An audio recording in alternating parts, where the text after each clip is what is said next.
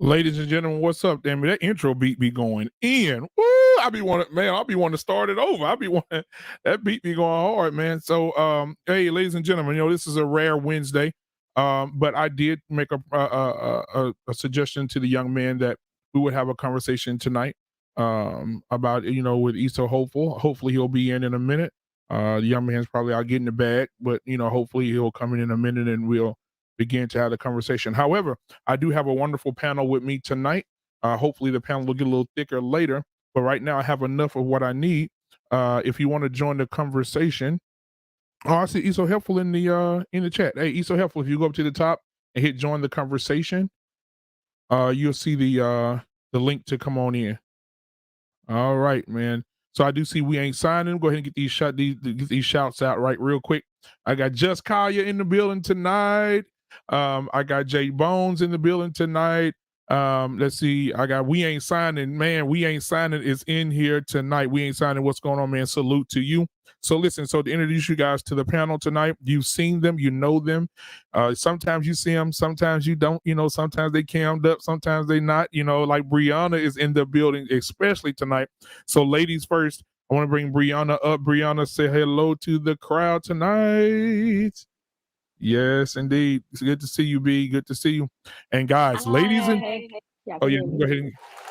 So, last but not least, my guy, the Canadian-born Nigerian himself. Everybody, come on, you might as well put your hands together for Black David in the building. Hello, how you doing? Hey, what's going on, brother? What's going on? So also I want to bring also Issa Hopeful just came in, and I want to go ahead and bring him on as well, and so we can have the conversation. Everybody give it up for Issa. What's going on with your partner? What's going on? And listen, the one more person on the panel tonight, guys, listen, he's all the way, he sacrificed his time for us, man. He gives us a lot of his time. And so I want to really recognize him from Shanghai, China. Give it up for my boy. We Ain't Signing is here tonight. Here he is. There you go. Hey, how you guys doing today? Hope everyone is well. Yes, sir. So it's good to see everybody, man. It's good to see everybody. Spread everybody out a little bit. There we go. Get some individualism. All right. So listen, tonight we want to talk about Christianity in the Black community. And I think this is some of the stuff here at Black Men Unfiltered. We try to have the conversations that nobody else is having. And so we want to have those conversations, and we want to be clear. Sometimes they may be, sometimes it may get a little, we may be disagreeable at times, but that's what conversations are about. I believe that, to have the conversation, you got to talk to people that don't believe the same thing you believe. And so I had a conversation with Issa Hopeful the other night. And he has his own mindset, his own what he thinks about what the Bible means to us and what the Bible is. And so I want to uninterrupt. I'm not going to interrupt him at all. Oh, ladies and gentlemen, listen, this guy right here, the last panelist, I thought he wasn't gonna make it. He was out trying to get the bag for his family because he's a family man. He takes care of his kids, his wife. He got a big old mansion on the south side of Washington State. So we're gonna give it up for my boy, my brother, my big brother. Emmanuel is in the building tonight. Yes, indeed. How you doing today, sir? All right, all right. So, all right, let me shift some things around here. Okay, so I want to give Esau Hopeful the floor, and I want Esau Hopeful to explain to us, like what he's trying to explain to us the other night, but we didn't want to interrupt there because she had a whole nother subject going on. We didn't want to interrupt our sister Kaya's show about something that was not a part of her show. So tell us, Esau Hopeful, what does the Bible mean to you? What is it to you? Tell us what you were telling us the other night. Just start from the beginning and give us some insight on what you believe. Yeah, sure. So pretty much it's a book like any other book, but it's more anthology. It's going to be stories. What you won't see in the Bible is a glossary of terms. So it's open to interpretation. It's going to have pretty much from start to beginning. From in the beginning, it kind of almost reads almost like a fairy tale. So if you see in the beginning, think like once upon a time. So once upon a time, heaven and earth, all that. But when we look at the origin and the history, we have to think of the language that we're speaking and how new this language is. We have to know that the Bible was translated from an older language.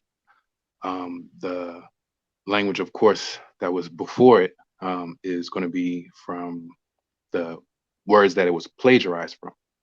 And it doesn't give any credence to any references or doesn't have any type of drawbacks to any other books. It would be on its own, supposedly, the word of God, but it is the words of men. And so we have to realize that men are the ones telling these stories. And no matter the influence, what the book is about is going to be more important than who's telling the stories. It's pretty much, do you get the message? Not necessarily, okay. It has to be, this is the message. It's what did you get from it? What do you interpret from it? You know what I'm saying? Interpret from it. It's going to be, your interpretation is going to be different than mine.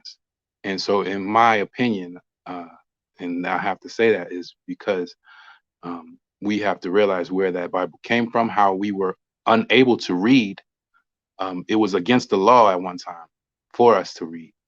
So with that being said, what book were we able to read is a book of parables and a book of idioms, where it's not giving you any type of concrete information. Is going to be, yes, you can take messages from it, but it's not going to give you anything as far as for the information that we gave up. So Christianity being one small part of theology, and theology as a whole being the study of these theories, these ideas. And so one such theory, if we are going to take it into account, philosophy behind it, we have to realize that there is certain circumstances that are possible. One being there is a God, and that you are praying to the correct one out of all.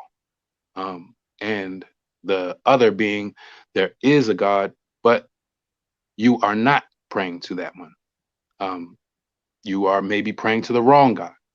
And then you have also, there is no God, and you don't pray.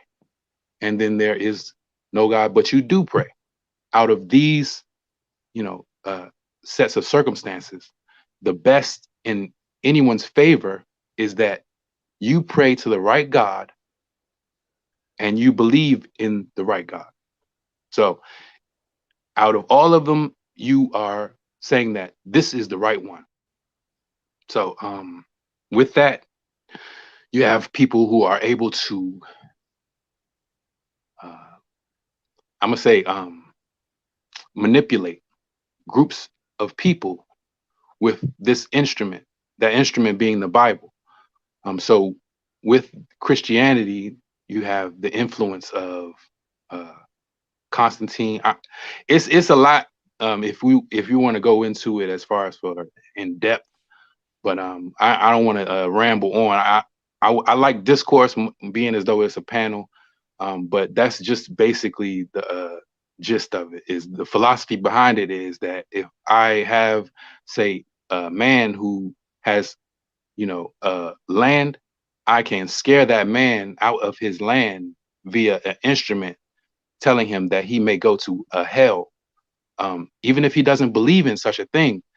The possibility behind it makes it so that you could, get something from someone.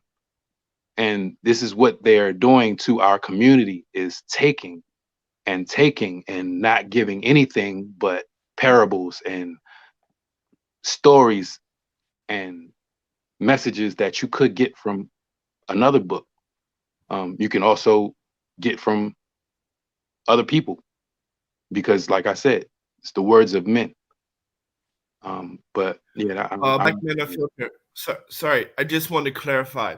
So, is this discussion about A, the validity of the Bible, or B, the impact of Christianity on the Black community? I just want to clarify that. Both. Both. Both. Okay. Thank you. I apologize. I'll go back to silent. I just wanted to get clear. Thank you. Yeah, you're good. Are you? Go ahead. Please continue. I'm sorry. I'm sorry to interrupt. Yeah, and so if we look at the impact of Christianity on our community, and we realize that, people believing in bunnies laying eggs, talking snakes, children having sex, it's a lot that's in there that if you take it for what it says, without, interpreting it a different way, just based on face value, is a lot of evil. And so if you look at evil and the existence of evil, you have to realize that in order for evil to exist, God, being all powerful, omnipotent, is allowing such. So either God is evil or is allowing such. Either way, the stipulation is that God may not even like you. But yeah, I don't want to just keep rambling. I'm gonna just let y'all, what do y'all think so far as what I say? Okay, so I would like to go next. So first, I want to give a disclaimer. I'm not a Christian. I'm a Messianic Jew. So first, I want to land on the part of what you talked about, the validity of the Bible. So first, you said that there's no glossary for the Bible. That's not true. So I'm going to give you two things. First, you have the Blue Letter Bible, and then you have the Strong Concordance. The Strong Concordance tells you the definition within context of the Hebrew language. Second, we also know that the Hebrew language is a Bantu language, an African language, and the closest thing to ancient Hebrew is Hosha from, I believe, a tribe in South Africa speaks that. Second, when we look at the New Testament, we know the New Testament is validity because we can look at history. We know that Rome occupied Jerusalem during the time of the Messiah. We also know the destruction of Jerusalem, which the Bible details, goes from 70 AD. Also, when we look at our history, you have the catacombs in France, which detail highlight the prophets, the prophets of Moses in French. Then you go to Russia, you have the iconoclast, where you see the art galleries of the old prophets in Jerusalem. Second, you have the oldest churches in Ethiopia that all historically and anthropology detailed line who the Hebrews are, and they are a real people. Lastly, when you go to Babylon, when we look at Babylon, we look at the Torah existed during the Babylonian age, right? The Torah predates all existing religions. So when we look at the Bible, a lot of times we like to look at the New Testament and not the Bible as a whole. Second, when we look at the Bible from a Messianic Jew perspective, not a Christianity perspective, they are just talking about one specific group of people as a history book. So now I'm going to rest that, right? Because I proved the validity through anthropology. So I'm going to rest the Bible there because I think that's enough, right? Iconoclast, you can look that up. French catacombs, strong concordance, right? There's a great book, Babylon the Timbuktu, is a great book that documents the historical evidence from Egypt, Babylon, Jerusalem, and then we all know that Rome occupied. We all know that Rome occupied Jerusalem. That's in mass history, and then the 70 A.D. war, mass history. So I think we'll rest that there. Now, talk about Christianity. Now, because I'm not a Christian, I cannot talk about their dogma, but I will say Christianity does have an impact on the Black community as a whole, as a gloss over, because we kind of operate through that. Our civil rights leaders were Christians, Christians or Muslims. So, we do, even the non-believers do feel the impact of Christianity. And I want to say one last thing. In the beginning, there was no such thing as religion. When we look at anthropology, there was only culture, and your culture was dictated on the God you serve. So if you go to Asia, you will recognize the God they serve through their culture. You go through the Middle East, you will recognize the gods that they serve through their culture. It wasn't until Constantine and Nero actually started to change and conquer other lands through the Council of Nicaea, and then to begin to adopt religion to control people. So I do agree with the gentleman there. Religion is used to control people, because before the Roman Empire, religion did not exist. There was only culture. For example, your feast days were your holy days. For example, the laws were your culture, how you govern your society and things like that. It wasn't till Nero, but mostly Constantine, where we saw religion spread out through the world, right? And a great example of that was Greek and Roman mythology. Greek and Roman mythology dictated how they managed their country and culture. And that's how the Greeks did it in early Rome. But then after Constantine and Nero came about, then we began to go into religion.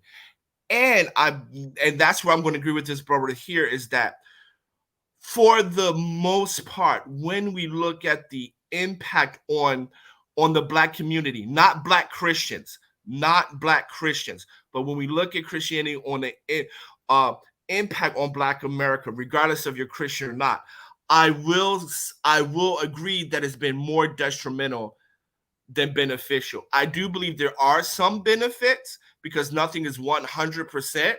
However, when we're looking at the Black community as a whole, regardless of your faith, I would say there is more detriment. And one example is that there's a figure out there. Please don't hold me to this, but it's around. I believe that most churches like the average amalgamation of churches collects about $10 million per month. But you don't see that wealth, only Black churches in major metropolitan areas. But you don't see that wealth kind of being spread or given back to the community. And I do believe that any institution, whether religious or private, does have a social responsibility to the people that they serve. So I will agree with him on that. I will disagree about whether the Bible is valid or not, because there's enough proof in science and history to show that the Bible is valid. Whether you believe in God or not, that's your personal choice. I'm not here to change that. You said there's enough proof in history. Yes, there's enough proof in history to validate the Bible. But when we talk about what proof are you speaking of? I just gave you a bunch. I don't want to. You saying the interpretations of men, but I'm talking about as far as for actual intangible proof. So I just said it before. So you can Google the iconoclast, the French catacombs, and then just history, 7 AD and Roman occupation of Jerusalem, right? Right. That will, and then Babylon and Timbuktu. Where's that in the Bible? Where's what part? I said a lot. The 80, the 70 AD, where it speaks. You said that's the New Testament. That's the New Testament. That's all of the New Testament, right? That's all of the New Testament. So, so then, and I'm gonna land my plane on there. So I do think that when we talk about is it more beneficial or harmful, if we kind of frame it that way, I would say that though the Black church has given us benefits, I would say in today's church, to the community, this is not to the Black church community, but to the community as a whole, I would say it has been more harmful than beneficial in recent years. Thank you. I close. All right, so we'll have cemeteries. You said French catacombs is all right, but go ahead. Yeah, the French catacombs are iconic. Y'all go ahead and cook. Go ahead and cook. You guys ask whatever you want to ask me, so.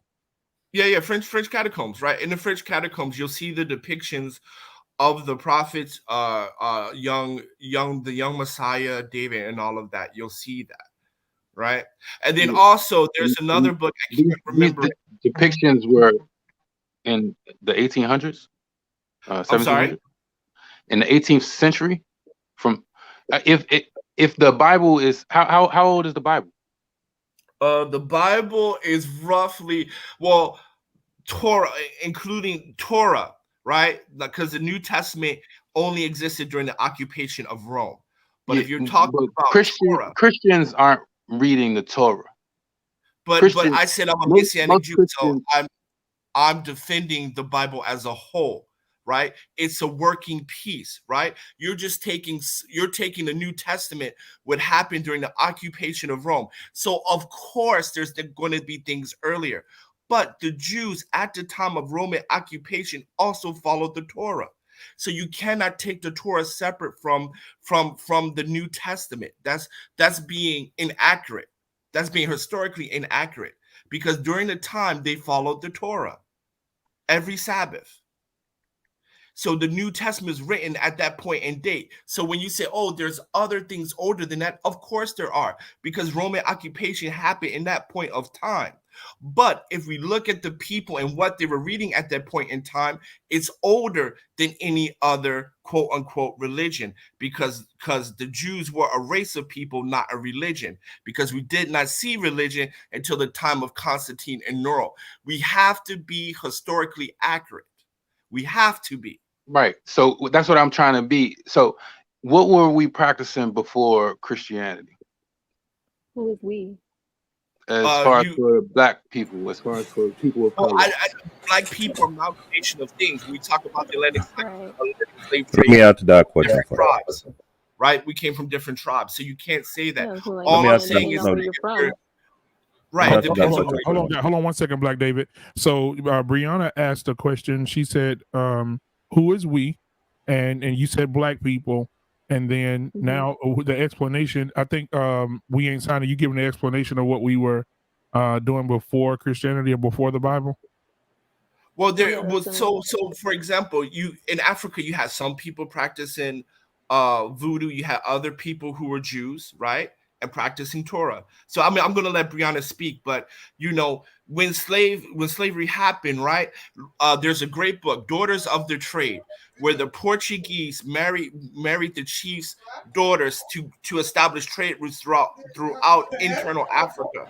So again, we have to come with the historical knowledge, so that way we're painting an accurate picture. So the book is called Daughter of the Slave Trade. So not everyone came from Nigeria, and there's documented proof that Nigerians sold us to the Portuguese, to the Arabs, right, to the UK, right? That was just the distribution point, but we all come from other places, so we can't say we.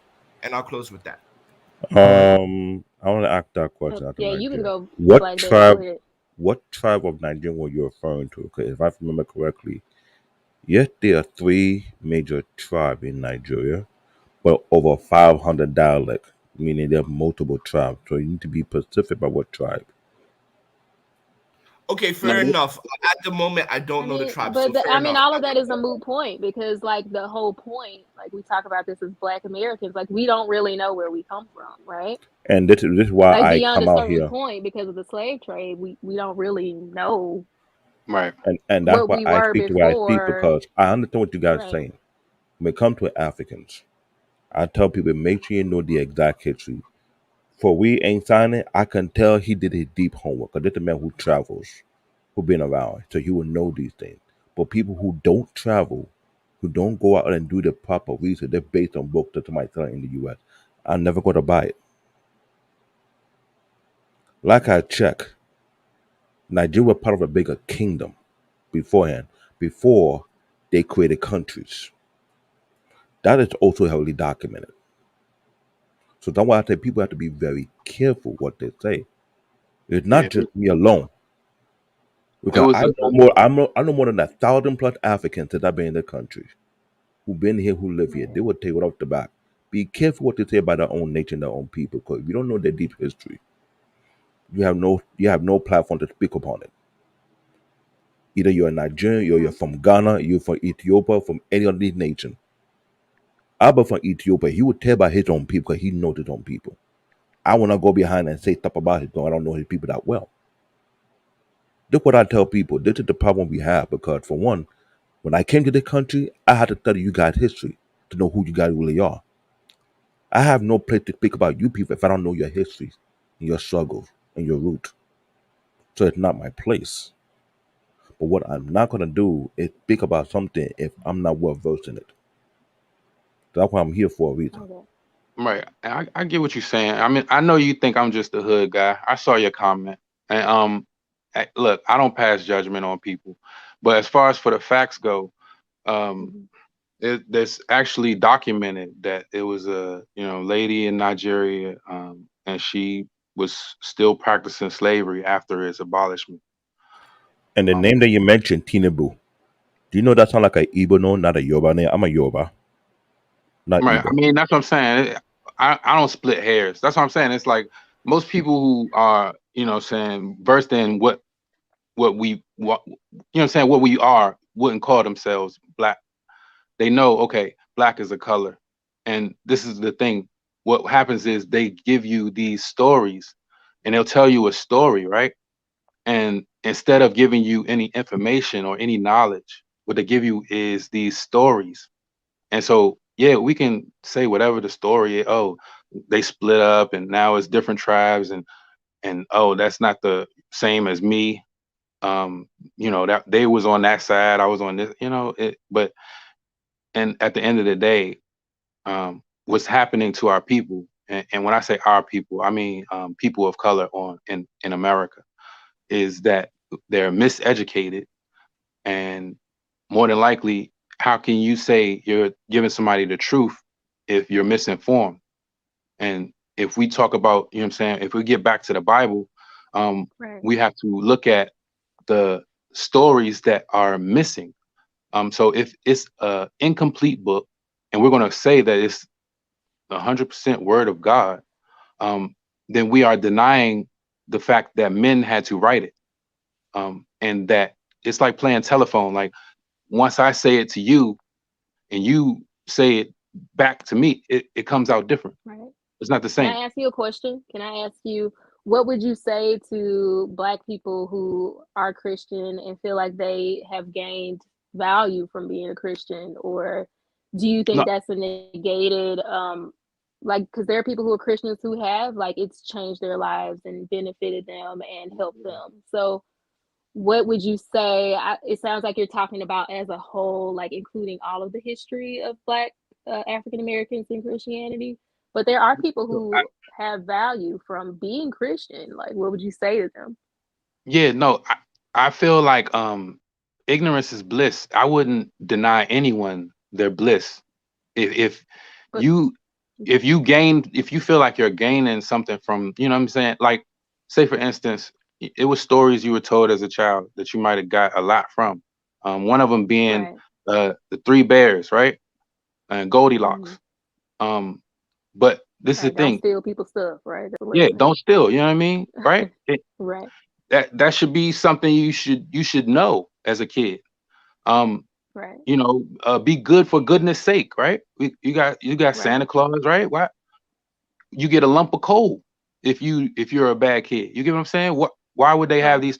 And how is it that we still know these stories to this day? Is because the stories they found out, we will latch on to more than the actual information. Like if I tell you about, you know, how gravity works and all, it's like that's boring.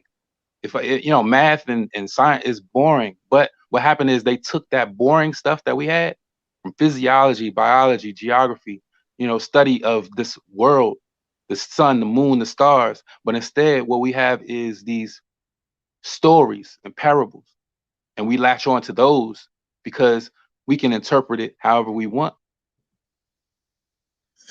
Well, It's not concrete. It's not just 1 + 1 = 2. It's like, oh, you know, you can Right. get 2 if you get 1.5. You know what I'm saying? Plus a So, point Eman, five. before you ask him, I just want to know, like, because I hear people say that often, but I also wonder, like, what's the alternative? Like, if people are finding value from it, what alternative do you think we should be going to? Do you think we should practice things like Ifa? Like, what do you think, like No, Black no. people? I Because think we people, have to I get think away humans from are religion. spiritual. Yeah, So, we like, have to get what, away from he said, religion. "Don't do nothing. Just go out and do whatever not you want." That's religion, just his like, theory. because No, we're no, spiritual knowledge. creatures, It's not that don't not do religion. anything. Knowledge, as far as for, if we are going to have ideology, it should be something that is, you know, concrete. We shouldn't be praising Sky Daddy. You get what I'm saying? Like Hmm. if we are going to go around speaking fiction, you know what I mean? Like we'll tell kids, oh, you know, about Santa Claus and the Easter Bunny and all of this, and we tell them about God, but then we say, oh, only one of them is real. You get what I'm saying? Like we have Well, to just to tell the be children the truth. well, just to be completely transparent, I don't tell my kids about no Santa Claus and Easter Bunny. We don't do that in my Same house. here. Same here. So Same this here. this is, and I'm glad You that you we ain't have And get if your you kids nothing for Christmas. huh? first and You foremost, said the you didn't idea get your of kids no, anything for Christmas. hold on. The idea of Christmas and eat the bunny, it's not from the Bible. It's from the Hold on, hold on, You guys, did your guys, homework. guys, guys, guys, guys. Hold on, time out. Let him speak. Let him speak. Let's, you know what I mean? Like, let him speak. Yeah, I had to step away for a second. Thank you for moderating for that from where I was going. Appreciate You're it. talking about My me? fault. Go ahead, man. No, I don't know. I didn't know who he was talking to. No, I mean, yeah. E-Man was going first, and then it just, everybody just went crazy. Okay, go ahead, E-Man. So this is what I noticed about Christianity. First of all, Christianity was the best thing that it was the best thing I believe that happened to the Black community. When people was in the church, we had a lot of structure. You guys said women went out here just being thoughts. You know what I'm saying? It was some kind of accountability. It was where the church should have some kind of rules on how we should operate and how we should not operate. And what happened is when people start going away from the church, that's when we start seeing people start making up their own rules and doing it however they want to do it, right? So y'all said a lot of information, and I was trying to kind of get kind of the heartbeat of what was going on before I actually spoke. And I know, so let me ask Esau this question. Have you ever been a Christian? You said yes? All right, cool. So the biggest thing is this right here is what I have learned about my walk with Christ. So I remember when I first started understanding what Christ was, they was telling me about a man who walked this earth in God form and was able to create these miracles and different things like that. And the biggest pushback, they say, why did they talk in parables? The reason that they talked in parables in the Bible is because they understood that a parable can be passed down regardless of what language is in. So that's the great thing about a parable. And say, for example, if I tell a parable, it gives you something to relate to with something that you might can see. So a lot of people got pushbacks against Christians, and it's proven that most people don't have another solution for the Christians out there. They always say, hey, well, if the Christians don't follow this, go do something. We don't know, but it's something out there for people to follow. In reality, me building a relationship with God, I understood that it got to be order. Half, like I said, majority of the issues that we have today is because we are out here doing whatever we want to do. We have no structure. We just, I mean, when you talk about the Black community in whole, we just say whatever we feel is right is what we're going to go out there and do. And I think this is why we have so many single baby mamas. We got so many different things that's happening in the Black communities because we don't want to follow nothing. We don't want nobody to be able to tell us nothing. And then we want to just be able to do whatever we want. But we want to complain and be a victim when certain things happen to us after that. So I strongly believe that you got to have some structure because, like, based off what I think his name was Esau. Esau said that we should just go out there and figure it out and try to figure it out, but nobody got a solution on how we're going to bring the Black community. So if we don't use the church, my question to the panel is, if we don't use the church to bring the Black community together, how are we going to bring the Black community together? Because throughout the civil rights movement, religion is what brought Black people together. So how are we going to bring Black people together in y'all opinion? So I would like to hop in on that because I need to go, guys. I apologize. So first, I do believe when Mr. Hopeful, I don't know how to pronounce the first part. I do believe what Mr. Hopeful says about religion in general has been a larger detriment. So then you want to talk about what happened before religion. Well, like it's already established, religion is a new concept. Before that, you just had culture, and your culture followed that. So, for example, we had this discussion before when we talk about Judaism, right? Judaism is structure. Nation of Islam is structure, right? They have a way they eat. They have a language. They have laws on how they conduct themselves. They live apart or holy, right? To set yourself apart, etc., etc. Right? They're way more structured, in my humble opinion, than the average Christian person walking down the street. Right? So, because I don't want to internalize anything on the panel, but in the same thing with Messianics, right? We have faith, but we also have a language, we have feast days, we have holy days, and we have a bloodline, right? So there's a lot more other things than religion, right? Because even in the Bible, let me finish. Even in the Bible, right? The God of the Bible only focused on one group of people, right? Yes, he did. It's clear he did, right? So he focused on one group of people. And so what I'm saying to say this, that was there good things about religion? Absolutely. Through religion, we got through civil rights as a people, right? Did religion good for us? Yes, it did, because it gave us hope and something to look forward to during plantation days and Jim Crow. So yes, did Christianity provide us with a lot? Yes, it did. Yes, it did. You cannot deny that, right? Because it helped us get through the difficult times. So, Eman, I will agree with you on that. But however, today, Christianity to the Black community, because I don't want to make this about believers and non-believers. I want to talk about how Christianity has impacted the community as a whole, regardless if you believe or not, right? It does, because majority of majority of us has grown up in single parent homes, mostly moms, mostly Christian moms, right? There was no get out there, get the bag. Yeah, okay, that's fine. There's no get out there, get the bag. There's no try to build something better for yourself, get money and things like that. That's all seen. Money is seen as something bad or dirty to talk about in the Christian circles, right? Now, maybe not in your Christian circles, but in large, right? So as far, I'm going to give it to you raw before I go. Christianity has been exceptionally detrimental to young Black men, especially from 1980s till now, because it does Can you not give us an teach. example? Because you keep saying that it's bad, but tell us what Christianity did bad. Because the first thing you said is most single, it wasn't. I'm going to give it to you right now, immediately. I'm going to give it to you right now, right? So it doesn't allow men to be men, right? Because we keep over here like praise, worship, just praise, worship, and pray about it, right? Not taking action, not being systematic, not being about structure. However, when you look at the text, it says prayer without works is null and void. However, when we're growing up in a Christian environment, right? Black men are not taught to be men, to be aggressive, to be leaders, to be decisive in decision making, right? Every time a black man wants to make a decision, no, you need to pray about it. Blah blah blah blah blah. Let God make the way. Blah blah blah. It strips away the leadership part of the masculinity, and I'm going to close with that.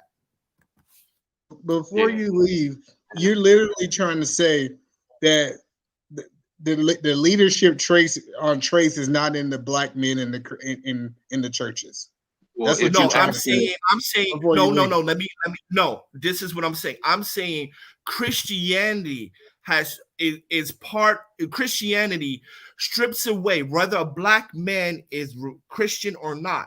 Christianity is used as a nitrous oxide to strip away black men's agency and be able to make decisions. Because when So you talk to people, what about white because Christians? White Christian men are still leaders. I'm not and white, they so read I the don't same know. Bible. I'm not white, so I don't know. That's my answer to that. I'm not white, so I don't know. So, but it strips away. It strips away. And black men on the planet understands this. Every time a black man wants to do something you're wrong. and tell what to do, there's people, oh, pray about it, brother. You know, God's way, not your way, blah, blah. No, sometimes you need to will. You need to will the environment to bend to you. You And only Christianity pray. Hold on, takes I want to clear this up real man. quick. You only pray about something you do not have knowledge about. We don't pray. See, it's crazy that people think that we have to pray about everything. It's you only when you pray is for something you do not know. So if you have knowledge in the area, I'm not going to sit around and pray for something I know. Why would I ask for something I don't know? And so in reality, what it really comes down to is that a lot of people from the outside of the church is trying to dictate how we move inside of the church, and they're completely wrong. They have no idea of how it works. I believe Christianity create more leaders than anything else in the world, especially in America. And so when you say that it started pulling or trying to teach us not to be leaders, that tells you that either you haven't been around the right Christian men, because most Christian men, especially ones I know, are leaders and they are decision makers. Creflo Dollar, right? Creflo Dollar, right? Jamal Bryant, right? You don't even got to name them. You can stop right there. No. Hear me out. And I promise I really got to go. And thank you, Candid. And the Lord will provide. That has been the most neutering phrase. And that's right. I said it. The Lord will provide has been the most neutering phrase to black men in the black community. So Creflo Dollar, who makes old women catch the bus so he can get a private jet. Jamal Bryant, who's up here sleeping with other men's wife. You got it, bro. Adios. But we ain't signing. I think there's no I just want to make a accountability. statement. I know he had to go. The biggest thing is the Bible tells us that it would be wolves in sheep clothing. We act like the enemy cannot use Christianity to paint a picture. And so what people really miss about that, they say, oh, he say he a Christian, he must be a Christian. He said it. It came out his mouth. There's no way he could be a liar. Christian. So in reality, the people that y'all think are Christians are not Christians. But y'all judge the real Christians based off stuff you seen on TV. And so in reality, that's the biggest thing is that I wanted to paint. I want to turn it over to the young lady, is that a lot of whoever want to speak, a lot of the things that you see are wolves in sheep clothing. They're not even really Christians. They don't even believe it. But y'all have took that as facts and say that's what a Christian look like, when those people really don't even believe in Christianity, in my opinion. Yeah, judge not. I was just gonna say, I noticed that I feel like a lot of when we have these conversations is Christianity is being judged for its role. Well, the people who did chattel slavery, the role Christianity played in that.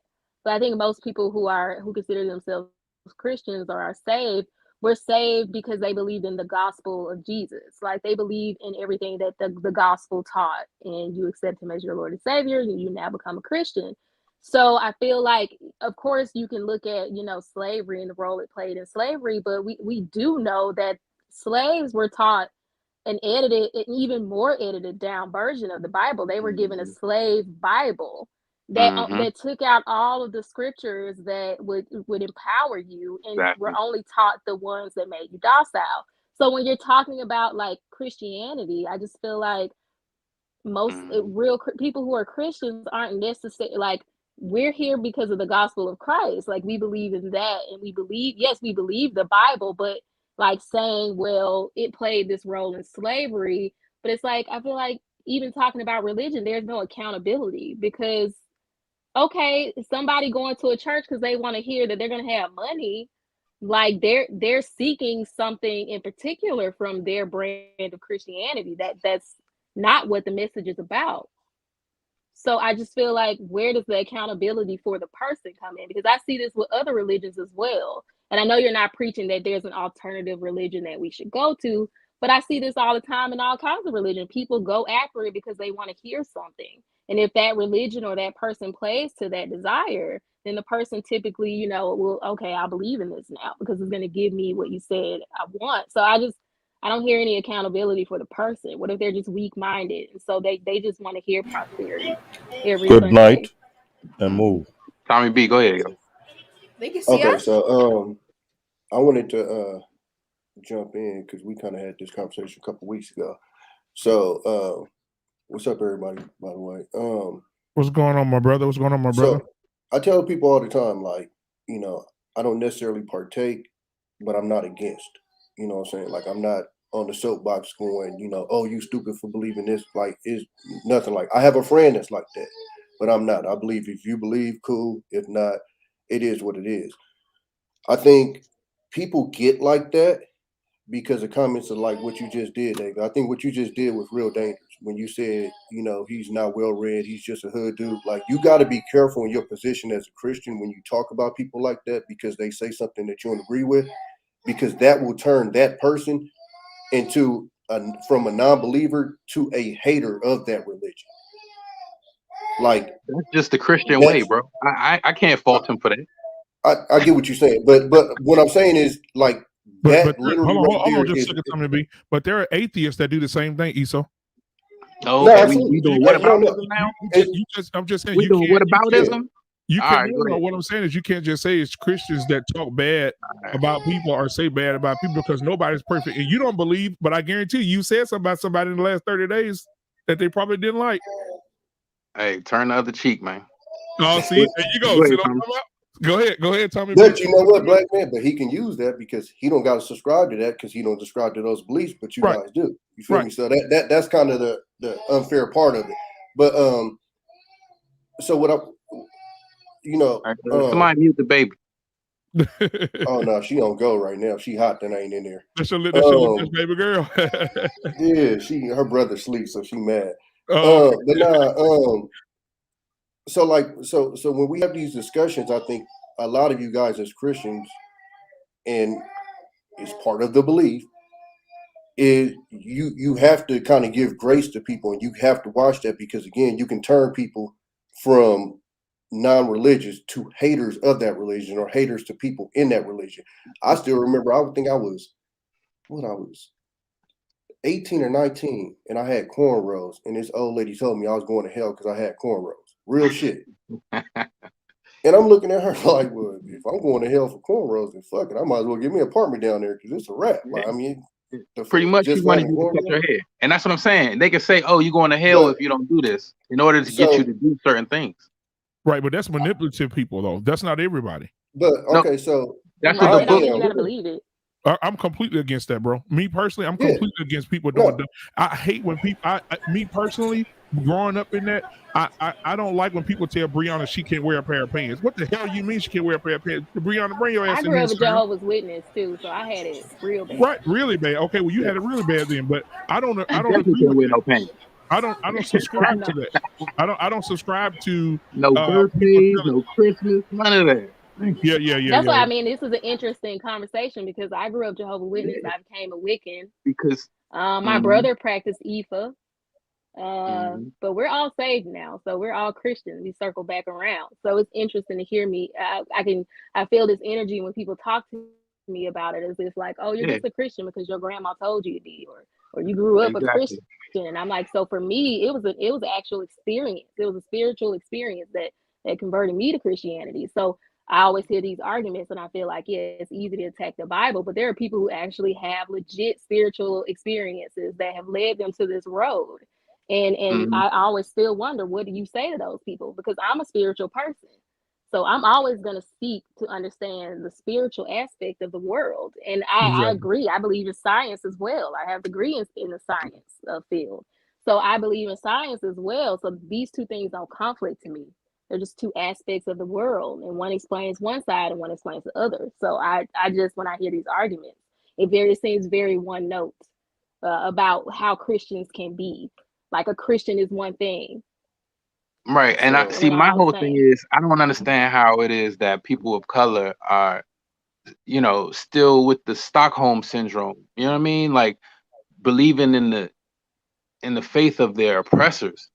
400 But it years and wasn't then the faith of our oppressors. It was the faith that our oppressors took on and used to manipulate us.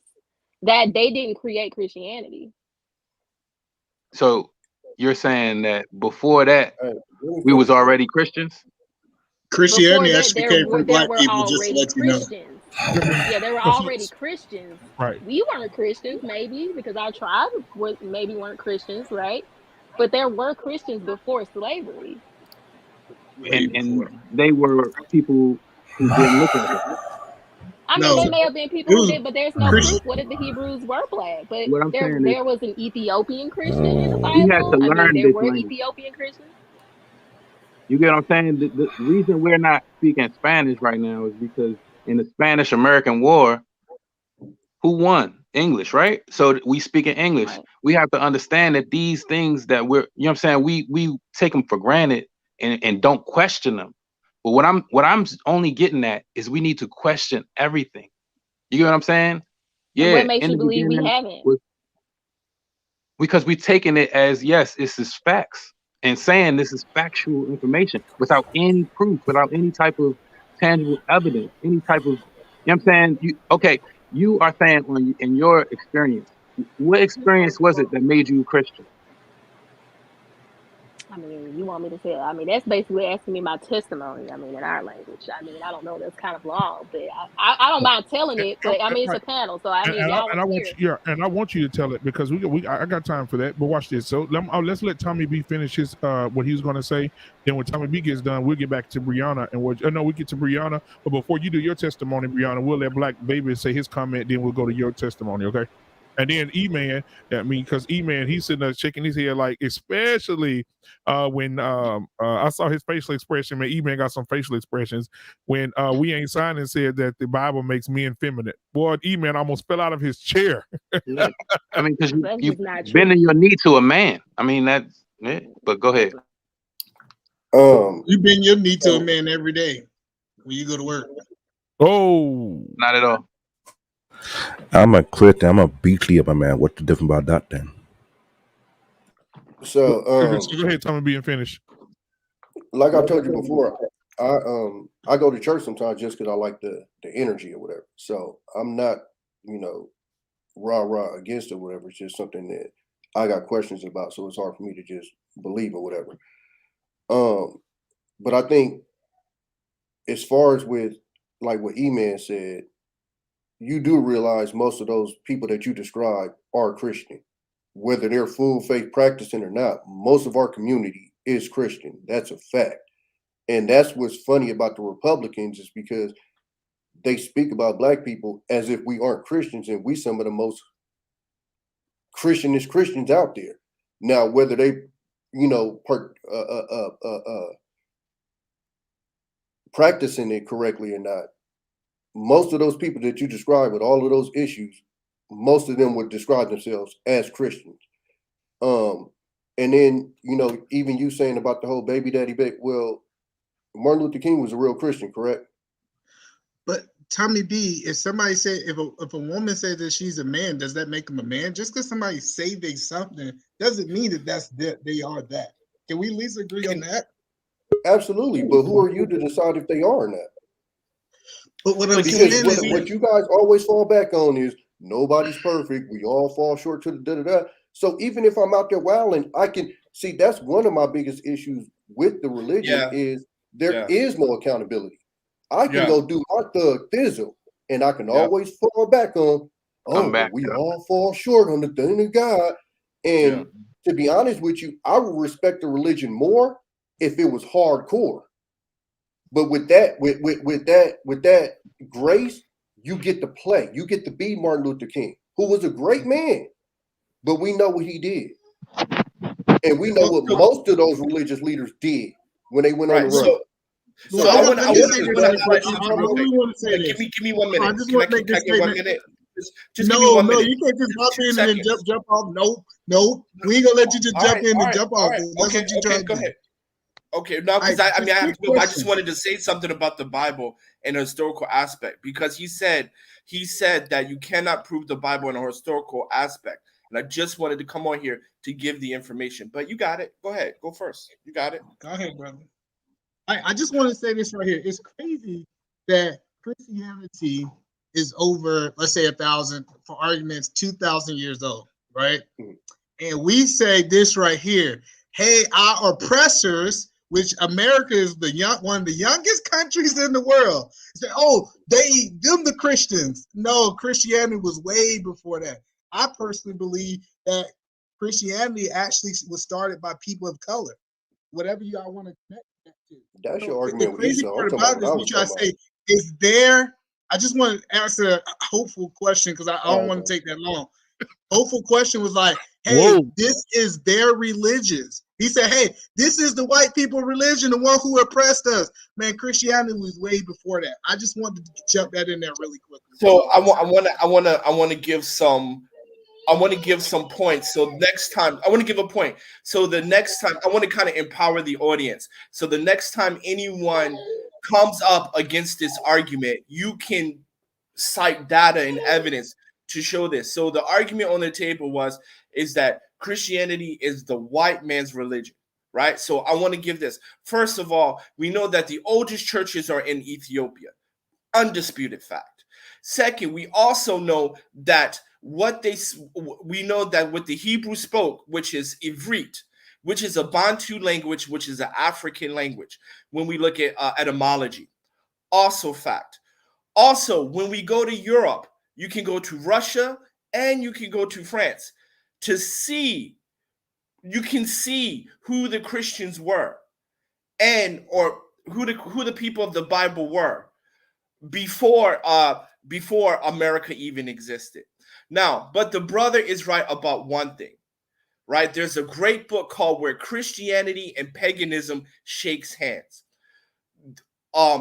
This version of Christianity or religion is a whitewashed version of what we worship, right? And there's a great book called because I do believe in God. I do follow the Bible faithfully, both Old and New Testament. But I don't follow the Christian way. But there is a book called Where Pagans and Christianity Shakes Hands, and it talks about the incorporation of European paganism and how it was incorporated in current Christianity or Catholicism. Let's just say that to Catholicism, and Catholicism has been spread down to current American Christianity. So you guys are right as far as Christianity is way older than 2,000 years, but he does have a point that the Christianity that we were getting today from the Catholic Church is mixed in with European religious belief. And there's a great book you can look it's called Where Paganism and Christianity Shake Hands. And thank you, Black Man, for letting me pop back on. I really got to go. But I really think that one thing we have to look at when we're talking about the institution of Christianity and how it impacts Black people in general, that is something we have to analyze, because whether you are a Christian or not, if you're a Black person in the community, Christianity does have an impact because Christianity has been such a huge part of our history as far as civil rights, as fighting for equality. And there is some negative aspects to it that is detrimental to the community. Because I don't want to attack people's faith. We keep talking about all these. We keep talking about all this all this. I wish we would just talk more about his problem. Like, why don't you feel like Christianity benefits people from Christians? How has it benefited their life? I feel like that information from people who are actually Christians in this situation is more beneficial than us arguing. Well, this is where it came from, and I appreciate the information that you gave, but I just feel like it's like I can hear that he has a certain point that that's not really answering. Well, the point is just that we can't say whether Christianity has been beneficial to your life or not. Only you can answer that, right? Also, you have a right to follow and believe that. So if I say that Christianity has not been beneficial to your life, I think that's a very ignorant statement and a very curt statement, because only you can manage your life. And when I say that, maybe there's some point of trauma and hurt. But if I speak to the broader term, how does Christianity institution impact us as a community? Then I think that's fair, because then we can look at the community and make discourse. But I have nowhere to go when it talks about your individual life, because if you say Christianity has been beneficial to your personal life, then it has been beneficial. Because you're the stewardess. Right, I wasn't arguing that. I'm not talking about that. I'm just saying in this particular conversation, we can easily veer off into the fact, like, oh, this is where it was started and this church was founded at this time. But I think that I just want to hear more about that. Like, I keep hearing these negative effects of the community. I think some people touched on it, but I'm still waiting to hear more about, like, you have a bunch of Christians who say it's benefiting me, and then you have people that say it's hurting the community. So I want to hear how. I do. Okay, how did it negatively affect you personally? I can't speak to that. I can only speak to how. No, I mean him. I mean him, not you. I'm just saying him. Like, because for example, I would say this. One of the most negative impact to the Black community that the Christian church has is tithing, right? Giving a man your money, which tithing is not even about that, instead of building your economic stability. If you are poor and you living on government assistance, you should not be tithing. Period. Point blank. If you can't afford rent next week, you cannot afford tithing, because tithing, sowing, and reaping doesn't mean I'm going to give Jesus $1 today and I'm going to get 100 back tomorrow, right? So tithing is absolutely has been a financial detriment to the Black community, and we give faithfully, religiously, and it's a huge detriment, because giving $10 to the preacher is more detrimental than putting your kid in a summer camp for STEM. Even God will tell you, put your boy in STEM, put your girl in STEM, than to give to the collection plate. All right, well, let's not blaspheme. No need. Hold on. I want to say this. real quick. In the Bible, if you're familiar, Emmanuel, I know you're familiar with it, and Sir Hale is in the building. Got to shout my brother out. How you doing tonight, Sir Hale, man? Sir Hale speaks, so we'll get him in here in a minute as well. But in Talk Hale, hey, I knew it. Look, when you see Sir Hale, you see Talk Hale. When you see Talk Hale, you see Sir Hale, and I love it, man. Love their marriage, love their relationship. So watch this, guys. So if we go to the Bible in Matthew 23:23, it says this. Yep. This is what it says. Woe unto you, scribe. Let me go to the part where I don't want to say it to where people can't understand it. Okay, so hold on just a second. Okay, he said, yes, you should tithe. Yes, but do not neglect the more important things. There it is. Can I hear that in the King James version, please? Okay, hold on. It is. I get it for you. Because I know he ain't say tithe. Right, hold on a second. I get it for you. Yeah, King James version. Okay, King James this is King James. Woe unto you, scribes, Pharisees, hypocrites, for ye pay tithe of mint and anise and cumin, and have omitted the weightier matters of the law, judgment, mercy, and faith. These ought ye to have done, and not to leave the other undone. And can I give a context to that quickly? I just want to give a context. When the Hebrews left Egypt, to settle in Jerusalem. God separated. They said, okay, this tribe is over here, that tribe is over here. Everyone had an inheritance except for the Levitical priesthood. And so tithing had two functions. Functions number one was to feed the widows and the orphans in your community. Function number two was everyone gave 10% to offset the inheritance that the Levitical priesthood or the tribe of Levi did not have. Those are the two functions of tithing. And I'll close with that. Right. So Tommy was making a point. So I want Tommy to finish his point. Go ahead, Tommy. So as far as like with our community, what you guys were talking about, for me personally, I think it's helped a lot of people. I think it's helped people with, drug addiction or all kind of addictions. Usually most of the centers that are for addictions are, tied to some kind of religious, most of them Christian, I believe. And I think some people need that belief and need that support to help them through their lives. Like, so again, for me, and I think this is where everybody kind of gets, or where it gets nasty at, is because you either get people who want you to believe what they believe or don't want you to believe what they don't believe, instead of just accepting people for who they are. If it helps you, cool. That shit don't hurt my life. And me not necessarily believing in what you believe doesn't hurt your life. But the problem is when we have these conversations and people that believe start to look down on the people that don't believe, and the people that don't believe look down on the people that believe. And that's where we have these issues. And that's why a couple of weeks ago when I came in with me and Black David, when I came on, I was talking about the pagan thing, because that's Christianity almost teaches you to look down on paganism. Like most Christians, if you talk to them about a pagan, it's almost like you're talking about it like the devil. We saw it on the show. You shaking your head. But Tommy B, Jesus actually didn't teach us to look down on anybody. If you really look at what Jesus stood for, Jesus really stood for treating people the way that you want to be treated. Being able to treat people in a higher light. We still have human error. People are going to be errors just because they're Christians.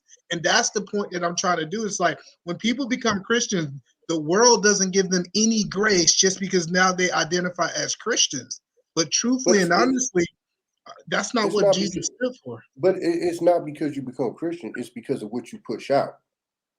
Like if you talk to most people who aren't Christians, and it may not be you, and it may not be David, it may not be Sir Hale or Black Man or Brianna, but a lot of them push out their beliefs on you.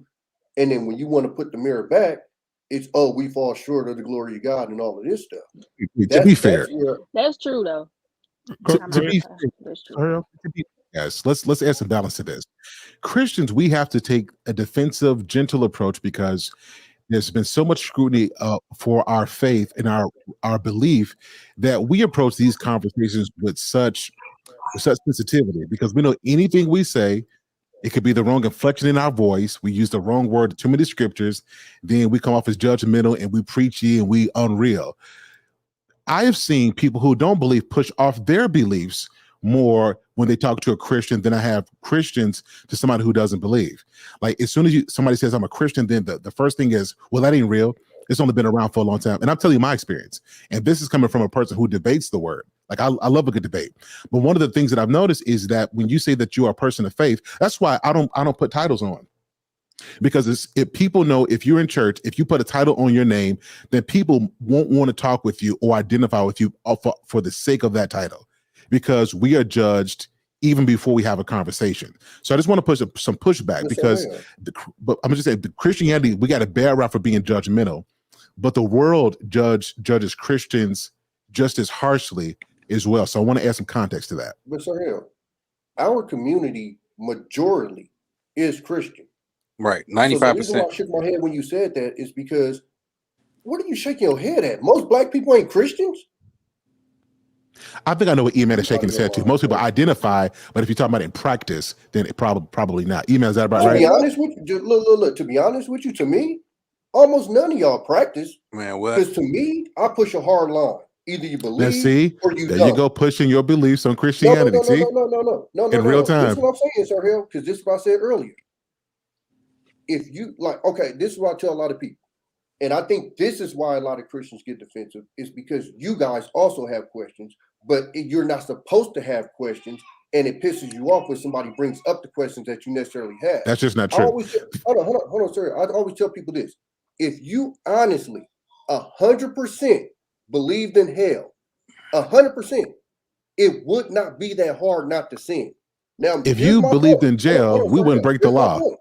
But Sir Hill, here's my point. Because I can bring. Do you see what I'm saying though? But listen to me, Sir Hill. My whole thing is, if I put imminent danger in front of you, guess what you'll be? You'll be perfect. no, but see, this is the thing. If I Most put people a realize. firearm let me talk, bro. Hold on, guys. Let him finish because I got a rebuttal for that. Firearm in front of your face and say, do something or you will die. Guess what? You're gonna be perfect.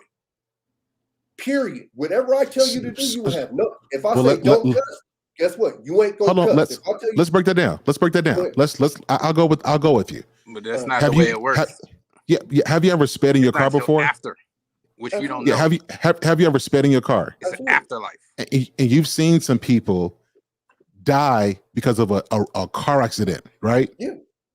Isn't that imminent danger? Yet you still spared? But Sir Hill, I don't walk around acting as if I'm scared of a car accident every second. But see, that's the thing. Yeah, and neither do Christians walk around like we're afraid of hell. Hold on. So neither do people who are believers walking around afraid of hell all the time, because we are not hell. So listen, we're not hell. See, you know what's funny about your argument? If we lived with such fervor, with such gusto for our beliefs, you would say that we're arrogant. Now, because we walk and we're human, now we're not. Hold on, let me finish. So, and I'm not saying you particularly, I'm just saying this is the argument. If we just Bible scripture, Bible told him, if you say hi to me and I say the Lord is good, I'm too religious. But if I'm human and the religion that I believe is because I realize that I'm imperfect and I'm still human, then we're not Christian enough. We're not for real. And so my question to you is, what does a good Christian look like to you that you could listen to and respect, that can't be perfect, but be good enough for you to say that this is the real thing? It's not necessarily that I disrespect Christians. I say disrespect. I'm talking about like respect. Yeah. It's not that I don't respect Christians. What I don't respect about the religion is the looseness that you get in a religion. In my head, the way my head works, when you believe in something, you stand by that. And one of the examples I brought up earlier is one of the easiest fucking things not to do is gluttony. Literally, it don't take nothing not to be gluttonous. But guess what? I see that shit every Thanksgiving. Let's go back to the argument, because I heard you made it before. So let's say you're right about that. Do you believe? Do you smoke or drink, or have you done any of those things? I have, yeah. Yeah, it's been documented proof that those things are bad for you, correct? Yeah. You still did it? Yeah. So what's the difference between somebody who's human going through their human process of salvation and you? Like, what gives you the right to be critical of somebody else in their process when you've done the very same thing? I'm not standing by something, Sir Hill. I don't got a book behind me standing behind. I don't have a book of rules that I'm standing behind, bro. See, that's the advantage that I have, is I ain't got nothing to live up to. You understand what I'm saying? Like in my belief personally. Then how can you criticize something when you have nothing to live up to? What do you mean? I mean No. In my life, I personally feel, for me, is nobody gets away from criticism, and you'll end up okay on the other side if there's an other side. And if you live a effed up life, it'll be effed up on the other side. But we all know what's right. We all know what's wrong for the most part. We all know if we're trying to be super scandalous, we know if we're not. So in my head, that's hopeful. We're gonna deal with that. So can I ask?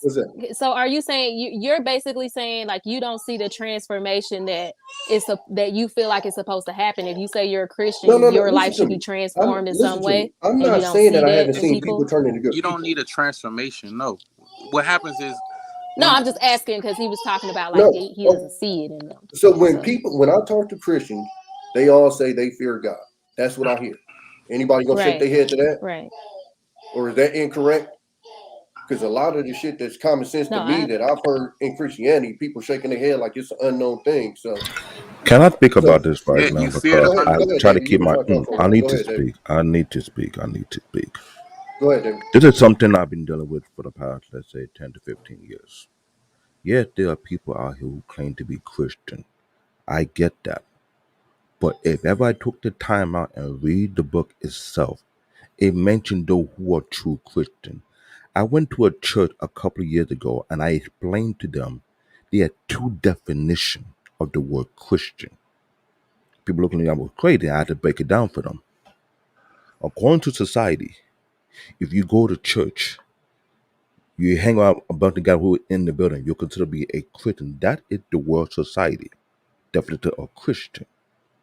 But when you go into the Bible, which is the book, and you read, according to the book of Acts, who were following after Christ, who were mimicking his demeanor, his behavior, his way, they call it Christ-like. They call those people Christian. And I said very clear, not everybody are Christian. The Bible says you can judge people based on the fruit they bear. I understand where you're coming from. I went through the same experience that you have, where I met so-called Christians who were quick to judge me, but never took the time out to read the Bible themselves. That's number one. Number two, according to the word tithing, I understand the full functionality of what tithing really is. Problem is, there are people who took the Bible as the means of making money off people to play game. I understand that deeply well. When I tell people I am not the typical Christian, which means I took the time out on my own personal journey to find out what my faith is. I read the book from the book of Genesis all the way to the book of Revelation. And there were a lot of things, it called a lot of people out who contradict and claim to be Christian. If you're a Democrat, you're a Republican, you're not a Christian. I'll put that out there, right there and there. Because the problem is when people you don't vote? I'm an independent. I'm not for either party. But do Last you I vote? checked, I do vote. Last I checked, I vote for my Hillary interests. I vote for my interests. Keyword. I vote for my interest. I don't support party. Last I Okay, checked, let me I'm say doing this. with the independent too. You said if we're Before we get into Republican or politics, Democrat. I'm an Yeah, we're not- independent. No, If you go but to the- before you say that, are you saying if you're Democrat or Republican, then you're not a Christian? Because without saying that right now, the Democratic Party don't support let's the not get Christian into party. Listen, let me explain why I say that. Yeah, I was like, can we before you not? said, Let me Before you explain. said church and state. yeah, that's what I said. Before you say that, because when we put that out to the chat, like this is gonna make people say, see that's why I'm not a Christian. See, they go that judgmental. And I will break it down. Why? See, Tommy just smiled. I'll break it. See. And This see, is why I'm not. Nyambi said, Oh, okay. That's not me, sorry, Black. I get it. Just said it, I actually. get it. This is what I tell people. If you live in this world and don't read enough, everything's on social. I'm an IT guy. Everybody believe everything on social media. And I say, when you talk to them to play you, you be played for a fool. Well, we got to address that though. No, what I learned is to read, to understand. Don't they pick things here and there? The reason I say either you're a Democrat or Republican, not a Christian. The Democratic view is not Christianized. You too. No, it's a Republican view. I look at both of these parties for the past 10 years, and I ask myself, why would I support either of these parties when their views are not You Christian get like into to begin political with? science, And Well, my brother, that's wrong though. I know. I get your perspective, but that's wrong to say. That's why I say I choose to be Democrat or Republican is independent. wrong. I only vote based on my own personal interest. That's number one. So I don't does support Jesus parties. back independent? Now you got 3 different kinds of Christians. Oh. see, I don't Because believe if Jesus. I you believe were to Jesus come down came here, to you think abolish you support any religion. party? So No, Let's look at Jesus' views. Right. Let me Look say at the this. Democratic views and look at the Republican. See, the reason why I said that, Black David, is because I'm rolling with, if you said that this is what you believe, that's one thing. But you can't say because a person has a different political view that they're not a Christian because of that view. That's like saying, but before you respond, that's like, give me any other category because I'm a this, I'm not a Christian. Because I'm not this, I'm not that. We got to be careful with that because Jesus doesn't back a party. That's the way that we navigate this world. He's bigger than that. And so none of that belief has anything to do with our Christian faith. So right. And I you was know going what? to say, and I get that. Real quick, y'all real know quick, the guys, difference real quick, between a real quick. Christian and can a Enso Muslim? say? Hold on, real quick. So I want to address something real quick for a pause, guys. If you're watching right now, I know you're enjoying the conversation. It's getting real, and it's going to continue to get real because this is a conversation we need to have in our community. So, thank you for watching. Hit that subscribe button right now if you're here for the first time. Also, hit that like button right now. Share this content on all your social media platforms so we can get this message out to others. And now, the second thing is I want to address the chat for just a second. So, Kaylin says that Christians are all over the place. Christians can't even agree with other Christians, right? Well, Kaylin, I know you probably know some people that are non-Christians that can't agree with other people, right? Niambi. What about She said, thank you, Kaylin. But Hold on, we man, know you can't people do that. No, but I'm saying is we can't. You absolutely can. We No. can't. We Let can't me put tell you why, disagree. Sir Speaks. Because you guys believe in a singular thing. People that are non-Christians don't, so they can be all over the place. When you believe in a singular thing and you have one source, the Yeah, Bible, that's what you stand on. it shouldn't be that much disagreement, bro. How I would can you know? disagree with people. Like, I'm not an atheist, right? But I just don't believe necessarily in the religious structure. So I can argue back and forth with the atheists, and people will look at that as, oh, two non-believers arguing. Well, he believes something different. But as far as you guys believe in a singular thing. And then when we hear you guys speak amongst each other, you hear this. Well, if you're Republican or Democrat, you're not this. Or you hear somebody else like the lady that told me, if you got cornrows, you're going to hell. Like, we get so many different versions of Christianity. That's what makes people think this. No, you don't. You get so many different versions of people, and what we do is we attach Christianity to the person, and just because we have a belief does not exonerate us from our humanity. In other words, because I have the Christian faith, I have not. Even Paul says this in Philippians 3. That with all of his education, all of his knowledge, all of his, the way he's ascended politically and in his career, he hasn't even attained to that knowledge. He's still figuring it out. And if this person who was eloquent, who's responsible for 3/4 of the Bible is saying that, then us who haven't done that, y'all have to give us some grace to be human as well, and to know that we are also having a human experience. But that's why my problem goes with the poor. And this is why I tell you guys, when I talk about my college of Christianity, I make it extremely simple, bro. If I was God, me, the human me, and I was going to write a book that was what you're supposed to live your life by, it would be mathematical. You wouldn't be able to argue this shit. You guys read scriptures, he took the goat across the street. Oh, well, that means that the man did. Exactly. And I'm looking like, it's open for interpretation. What are you talking about? Like, everything is up to interpretation, bro. I'm not about to write no book that human beings are supposed to live their life to. Where'd you get that from, though? I'm trying to get to the point. Where'd you get that from? I'm saying you said it's open to interpretation, because the Bible that I read actually says it's not. No, sir. How many times have you read a scripture, or your pastor's read a scripture? No. My question to you was, where'd you get that from? Because my Bible tells me that is not open for interpretation. That's been my entire life. Because I guess he's saying because there's so many different denominations. No, I can go to 2 different churches, the exact denomination, read the exact same scripture, and get 2 different. Like, come on, y'all can't do that. I'm just an alien out here, man. I know what I'm talking about. Yeah, that's going back to people, though. It's being attached to people. But that's my point, though, black man. You can't read a math book and get 2 different. Can't take the people out of it, because the people want to. And it's still gonna be 1 + 1 = 2. I don't care who reads it a certain way. You gonna be wrong if you say 3 or 4. Period. Point blank. Can I ask you a question? Go ahead, man. So my question is this: do you believe that it's a perfect person that walks the earth today? Of course not. No. So why do you expect Christians to be perfect? Because you tell me God is perfect. So if God is perfect, he should have wrote a book that was perfect.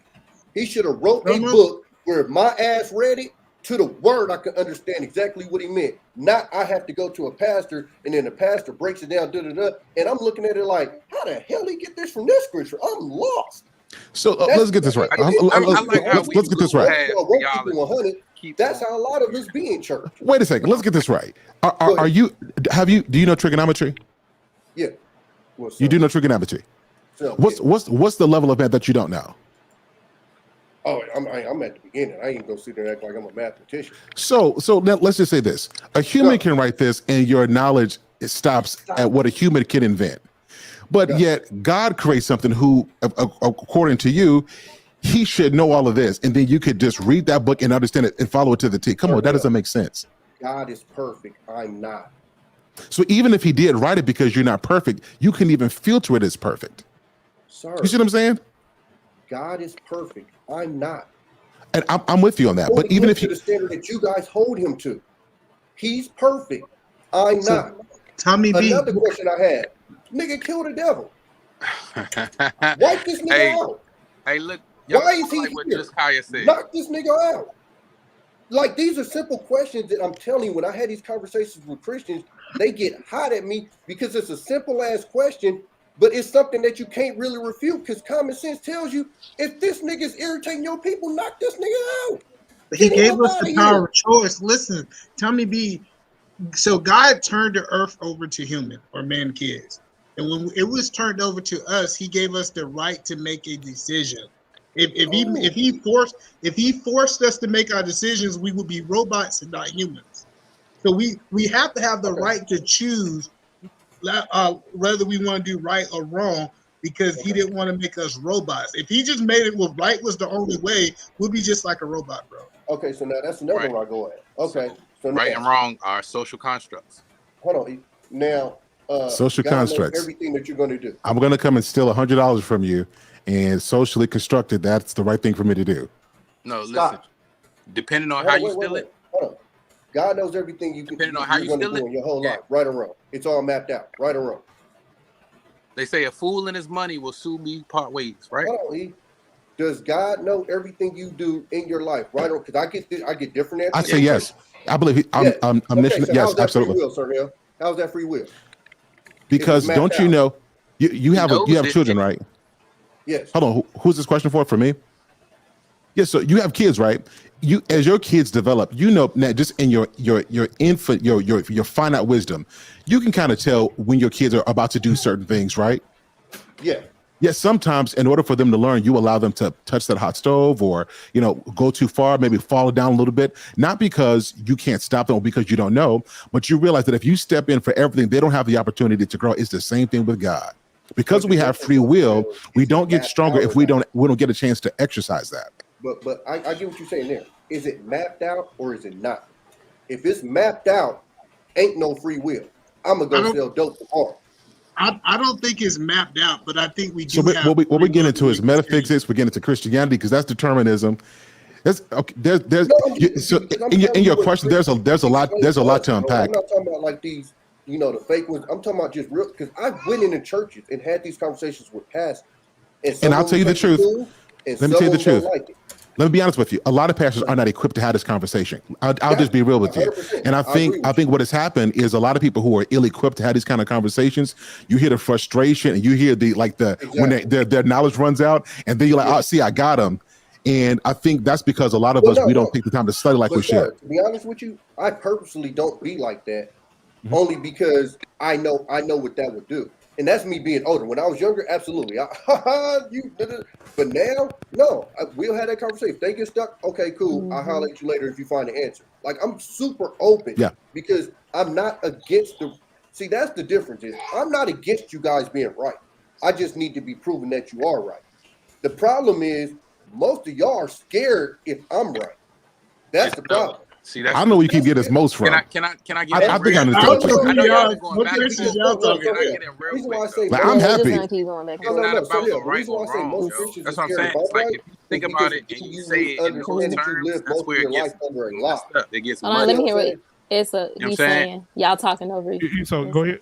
Yeah, so when you try and put it in right and wrong and black and white, you know what I'm saying, in light and dark, that's what I'm saying, good and evil, that's where you realize, okay, these concepts are in order to control. And so, when you Esau, you trying to say that it's not good and evil? Like it's not the right and the wrong thing to do? What I'm saying is, if there is such a thing as a God, right, all powerful, almighty, he's going to make a devil to go against him for what? No, so see, you need to know a little bit more about the story. Okay, right, so it's not about didn't the make story. the devil. They trying to control you with these stories, is what I'm saying. No, not, I was going to say this. We're not even talking about theology. We're talking about one small part of theology. No, you brought up a point, and then now you're overlooking that. So Email was about to address it. It's a good point. To be fair, God didn't create the devil. He created a being that had free will, who chose to act upon that. He became that as an all-powerful deity. created, right, a being that would go against him or But he her. didn't. But he didn't But the create him same to go thing with against him. humans. He wasn't like that created. at first. He wasn't He's Satan all at first. powerful, I gotta change almighty. the dark, I'll Okay, be all back. right, go ahead. Okay. So what we're trying to help you understand is God believed in creating beings that had free will. He didn't want to create a robot. He really wanted a thing of matter that can make decisions. Angels, like the devil actually was an angel at first. And he made a decision that he wanted to make the wrong decision. It's the same thing with humans. Humans, he didn't create us not to follow him. He didn't create us not to be Christians. But what happened is people stray away from that, and that's the same thing that happened with the devil. So I get the point that you're trying to make is he created somebody evil. No, he did not. He believed in free will strongly. I No, think the and devil is around just because you need adversity. You need well, adversity to grow. Devil means adversary, and you need adversity to grow and to learn lessons. And that's why he's still around, and that's why God lets him be around. If we're gonna have free will and we're gonna have the choice, then we need to know adversity. When they made the choice to know the knowledge of good and evil, that means you have to know not only good, you also have to know evil. You also have to know adversity to grow. So that's why I feel, why didn't he get rid of Satan? Well, what adversity would we have? Right. What's the How funny we thing? learn. and then you gotta also understand that God had made a perfect world. The first world was perfect. There was no evil. There was no Right. plants dying. There was nothing but the Garden of Eden. He gave these people the perfect reality. They rejected it. They rejected it. They still went on their own way. So then he said, you know what? Y'all go work on that. Y'all work for yourselves. I'm gonna leave y'all alone and see how that worked. That still ain't work. So he said, yo, I'm gonna make a group of people my chosen people. Well, they didn't want to do right. So then he brought Jesus into the land. And then through Jesus, now we have restoring faith. Then we have forgiveness. Then we have salvation. So you gotta like I said, a lot of people say they read the Bible, but they don't you're not studying the Bible. You're studying. You're reading. You're kind of like you're taking. Hearsay. You listen to other people sound like Esau. It doesn't sound like you read it for yourself. That's No, it. I'm saying. Have you read it for yourself? It's like saying I heard MLK speech. I have a dream. I'm sorry, but it's like saying you heard MLK I have a dream speech, but then you don't really know what MLK was talking about. No, what I'm trying to get at is the reason they have an MLK Day and not a Malcolm X Day is because they want you to be a Christian. They want you to be controlled and docile. I do want you to answer Eman's question though. Have you read the Bible and not just read through it, but actually at your concordance and dictionary to really understand it? Have you done that before? I haven't read all of Dr. Seuss either, but I can pretty much get what they're saying. But we're not talking about Dr. Seuss now, are we? We're talking about words of men. That's what I'm saying. We're talking about the words of men. When you saying, did I read the words of men all the way through? It's hearsay. It's not the words of God. This is good though. God didn't write the book. Esau, let me ask you a question. When you read, you brought up Dr. Seuss. This is good. Let's travel this road right here. So when you read Dr. Seuss, what do you get from that? I mean, it's literature. Is it good for you? Literature is good. Yes. It was. So Dr. Seuss was good for you developing as a child and reading and all that, right? All literature. Yes. Okay, good. Now you do understand that Dr. Seuss wrote those books talking about niggas. You do know he was racist. You do know that was all racist. You do know that we was oppressed for how long before the slavery over here? You keep, when we make a point, you pivot and make it something different. Right. How long we been niggas? I mean, personally, I've never been one. I've never been one. There's no country called nigga country or nigga continent. Exactly. So now look, Tommy, if me and Tommy are having a steak, then I might be one. Other than that, no, I've never been one. Hey, listen, sir, I had to write an entire essay in the military because I used that word. I said, hey, maybe do the history on it. Go ahead, Esau. black is Negro, nigga, same shit. It's like you That's laugh, hearsay. but this is That's- what yeah. we are ascribing to. That's hearsay. That's not hearsay. That's real. It's man-made. Black It's Negro. watch this. It's a social construct. Exactly. Exactly. Oh. Yeah. Yeah. And it's not Right. nigga, it's And negro. why is it Yeah. a social construct? That's what I'm saying. We don't question Because it's man-made. It's man-made. man-made, yes. Why though? Why would they make it where we are a color, a crayon? Why would they I say it's the devil. not have your nationality? Because they That's have the their devil. nationality. You ask that white man, he gonna tell you, "Oh, nah, I'm Italian, or I'm No, they say Scandinavian, they I'm white. Polish, or I'm fucking They say they German, or white. whatever he's I from." agree with you 100%. But what David, will we and I say? think that's why Oh, the I'm black. I conversation don't goes know. different. I don't know where I'm from. I don't know where my ancestors come from, and that's what black is.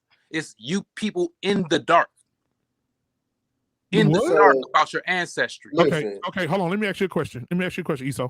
Do you understand when a white person dies, you know why they bury him so quick?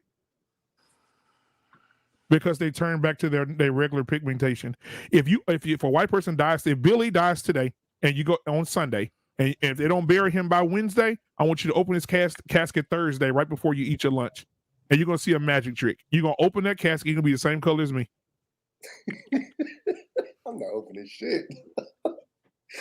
So everything comes from something. But we can continue. Go ahead though. Go ahead. You can look that up later. But go ahead. Go ahead. So, Go ahead, this is the thing. Let me say this real quick before he jump back in.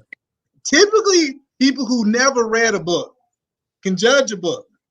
They can say, "Hey, I'm gonna judge this book, and I got a basic understanding of what I heard from them Christians, but I ain't gonna read it for myself to be able to really understand where they're coming from." And the biggest thing is, I believe the Bible is the best success story out there. Matter of fact, if you really read success books, most of they take principles out the Bible and put it in their books for success. This is true. So the biggest thing is I tell people is this right here is before you oppose it or against it, at least read it for yourself. At least get an understanding of yourself of what is there. Then you can make a decision. I read it from cover to cover and I think it's man-made. But you can't say you think it's man-made if you never really partake it and read it. And that's exactly why I'll keep trying to make this point. I'm not against. And I think that's the difference between me. I don't think anybody takes and that from you, Esau. Tommy B. No, You don't come off like No, that. I know. you don't come off like That's that. what I'm saying. That's the difference between me and Esau because it seems like he pushes. Yeah, Esau far I'm gone. not But you, pushing Tommy, him. you cool, Tommy B. Esau, though. Hold on, mind you. I'm Wait, just Esau, I'm have kidding. you read I'm the kidding. Bible? Have you read the So, Bible? mind y'all, Yeah, I read it. my parents stopped going I to don't church know at if a you certain read the time. Bible. And You so have? my sister found a church Yeah. on 11th Ave. I lived on 98th Ave. Me by myself rode my bike from 98th Ave to 11th Ave every Sunday. The pastor there still talks about it to this day on my own accord to get to church. And I did this pretty much throughout my teenage years or whatever. I enjoyed that church so much. So I ain't coming from this place of, oh, I hate it so much, da, da, da. I generally have questions. And most of the questions I have, I feel like most people either can't answer or have a hard time answering. And then like Sir said, you get somebody that's not qualified to answer or wasn't ready for a question like that, and they get frustrated, and like the thing. Do you like, expect the answer? I'm sorry. Do you expect the answer in one session? No. To some things it should be. To some things it should be. I invite them. Invite me back. So Tommy B, let me agree with you for a second. That now, for those of you Christians who are watching this, Tommy says he doesn't believe, and I'm going to take his side. I am not the devil. This is my brother. So let's get back to it. So Tommy, so let me take your side for a second. With me, with what I know as a believer as well, I also have questions. And there have been places where I've gone where preachers have talked about me. You think you're so educated, you think you have that. And it's interesting that they interpret a question as thinking you're educated. And the reason why is because instead of having the humility that the Bible tells us to have, to say, you know what, I don't know, let me research, let me get back to you.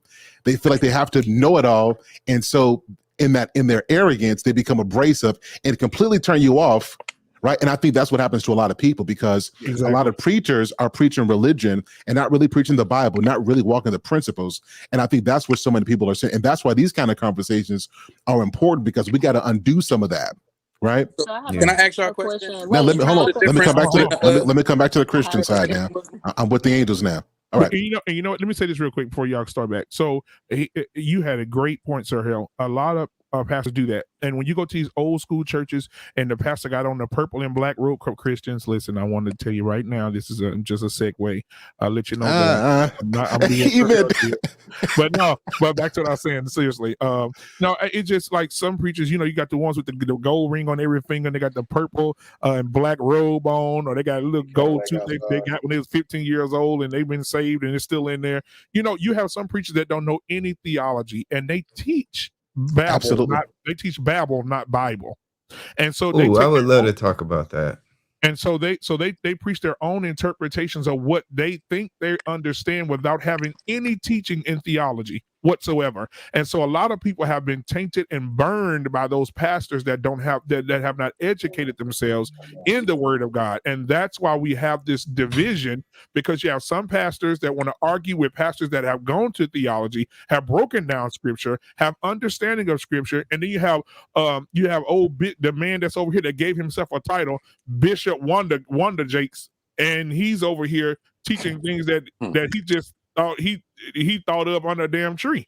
It's two different things. And so I think if all pastors and ministers and people that talk scripture, if they all got on one accord with the theology of it instead of the Babel, because again, we teach more Babel than Bible, and there's a lot of preachers that ran a lot of people off and made unbelievers be like, see, I told you. That's why Tommy B, you said I can go to two different churches, they preaching the same thing, and it's just, I mean, it's different. It's because you have some uneducated preachers, bro, and that's why Sir Hales was told. Wait, can I ask a question? I was just going to say, brother black man, sister Brianna has a question. Mm-hmm. She got the Baptist finger up there. She put the Baptist finger up. She got something to say. That's the usher finger. The usher finger. So it sounds like because like even though I'm Christian, I don't believe in religion. So it sounds like because of all of this, like, do you think that religion still has a place? Do you think in the age of technology where people can access the Blue Letter Bible and access all the things and study and read, do we still need religion? Do we still need a pastor to tell us what it means? Can you define religion? Yo, gosh dang. I wanted, because this kind of goes back. I'm going to answer your question, Brianna. Okay. But this kind of goes back. I wanted us to take just a slight back step to Denmark Vesey, a preacher out of South Carolina, right? He took the Old Testament and bridged it with traditional African values. More Africans believed in the Old Testament because it melded well. You talked about oceans splitting open, and you talked about, so that line of Christianity has always been in America. It's an American phenomenon. It's a Black American phenomenon because most Africans rejected the New Testament. African Americans or Africans that were in this country related more to the Old Testaments with the mythics and the grandeur of God's free-willing power. So going back to today, which Brianna was talking about was in regards to whether we still need an organized religion. Yes, we still need an organized religion, because organized religion, if you really look at the people that it affects, the message that it brings, the people need it. Brothers are killing each other because they don't have faith in each other. They don't see each other as men anymore. They don't see each other as brothers anymore. They don't have a sense of purpose anymore. They don't have a design anymore. Ebla, can I ask you something? Mm-hmm. And first of all, ladies and gentlemen, let's salute your background. Your background is hot. But I digress. Oh yeah, I love it. Yes. Yeah. So I think we need to reframe religion, because we just throw that term around.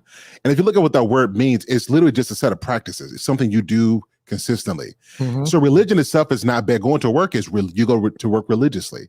I think we have to reframe this because we've thrown that word around so bad that even in James, it talks about how pure religion and undefiled is when you pretty much take care of the fatherless and the widows and so on and so forth. So there is a need for religion. We just have to reframe it because it's got so much negative connotation to it. Okay, I wanted to respond to. Let me go back up to it. I see it. It's Vaughn Bryan's comment, and this is what I was talking about, E-Man, when I made that comment that most Christians would be more scared of me being right than them being right. Read that comment, but I guarantee you will meet him one day. If I were you, I would. That's scared shit. See, if he went up there and he didn't get what he expected, he'd be way more disappointed than me because I feel in my heart that I live as good of a life as I can. I feel like I treat people right. I feel like I don't F people over. I feel like I'll be okay whether I believe or practice or do all of this stuff or not. But comments like that is exactly what I'm talking about. That fear shit. Like, you're not about to fear me into nothing, bro. Have a conversation and get me that way. But this fear shit, you can miss me with that, bro. Well, to be respectful, Miss Servant is an elder, so we got to throw some respect on our elders. So just like, you know, I know you didn't know, but he's an elder, and he means well. Yeah. No, I ain't taking that way. But I'm just saying, like, that's the mentality we get a lot, is that fear. And that's another thing. I don't think you should have to be feared into doing any of this. I think okay. Let's deal with this then. Let's explore this. Let's try not paying your taxes. Let's not do that. Can I dive just a little? Let me dive just a little. Hey, I'm not with you. That's an easy one to talk about there. Hold on. So do you believe our laws are constructed by fear? Are they constructed by fear? Like, if you don't walk into it, Tommy B. I think there's a consequence, but I don't think they're constructed by fear. Okay. Oh, really? Well, I guess you can kind of. Tommy B, you know the answer. Well, because I guess I look at the fear differently, because that fear is more of a like life or death, or you're going to go to hell. See, Tommy B. See, that's how all you unbelievers think. That's how all of you are. All of you do the same. All of you unbelievers. See, all of y'all are the same. See, that's what I'm talking. See, I'm just giving your argument back.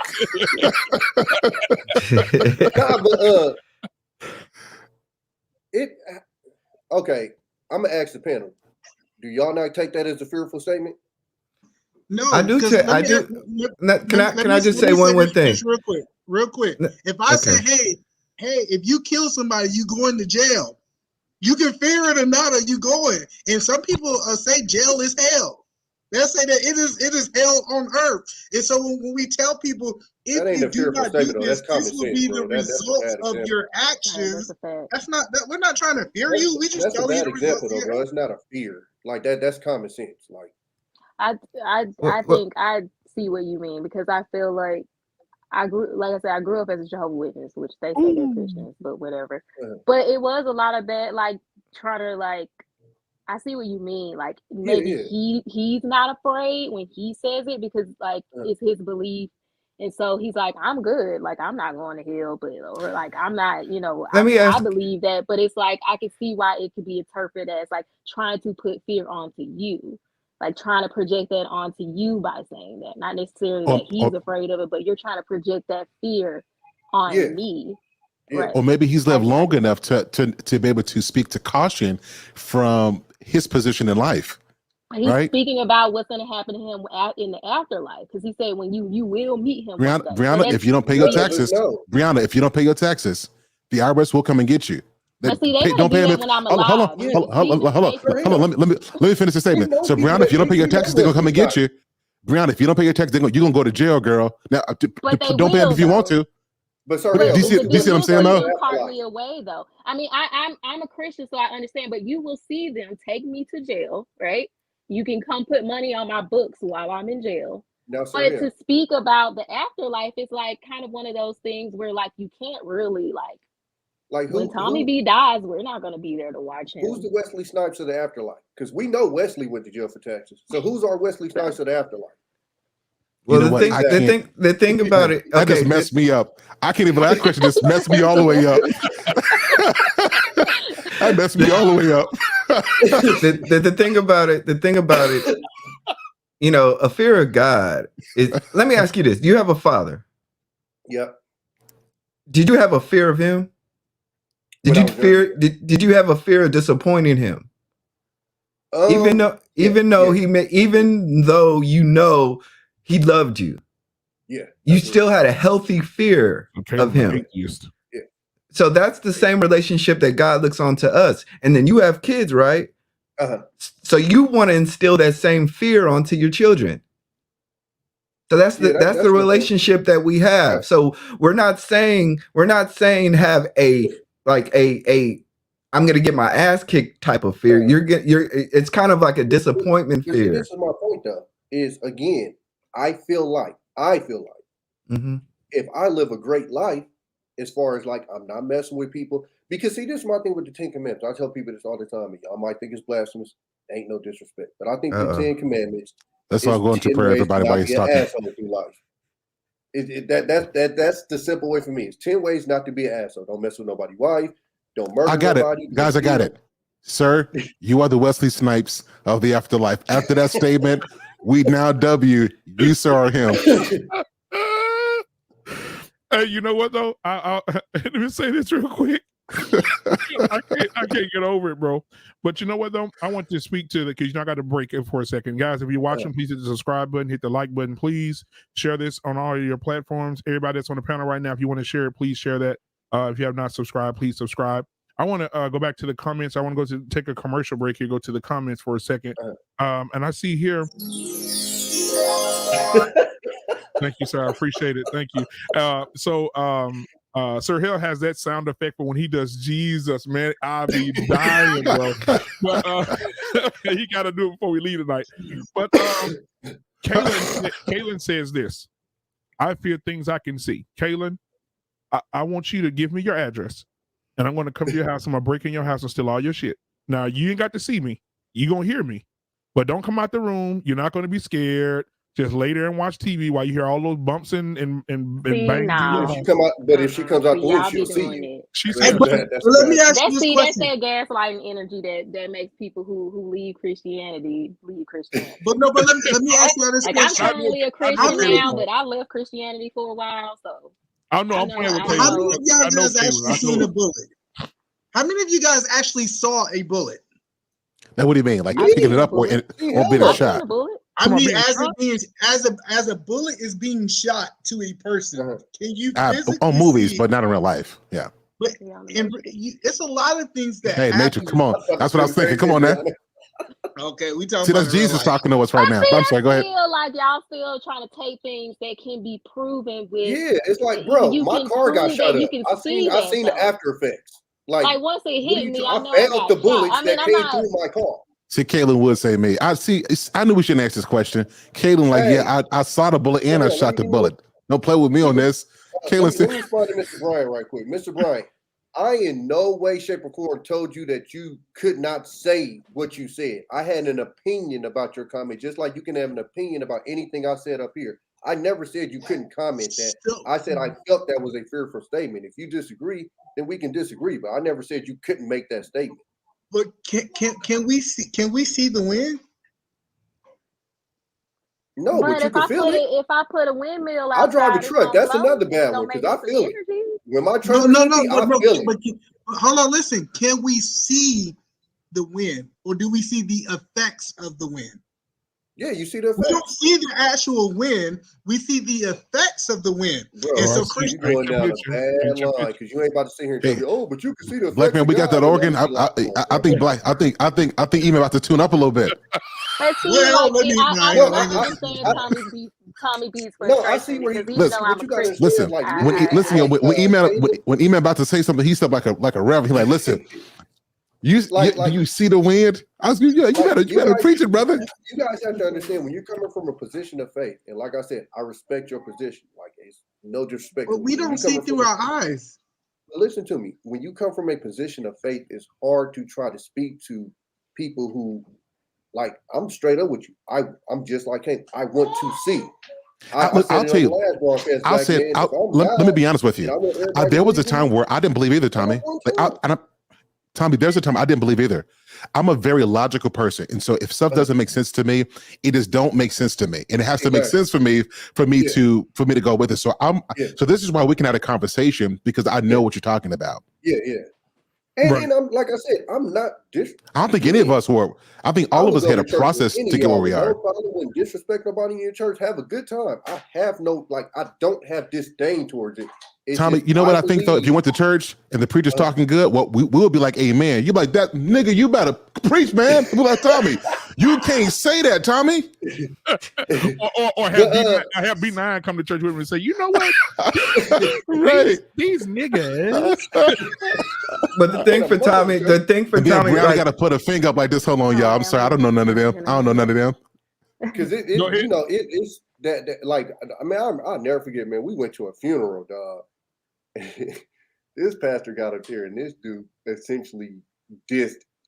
Damn it. I mean, we had a gay dude in the audience, we had a Muslim in the audience, and we had somebody up, dog. He dissed everybody. We was literally looking around laughing like, this nigga dissing everybody. Oh, you going to hell. And we look around like, this nigga, like everybody, bro. Like that shit was crazy. Well, I personally think this E Black one. I just want to say this really quick. I physically get that too. Personally, and if I don't, it's gonna be a problem.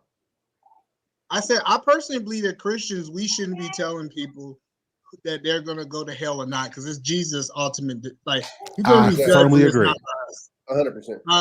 So I can't say I agree with you, Tommy B, that somebody shouldn't be like, you going to hell, because he's not Jesus. He cannot make that decision. So that Christian, that man was error in his ways. But that and to be fair with y'all, that's most of the older folks. Most of the younger people do not do that. Most of like our generation and them, they don't do that. It's always it's the older generation. Yeah. But you do have to remind, like, you do have as a Christian, you have to remind them of what the consequences are.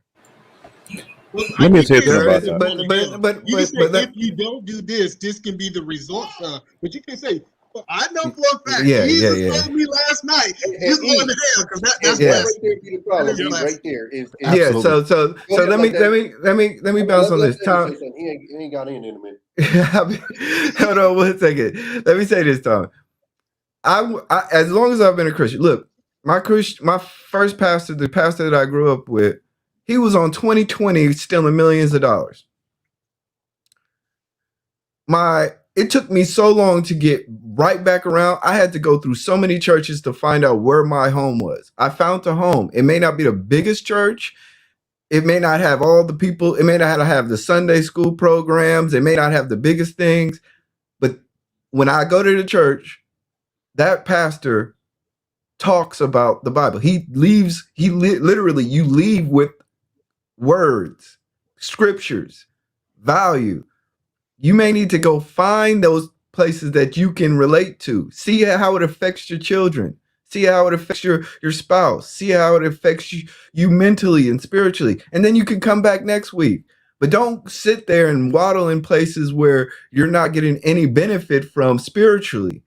Fantastic point. Because like even today, like I said, as much as I'm a Christian and much as I'm solid in faith, I won't walk into certain places. I'll go in one time, I'll be like, look, I ain't going back there. Mm-hmm.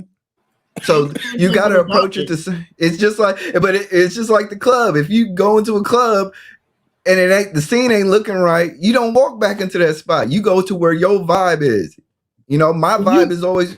Can we get Black Davis to explain this comment he made after that? Go ahead, Black. Black. TV. You mean the comment? We got too many blacks up in here. Here's the problem. I'm a the one that says, "I walk by faith, not by sight." What I seen in Nigeria, I want you to explain that. Here's the thing. Read what you said first, so everybody know what I'm talking about. Okay, let me scroll back.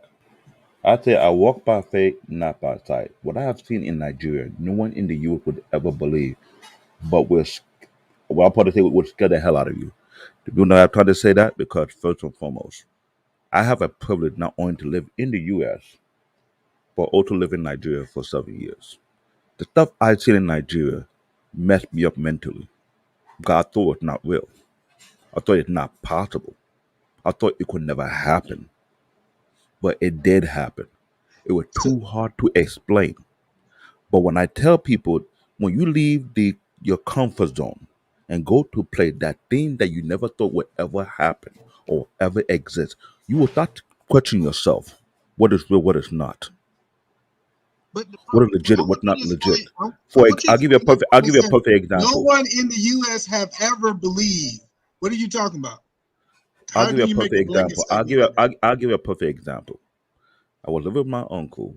We're living in a condominium in a location in Nigeria called Lagos, and that building called Babu Tower. It was 5 towers. My uncle lived on the 10th floor. We were able to see the beach and see people compound. There's one big cute compound. It was owned by a chief, a village chief that owned that region. I was told when I was living there, be careful not to point at that compound. I'll tell you why. Because they say these people practice voodoo, black magic. So there was an event that took place whereby I told the weather trying to take it rain for a long period of time. So when the rain was about to come, I was in the balcony about to watch the rain coming down. They were having an event. I was trying to figure out why they have an event when it's going to rain. There was one little small weird hunt in that compound. Some weird, slimy, thin dude would have some kind of stuff on his staff, with some kind of outfit. He was doing something. He was speaking to something, we don't know what it was. He smashed that item on the ground. The rain that probably happened for the next 2 or 3 hours disappeared right in the instant. Me and the one person on that, but we saw it and we were told not to do it. We walked in. That same week, on our way to school, even the police officer knew who did it. They can't point their finger out. There was a dead body right across the street from them, where the man's eye was taken out. His tongue was taken out. His blood was drained out of his body. Everybody know who was doing those things. But the police can never touch them for a specific reason. This going on in Africa. Black magic is practiced in the open, not hidden. Sometimes you gotta get someone who have a more stronger power to catch someone with power. And this goes on in Africa. Not just only my country, in multiple countries.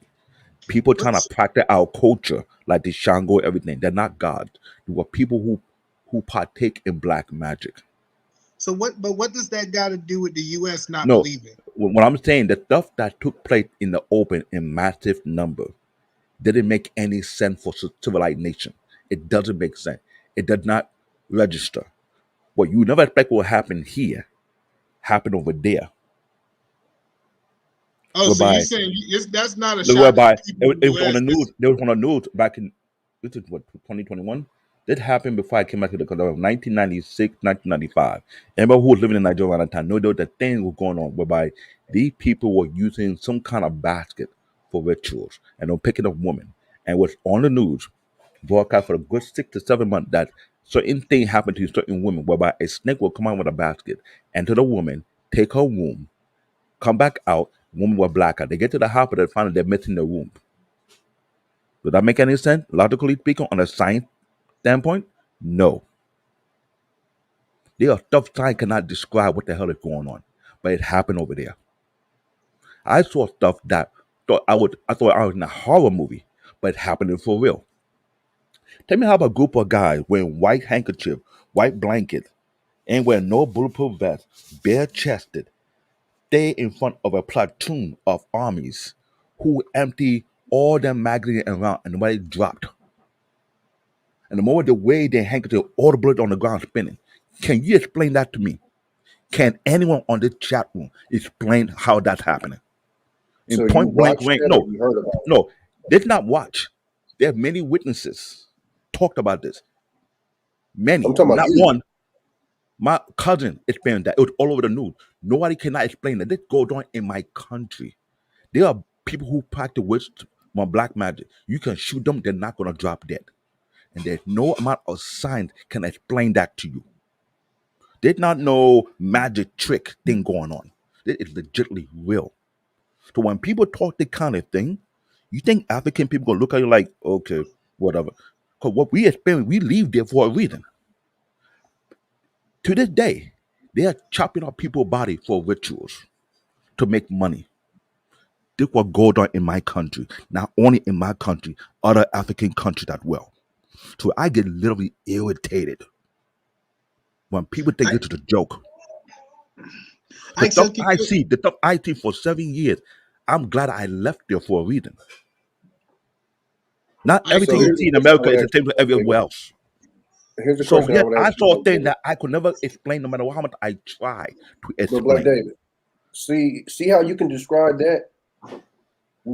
I don't got Christians that can describe that to me. Like everything that I hear, that when I hear Christians describe, it's like stuff in my brain, and it's just my brain, is to chance. What you said was people perform black magic, and then this happens. So there's a cause, and then there's a result. When I hear Christians, just something happened, and then they give the credit to the outcome to a higher source. So I got in a car accident and I survived. Oh, thank God. But there isn't okay, I did this ritual, whatever, before I hopped in the car, and then when I drove and got in that accident, boom, I survived. You see what I'm saying? Like when you I But talk get they you. about the say black that magic, they And I it's get prayed. you. stuff that Here's another one we'll throw What out if they there. prayed? In university in Nigeria, any university in Nigeria, you're either a Christian or you are a Muslim. You cannot be in between. The reason why they tell you that, because if you're in between, the people in the cult will drag it into their own cult activities. That goes on in Africa. So when you're in the university, you better be a Christian or you better be Muslim. You better say you're a Muslim or you better be a Christian. Don't say I don't know, because you get pulled in. So I want to talk about a myth. It's kind of not on this subject, but it's a myth out there. Can we talk about this? Because I hear so many Christians say this, and so many unbelievers say this, and it's just so untrue. Can we all agree that Jesus was not poor?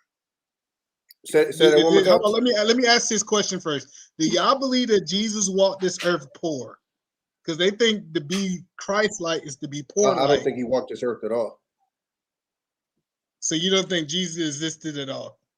Uh, I don't. once I I learned necessarily once think I he learned walked about before. Krishna and I learned about Osiris, no. Or if he did, it wasn't in the capacity that Krishna told him to. But no, when I found out about Osiris and I heard about Krishna, are we all up to that or not? Are we all educated on that? I am. Krishna Yeah. and Osiris. Yes. So you're Yeah, so I you're am. aware that they had the literally word for word exact story of Jesus Christ. I'm talking birth, death, Yeah, I looked resurrection. at I studied that as well, and I won't lie. When I first read, it, I'm like, dang.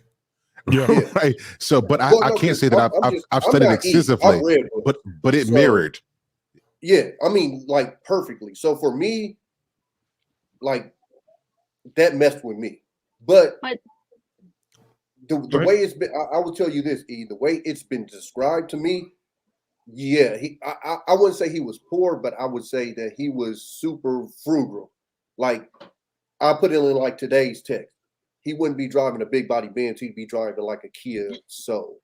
Like, No, you know what I'm Jesus was saying? middle But class. how do we? Let's be honest. How do we? Let me push back. Let me push Jesus was back. middle class. They said That is Jesus funny to said me. Jesus said, "Go get me a donkey that nobody else have rode him." The donkey was the car of the day, right? And when he started talking about going to Well, but to be fair, that donkey was to fulfill the prophecy that was predicted. Yeah, it was That like. But is that? Listen, But I'm y'all. saying that Listen. we can't say that he was going to be in a beat me down car because he I got mean, the he best. I didn't wasn't say he beat me rich. this, but see, Like Jesus wasn't rich, but he wasn't. Yes, he the was. kids make nice cars right now, bro. Jesus rolling around in Okay. Cavalier. And they Man, get you from point A y'all to gonna point stop B. doing my That's Jesus what like I'm saying that. is Jesus will be in a car to get you from point A to point B, not necessarily a Rolls Royce. That's how it was taught to me. If it's different, bro, teach me. But from what I But no, understand, he so was I Jesus want to talk rolling about he around in this. a wasn't the shiny toy. Tesla. You ain't seen the Okay, meme where Tesla, they different said he Tesla, drove man. a My Honda bad. Accord. So Jesus was never broke ever. His family I didn't say wasn't he was broke. broke, but I don't No, think he no, was it's not rich. being broke. Yeah, He Candidate Ann asked a wasn't question like though. She said, "What does super it matter though?" fashionable. And I agree. Right. Like, what What's does the that point? matter? It does matter. So the reason So it matters is because we talk about being Christ-like, and before you came on, somebody made the statement about Christians had to be broken. I just didn't have a chance to address it. So Yeah. Now listen, I don't believe none of that. Now again, no. I don't think that's the so thing. I You know just what I'm didn't have a saying? chance. So they was going down a rabbit hole. I just wanted to make a note to come back to. Jesus wasn't broke. Actually, he was very wealthy. That's why Judas was a treasurer. Broke people don't walk around with somebody that manage their money and keep stealing them He more and had more some power. rich people in his party too. Absolutely. But he Well, was It rich. could have been Jesus Matthew also was came rich. from Jesus came from a Money. family of like with the Nazarites, very political family in their time. So they weren't like no bums. So that's so for us. I just want to make that point for us to be Christ-like. We don't have to be broke because it was made. Okay, so let me tell you Hey. this. So my pastor, and literally my favorite pastor I've ever had, we watched that man because he worked for, we have our bus company ours called AC Transit, and he started off and he actually. Wait, you taught from me the how to drive a town? stick. Yeah, man, East Oakland, Brookfield. Oh, what's up, man? Shoot, hold on. Hey, I'm from North. I was met West Macantelli. Okay. Oh, okay. Man, listen, E Black went from youth pastor to straight up hip hop artist. Hey, just so y'all know, I'll be faking that here. You saw that switch up. But nah, Man, so I'm about to go. He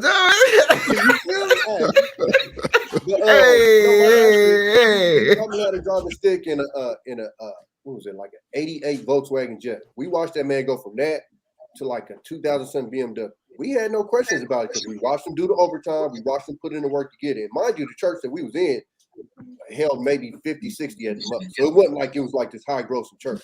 I've never held that against people. If you made money, make your money. Now the super churches, that's a whole different conversation, whatever. But as far as like, if I seen a pastor come, if I could see where that money came from, I wasn't counting nobody's pockets. So if you saw a broke Christian, you'd be like, man, you stink. So the God you got created to, all powerful, bro, couldn't give you a bar of soap. That's what you would tell that person. Tell me I'm lying. Tell me I'm lying. Me? Yep, that's what you would say. Like that, I can hear him. Like God can give you no tithe. He can give you no tithe. He can give you no tithe. He can give you no gain. He can give you no down, and not a washing machine. Why y'all churches gotta pay light bills? Won't this nigga just turn the lights on? Like we used to ask crazy questions like, oh man. I want to circle that around with the tithing because I wanted to connect it first of all. Because the other guy who said we ain't signing nothing, he was saying that he talked about tithing. He was saying that we shouldn't tithe and different things like that. And first of all, we was never. There was some truth to that. There's some truth to what he said. Tithe at all? No. That's not what he said. It's being in a class ready to. So, and even with what I believe, if you got 2 kids, you're single, you're in a fixed income. I am not going to, in good faith, tell you need to do this. What I'm going to do is I'm going to teach you a skill so that you can increase your income. And as your income increases, you can give more. That's just a practical thing to do. And I think a lot of churches, we fail to do that. So what he was saying was absolutely correct. I think, sir. I think most. Yeah, the tithing thing is kind of like one of those things to where it was meant for the storehouse, meaning that the church was supposed to partition services for the poor, education, stuff like that. They were supposed to do that. So when you tithe, you're directly attributing to that. I totally agree with that. The problem is that a lot of churches don't open their books, so you don't know directly if they're contributing to it. They're not even supposed to use it for building fund. That's why you have 5 service offerings in Black churches, because they have a building fund, benevolent fund, regular peace offerings, pastor's love fund, tithes and offering. So all these different tithes we ain't got all that at my church. I just want to state that we don't do all. Yeah, this is why I don't go to church, honestly. But I mean, but specifically tithes are meant for the poor Christians, and the man. storehouse. I was leaving church. Dang. I can't do church. I'm sorry. I know y'all love church. I don't have a problem. I'm a Christian. Get you a nice church. Get you a right church. You might have to. I don't feel like church benefits me as a Christian. So let me ask you a me. question. But I want to ask you this question though. Be serious. If you had a medical issue, right, and a doctor wronged you or a doctor did something bad, would you go look for another doctor, or would you just? I would, but I don't go to church because I don't not go to church because I was wronged by the church. I don't have a traumatic church story of why I don't go to church. I went to church when I first got saved, and I feel like for a time it was great. Like when I was a baby Christian and I first got saved, like there was a message there that I needed, but to like say, oh, I'm gonna go there the rest of my life, I'm gonna go on this But I'm schedule, I'm saying, gonna do this, it didn't feel do necessary. you not believe that if somebody in the world needs you, that you can speak to them in the church? Because No, I I speak to think people fellowship in is, real life, well, and I my think fellowship in testimony, and itself. I Setting does think matter, though, fellowship. Brianna. To be fair, setting does matter. I So do fellowship, but I don't feel like I need a church. I don't need someone to have that structure set up for me to do that. We have like I stay out in a very I stay in the country. I stay in a very small community, and E-Man is so giving some great questions. I hear his point on that. Like I think what he's saying is that you're right. You might not need it, right? But somebody right. I there don't might think need it's. you. I think that's what he's saying. Yeah, and But that's the as a point. woman, Her hell let's jumped be the gun, real. but Like yeah. I'm a woman though, so like Well, then no, there's what also I'm the saying issue is like that, when I'm gonna get up on stage and preach a well, no, sermon. what I'm saying is Come on, preach. I'll be there, Brianna. I get my tithes, Brianna. Come on, just let me know when. Let me get my wallet out now. So this is what I'm saying. I personally believe that when we're a baby Christian, we go to church for ourselves. But as we start maturing in Christ, God has started putting stuff on us to be able to go to someone Absolutely. else and be able to speak to somebody else. So it might be And that's somebody, true. but as we start maturing in Christ, God has started putting stuff echoing badly. Go. Hey, Larry. Hey, Is it LJ. me? I Larry. don't think it's me. Turn your YouTube off and just do it through the screen. Yeah, your YouTube. Pause your YouTube. God bless you, Larry. Welcome to Black Men Unfiltered's Bishop's Church today. So glad you're here, my brother. So, and the reason I said it is so many people that have invited people to church, but they wasn't the person to witness to them. But when I got to talking to them, they said, "Hey, man, you from the west side of Atlanta. You came from this upbringing. I was in the military too." It made us be more relatable, and they was willing to receive the message from me because they seen something that was more resemblance to them. So I understand what you said, that you said, hey, it's no church for you, but I think it's a bigger calling of fellowship. But that's also part of my issue. I just feel like a lot of Christians, we get saved and we just bunch up in this little building where we're all together and we're safe, and then we talk to people who come to us. And I believe you should go out into the world and you should go and find the people, and he can send you to people and you can tell them their testimony. True. And you can talk to them in a relatable way where hold on, where their guard is down. And where their guard is down and you're just talking to them on a normal level. I've had many people after talking to me, and I've actually spent time with them, convert to Christianity or get saved or whatever you want to say. Of course, we send them, oh yeah, you want to go get baptized, go to a church. I know this great pastor. So I'm not saying church doesn't have a place, but it's not necessarily necessary for my walk at this point. And I just feel like there is a lot I can see when people look. It's just like so many people's level of Christian that they are so connected to, directly related to the church, that it's like, it's say in the pandemic when the churches were closed, it was like, so how do I know you're a Christian now? Because how do I know you're a Christian now that the church is closed?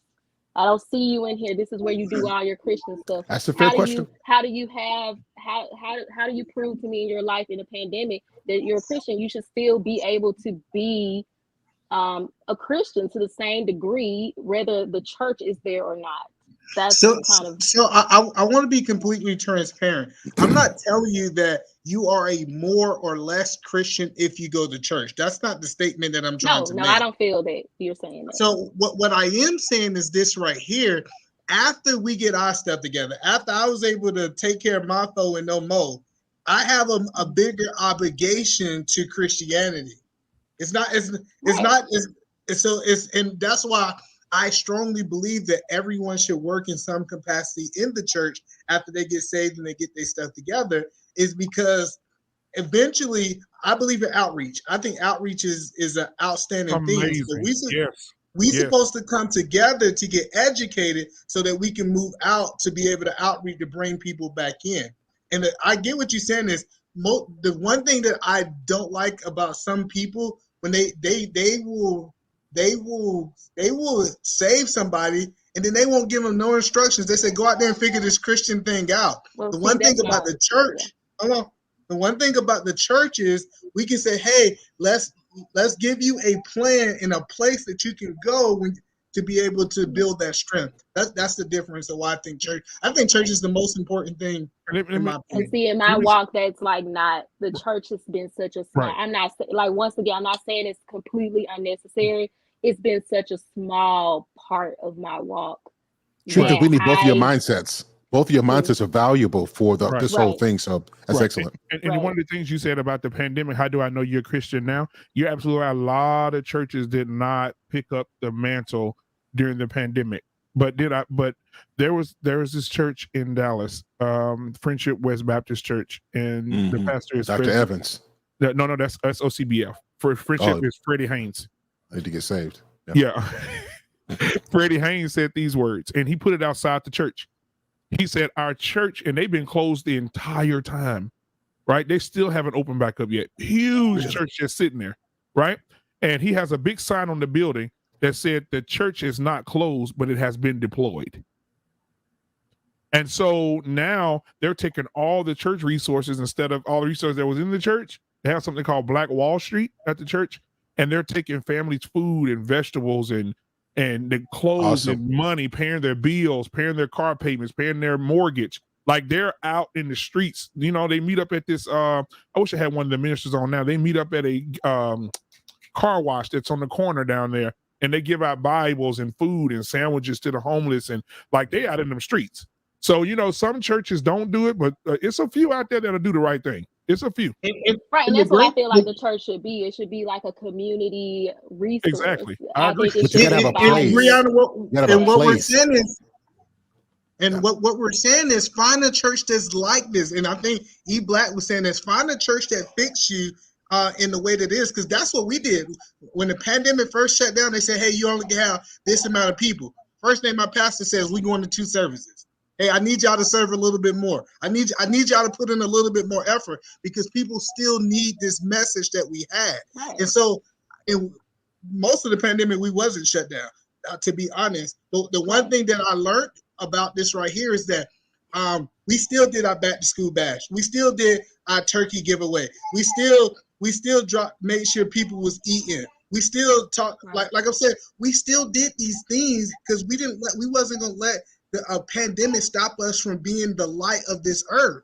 I believe Christians, and so many Christians just taking up space on this earth. And when people see us, they should see a light. They should see us as You're not supposed to be in your little basket. You're not supposed to be covered up in your and this is why I actually made a video talking about your faith does not make you safe, right? And the reason why your faith doesn't make you safe is because God purposely says you're supposed to go out and feed the homeless. You're supposed to go to the prisons. You're supposed to be the father to the fatherless. This is your testimony of faith. You know, your faith doesn't mean that you get to go to church and then go home. Your faith means that you're going to be put in more dangerous situations. You're going to be in more uncomfortable positions. And let me add to that. This is what I'm trying to say earlier. In the Bible, they talk about the Apostle Paul. There are 2 kind of people in the church. They are spectator of the gospel and they are partaker of the gospel. And he asked, which one are you? Are you the one who like to come to church, say hallelujah, you hear a little something, and that's about it? Or you will be a partaker who serve the ministry, who go out there? Because I remember being part of the church in Morganville, Kentucky, that does that. They go to the nursing home. They reach out to the women who are out there. I did that several times and I enjoyed it. They had another time they went out to the prison, to the people in the prison. They went out to the orphanage. Those type of church is what I look for. I live in New York City. I'm about to move out of here. Right. Because New York City don't have that kind of church I'm looking for. I am hands-on. I don't play the game that people play. I don't play what they call the church game. I just don't do. That's why I'm the way I am. Because living 7 years in Nigeria, I was taught the Bible properly. My high school teacher taught me this thing. Read the Bible for yourself so you can be reapproached. Meaning, what he was trying to tell me, Don't be gullible to go to just any church and let any slick silver tongue individual mislead you, or because the Bible talked about it. There are people who get misled. The Bible tells you, if you get misled by anybody out there, you be held accountable also for those who misled others. Yes, many false pastors, many false teachers, many false prophets, Jesus Christ warned about that. But he telling you to be prepared is to read up, to know the knowledge, so you won't be deceived or be misled. I have called out pastors in their face See, when I they want did to such do thing, all and this. I confront them according to scripture. I didn't get in an argument. I didn't open the scripture, but the Bible say this. But why you say otherwise?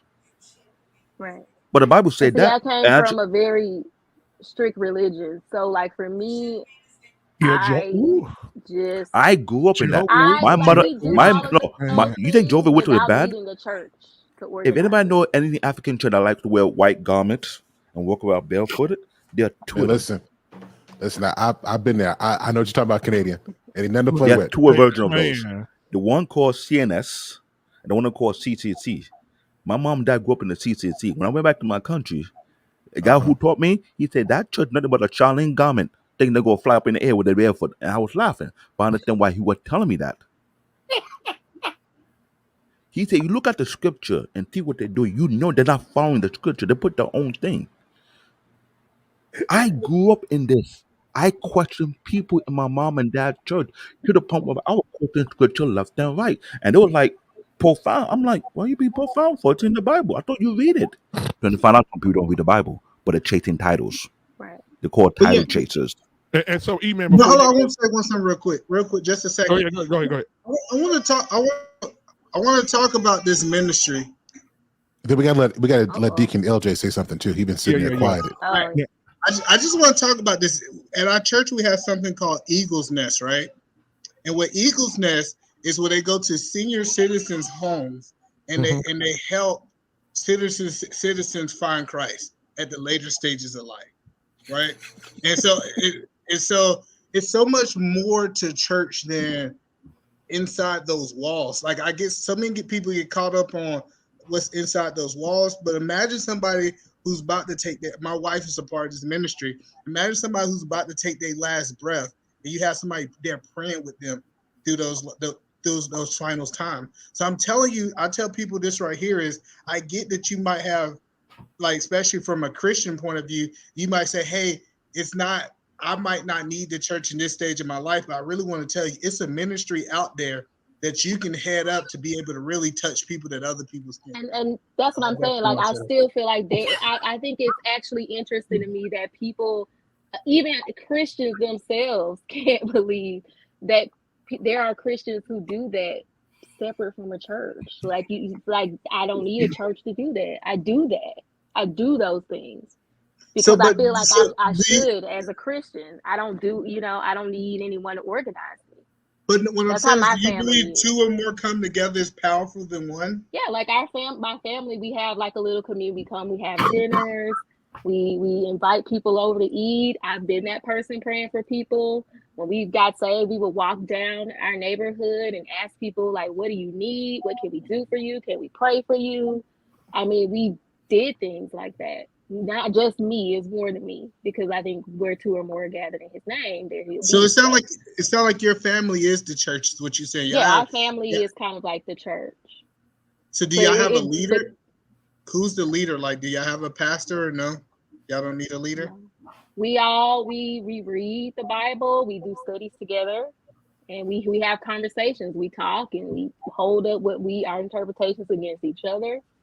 And that's just what we do. No one leads. I believe in every situation that you have to have a leader.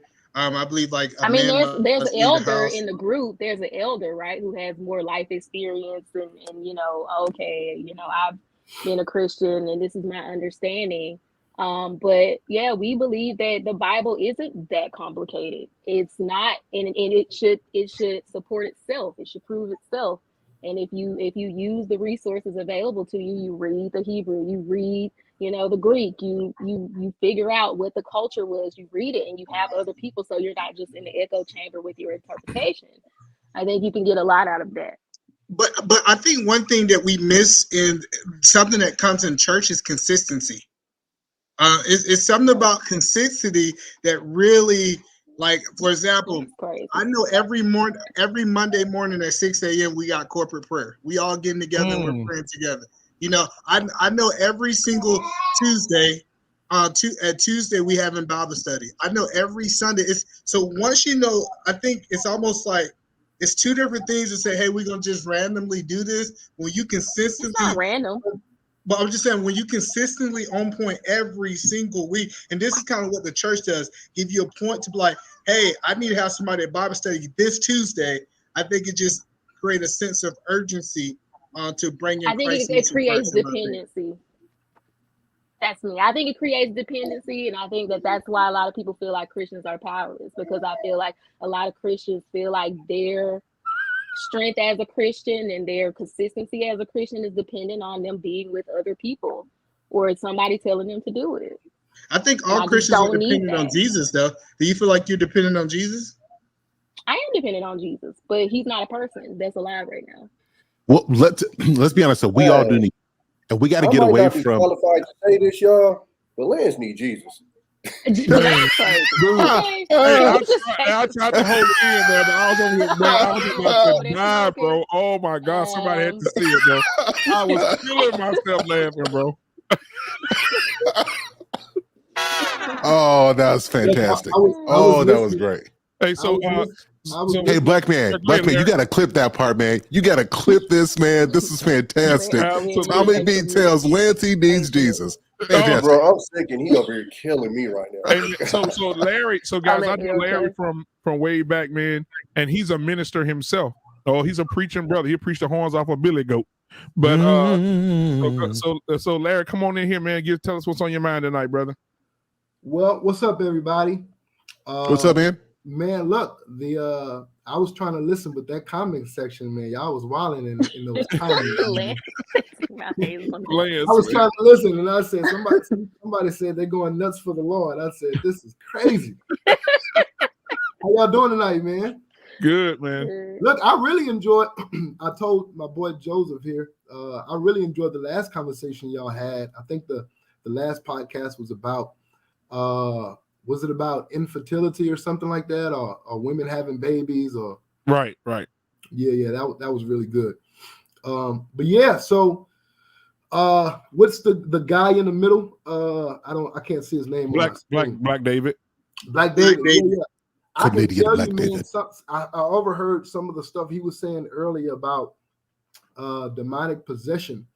And man, that stuff is definitely real once you experience it, especially in the Spirit-filled church. I got a few friends that are pastors. One actually just recently passed away not too long ago from actually, is it Leon Sion? How you say that? Is it Leon Sion? Leo Sion? I don't know how to pronounce it. Leon Sion, I know that country. That's not a very easy country to live around. Yeah, and he pastored a few churches over there, and some of the stories he would tell back home here in the States will literally blow your mind. I know one of the stories he was saying. I heard the brother here talking about you're either Christian or Muslim.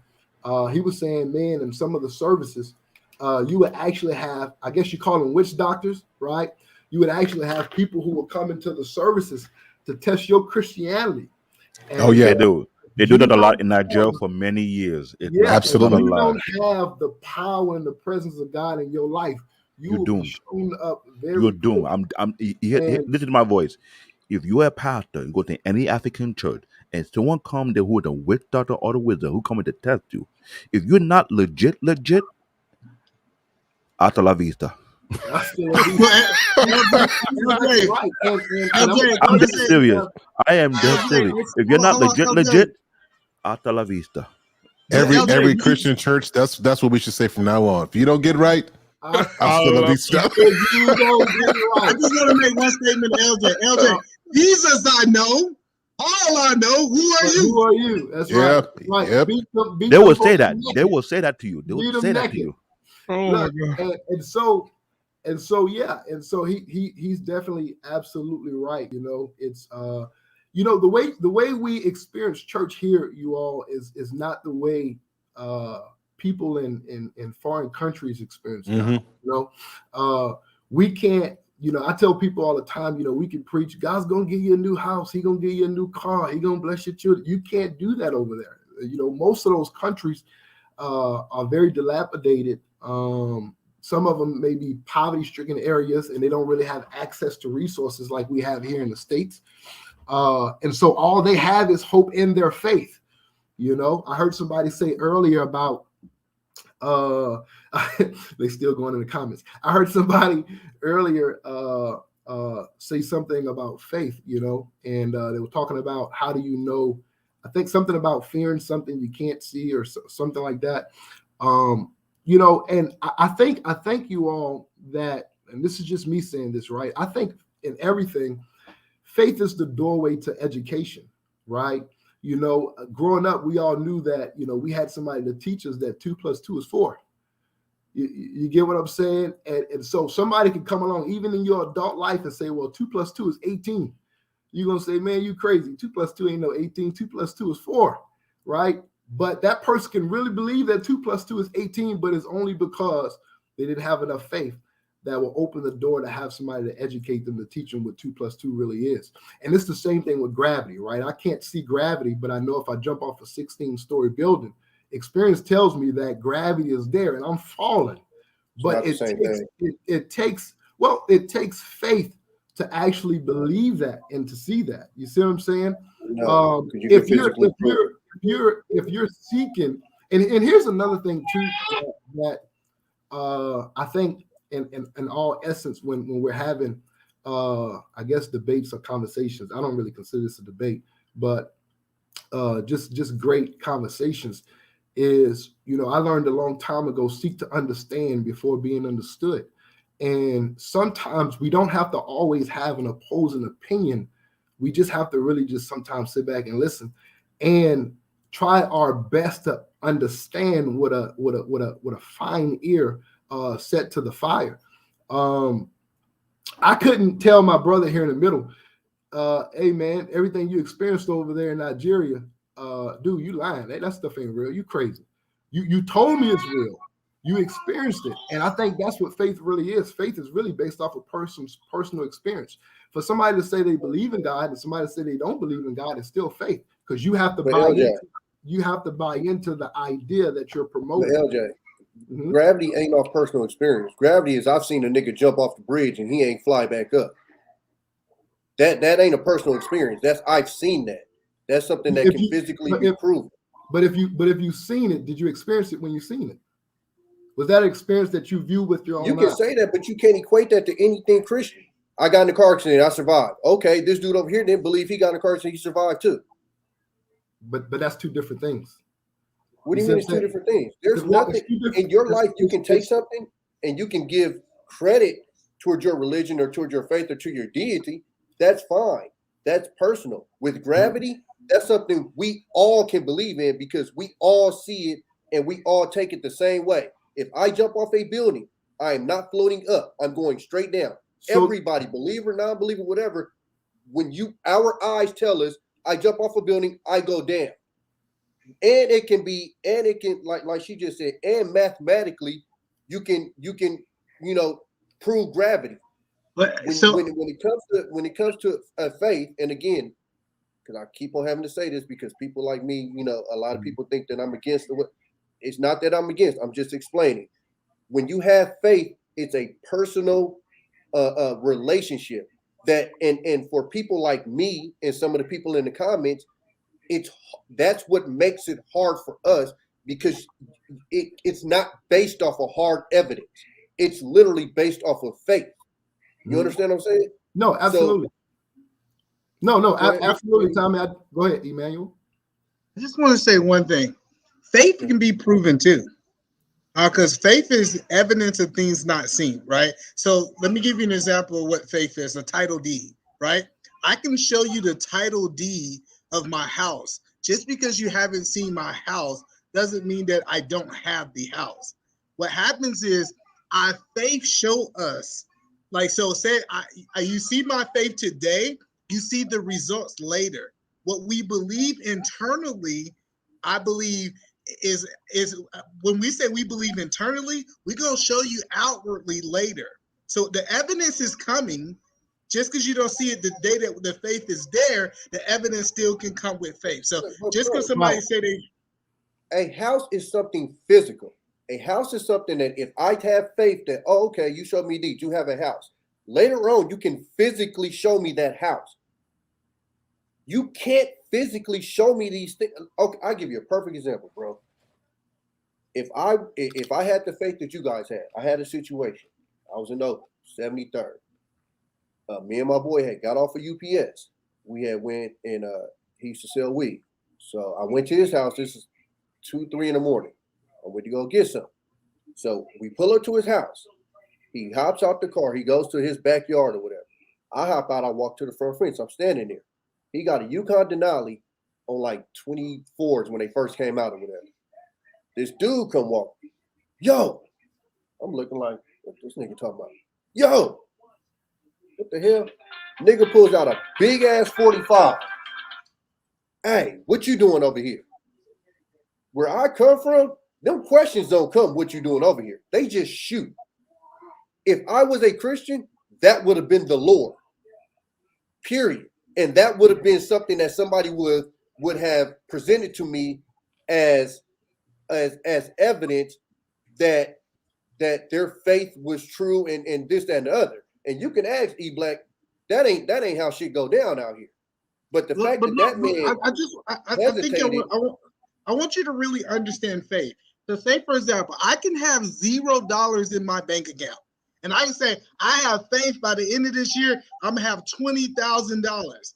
I believe that God's going to put the right things in place because I released the words to be able to make my faith go from the unseen to the seen. So I believe that you take a spiritual ownership before you get a natural ownership. And so that's kind of what faith represented to me. Well, you know, faith is also action. You know, scripture talks about that you show me faith without works, I show you faith by my works. And so we know somebody believing something by what they do.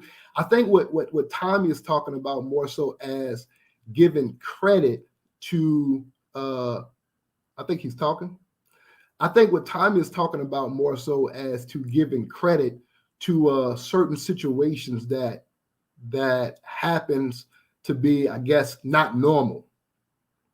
Am I right, Tommy? Is that what you're saying? Yeah, that you like usually when you speak to Christians and they have what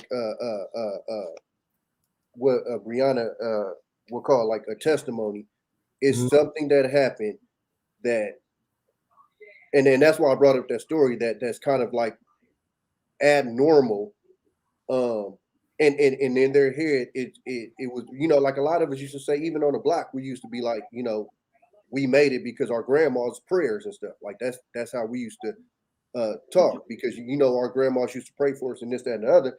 And that's kind of how we used to talk. But it's usually when you hear the testimonies, it's usually a hardship that they went through or something traumatic that they went through, and faith got them through it. And again, I believe that faith is a good thing to a lot of people. I think it can help a lot of people. I think it can help people through traumatic situations.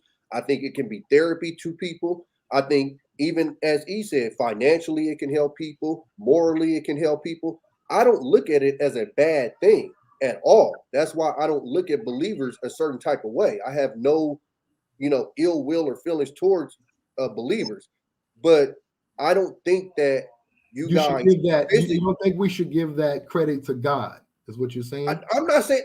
No, bro. That's not on me to say who you give the credit to. Okay. So tell me, I'm just trying to understand what you're saying. That's all. No. What I'm saying is that's usually what happens though. Like if I get in a car accident and I survive, I'm like, I might just say, oh, I'm lucky.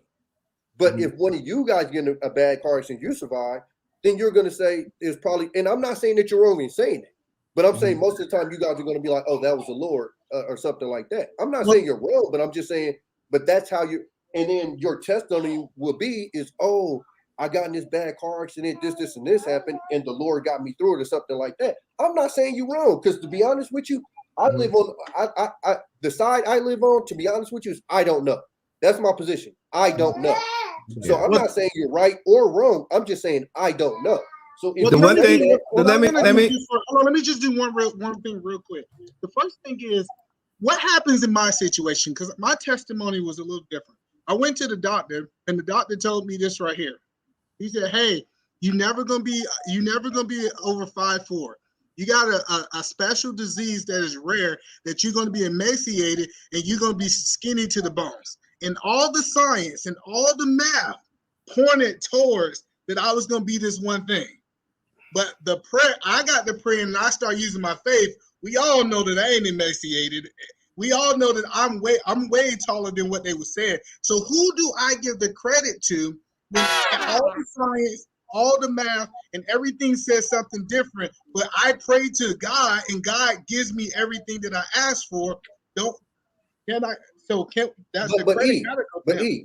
For me, I'm not going to sit here and say you was wrong. You could be absolutely right, but I'm also open to they were wrong, because look how far medicine has come since then. So they could have been absolute. It's a lot of stuff that the medical people.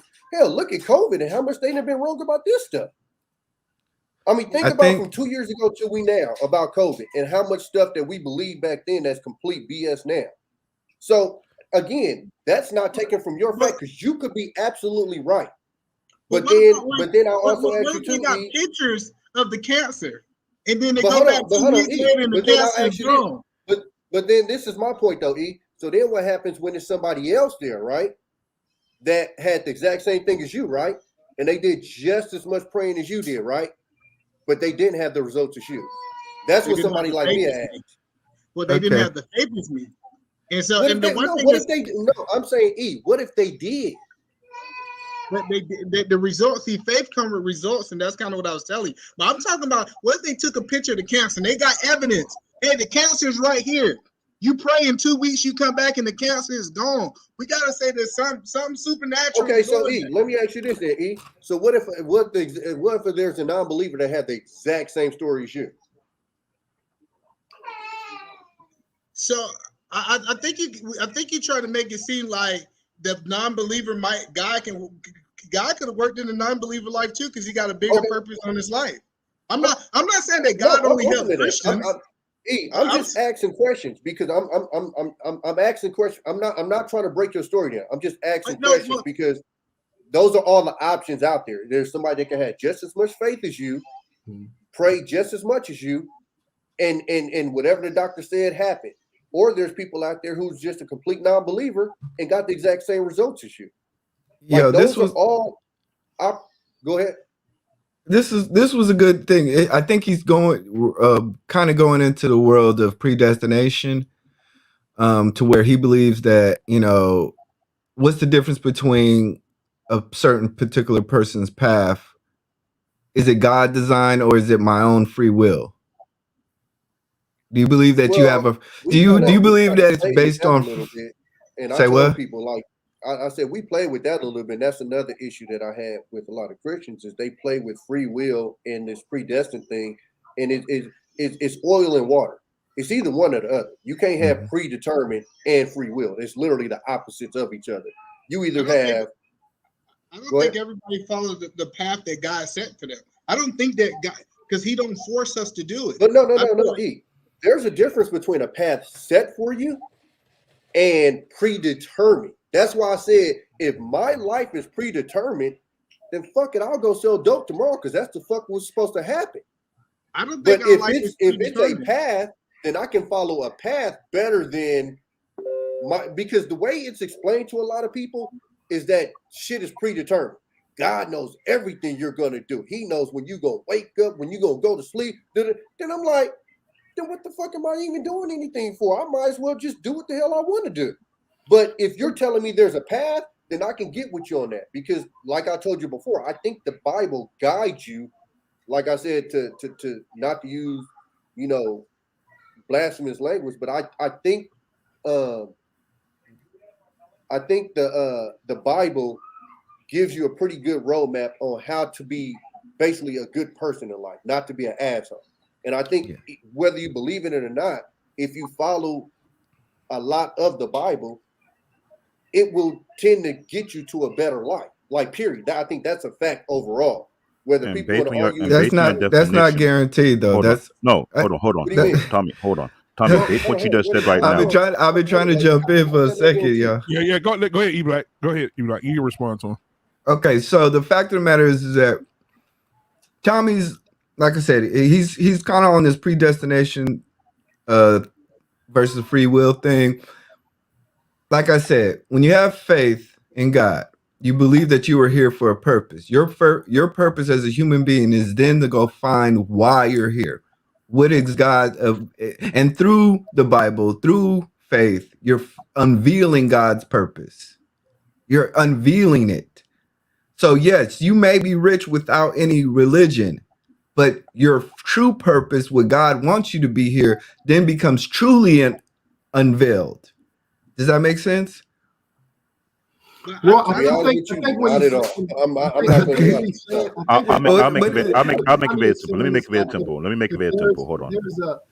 there's a path, then it's easy for him to, I guess, chart his course to follow that path. It would take faith to follow that path, but if there's a path for him to follow, you know, here's my thing, you all, and I think especially after the last 2.5 years we had with COVID and people dying and things that has taken place, there's a lot of questions that that arise. You know, I had a personal friend of mine, three friends who died within the last 3 years, all young, all had aspirations, all had, you know, things that they felt like God had for them and they want to achieve, which left questions.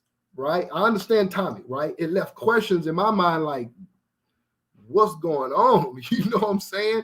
You know, like what's happening? And so, I mean, the Bible talks about as appointed man wants to die, and after death, you know, judgment. Nobody knows the appointment date.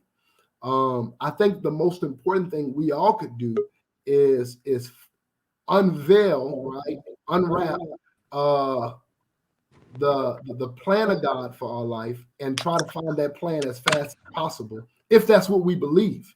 You understand what I'm saying? If that's what we believe. If it's somebody who don't believe in God, then explaining to them about faith, explaining to them about God is almost impossible, because the scripture says without faith, it's impossible to please God, right? So to even have the conversation about faith and giving credit to God or whatever, you know what I'm saying? We pretty much beating a dead horse with that. But I do understand Tom's position in talking about having these situations that take place that really make you question if there is a God and if he really hear our prayers. You know what I'm saying? If that answers, you know. On top of that, let me add to that. What Tommy was saying, what E Black is saying, and what you are saying. This is why I say Christianity is not a religion, it's a way of life. When you take the time out to read the Bible for yourself, what it does, it kind of convict you. How you put it? It it indirectly put a mirror to you to make you look at yourself, to make you check yourself, to make you wonder if I'm living my life the right way or the wrong way, if I'm doing things the right way or the wrong. It kind of like a guiding post that guides you to a certain direction you should be going. That's what the Bible does. The problem with many people don't take the time out to actually read it for themselves to see what purpose do they have in life. I did that for myself because growing up in a church with white Charlene garment, where they wasn't found about to make all type of false belief, I thought to question it. So when I was on my own, when I left my parents, went on my own little crazy journey, I started to read the Bible for myself to understand what it is. I started to question if my faith legit or not. What it did to me, it opened my eye to certain things that I realized I should have done earlier. Because I learned how to read the Bible at the age of 7. And I understand King James Version Bible. A lot of people would be confused about it, like, A died. What I understood, I'm a black nerd, so I just say I'm a black nerd, period. But what I learned, I allowed myself to get into my deep reading, and not reading this I'm studying, I'm trying to understand what it's all about, what the purpose of it is. And I started to apply it to myself. My foundation as a human being was destroyed by both my parents. The only thing that saved me was the Bible. I built my life based on its principle. Because when you have parents who tell you you're better off dead than alive, just because I bought you at a young age, it destroys a child foundation. When a child have no father, what would they live on? What would they base their life on? I gotta be on the street, but I didn't. When I started reading the Bible at a very young age, I started to question things a lot. I had a lot of questions. Yes, I did at a young age. Even though I understood what I was reading, but it brought a lot of questions. By time progressed, I met people who teach me things how to really take time to understand it in a deeper level. And when I was able to do that deep level understanding of reading about that, when I realized, oh, this is much bigger than what it is. Now I see why they give it warnings. Don't be too gullible. Don't be too easy to be misled. Make sure you do your own homework. Make sure you do your own study. Dig in deep. So this time when you go to certain churches, yes, there are false churches out there. They want to pimp you out of your pocket. Or they want to pimp you out of your wife. Well, Oh my well, God. And that's well, the why- thing. The Bible talks about know them that labor among you. And I think what happens is a lot of times is Wait, recite that again. huh?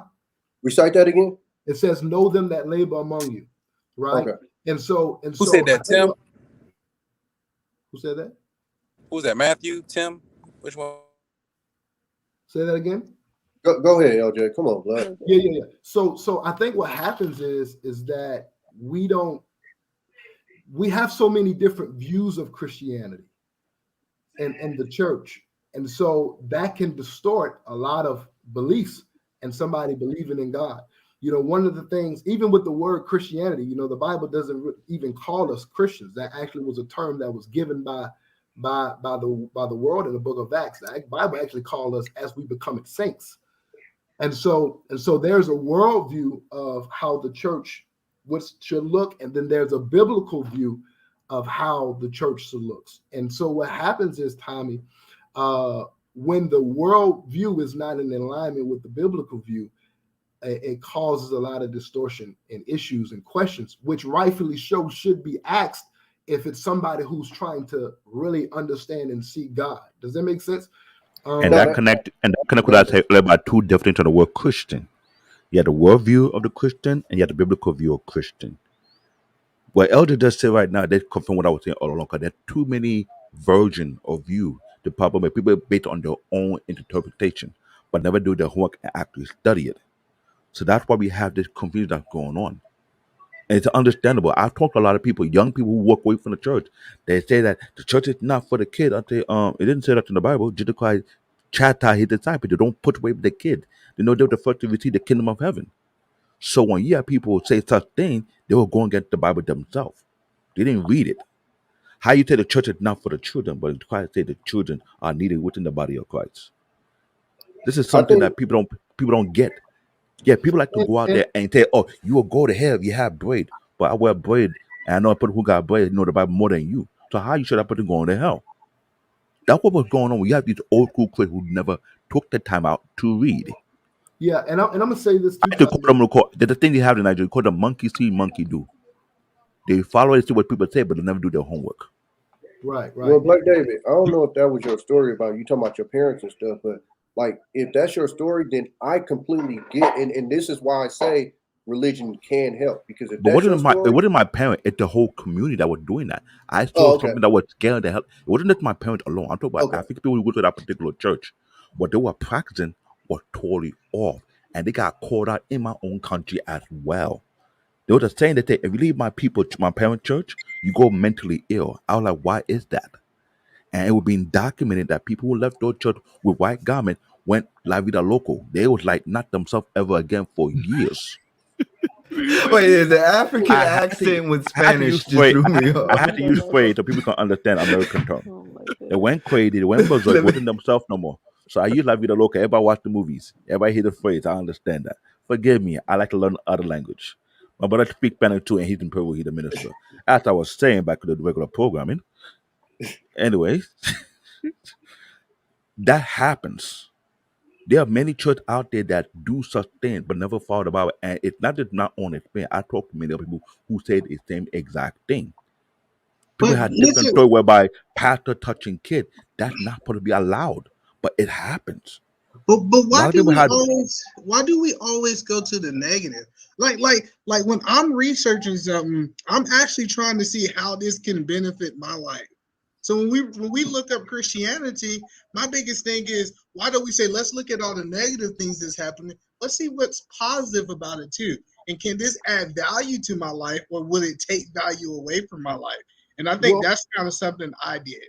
Well, I think, Emmanuel, what happens is, there was an old saying that says, a lie can travel around the world 1,000 times before the truth have enough time to put its pants on. And so people in general, we are prone to like a good story, right? Before a happy ending. And even in watching a good series, you'll have a good series movie on Netflix, and right before it ends, you think they finna catch the killer, something else happened. And you got to sit there and watch another episode. You know what I'm saying? And so it just keeps us engaging in the old news model was, if it bleed, it leads. I don't personally like watching the news because everything on it is so negative. But that's their motto. How can we get people eyes on the TV screen? And so typically when we're searching for things, I think sometimes people tend to look for. I don't know if they tend to look for the negatives, or it's just because there's so much out there. It tends to bring a negative light, and people really don't have anybody personally connected to them that's actually walking the Christian walk that they can kind of be relatable to. So all they have, because we have easy access to social media, Facebook, Twitter, and today, man, you can get online and you're gonna see somebody doing this in the church. This person slept with this person in the church. This person was embezzling money. I think something happened with Joel Osteen, $500,000 that he lost. He was found in a wall in the church. Yeah, somebody put it in the wall. Yeah, and it's just blasted over social Kept media. them people out during the hurricane too. But I think, but LJ, I think that's why I come across different than. And don't most forget cats, about man, what's his because name, went in the I'm not church in and here shot them trying to people. dig for the dirt. I'm asking genuine questions, and I'm being genuine when I ask these questions. Well, most people, like I haven't come up here and talked about no crooked pastors and nothing like this. The only reason why I brought up MLK was because E-Man had said something about a lot of our community and the single dads and I mean the single moms and all of this stuff. And I was just saying, well, I wasn't on for that part. I missed that part, the MLK part. No, yeah. But I'm just saying, but in general, I mean, I think that's why it's easier for a lot of you guys to have a conversation with me, because number one, I'm not passing judgment on any of y'all. Right. Like I said, if you believe, cool, it's no problem for me, and I don't feel like none of y'all to pass judgment on me as far as my concerns and stuff like that. So I think that's why we're able to have this conversation. I think the problem is most of the time when we have these conversations, one side or the other, or maybe both, are trying to be so right that they start judging the other side. Or, it comes to the sign language and stuff, instead of just having a conversation and being open to. I want to say something real quick. Tommy B, that is good that you have, but people have said that, like, if you're a Christian, you're ignorant on this platform tonight. Like, say that this is lack of knowledge. So we do have to defend. Just because we believe this way doesn't mean that we missing something upstairs. Well, that's said my people why perish for a lack of knowledge. Here, man. I'm like, it's another side to this, and I didn't want it to be looked at as if everybody that's not necessarily a believer is trying to attack you guys or even trying to prove you wrong. Right. My thing is, I'm not necessarily trying to prove you guys. I literally, I tell people all the time, my faith is I don't know. That's my faith. I just don't know, and. To be honest with you, I'm comfortable in that, and if somebody changes that, then cool.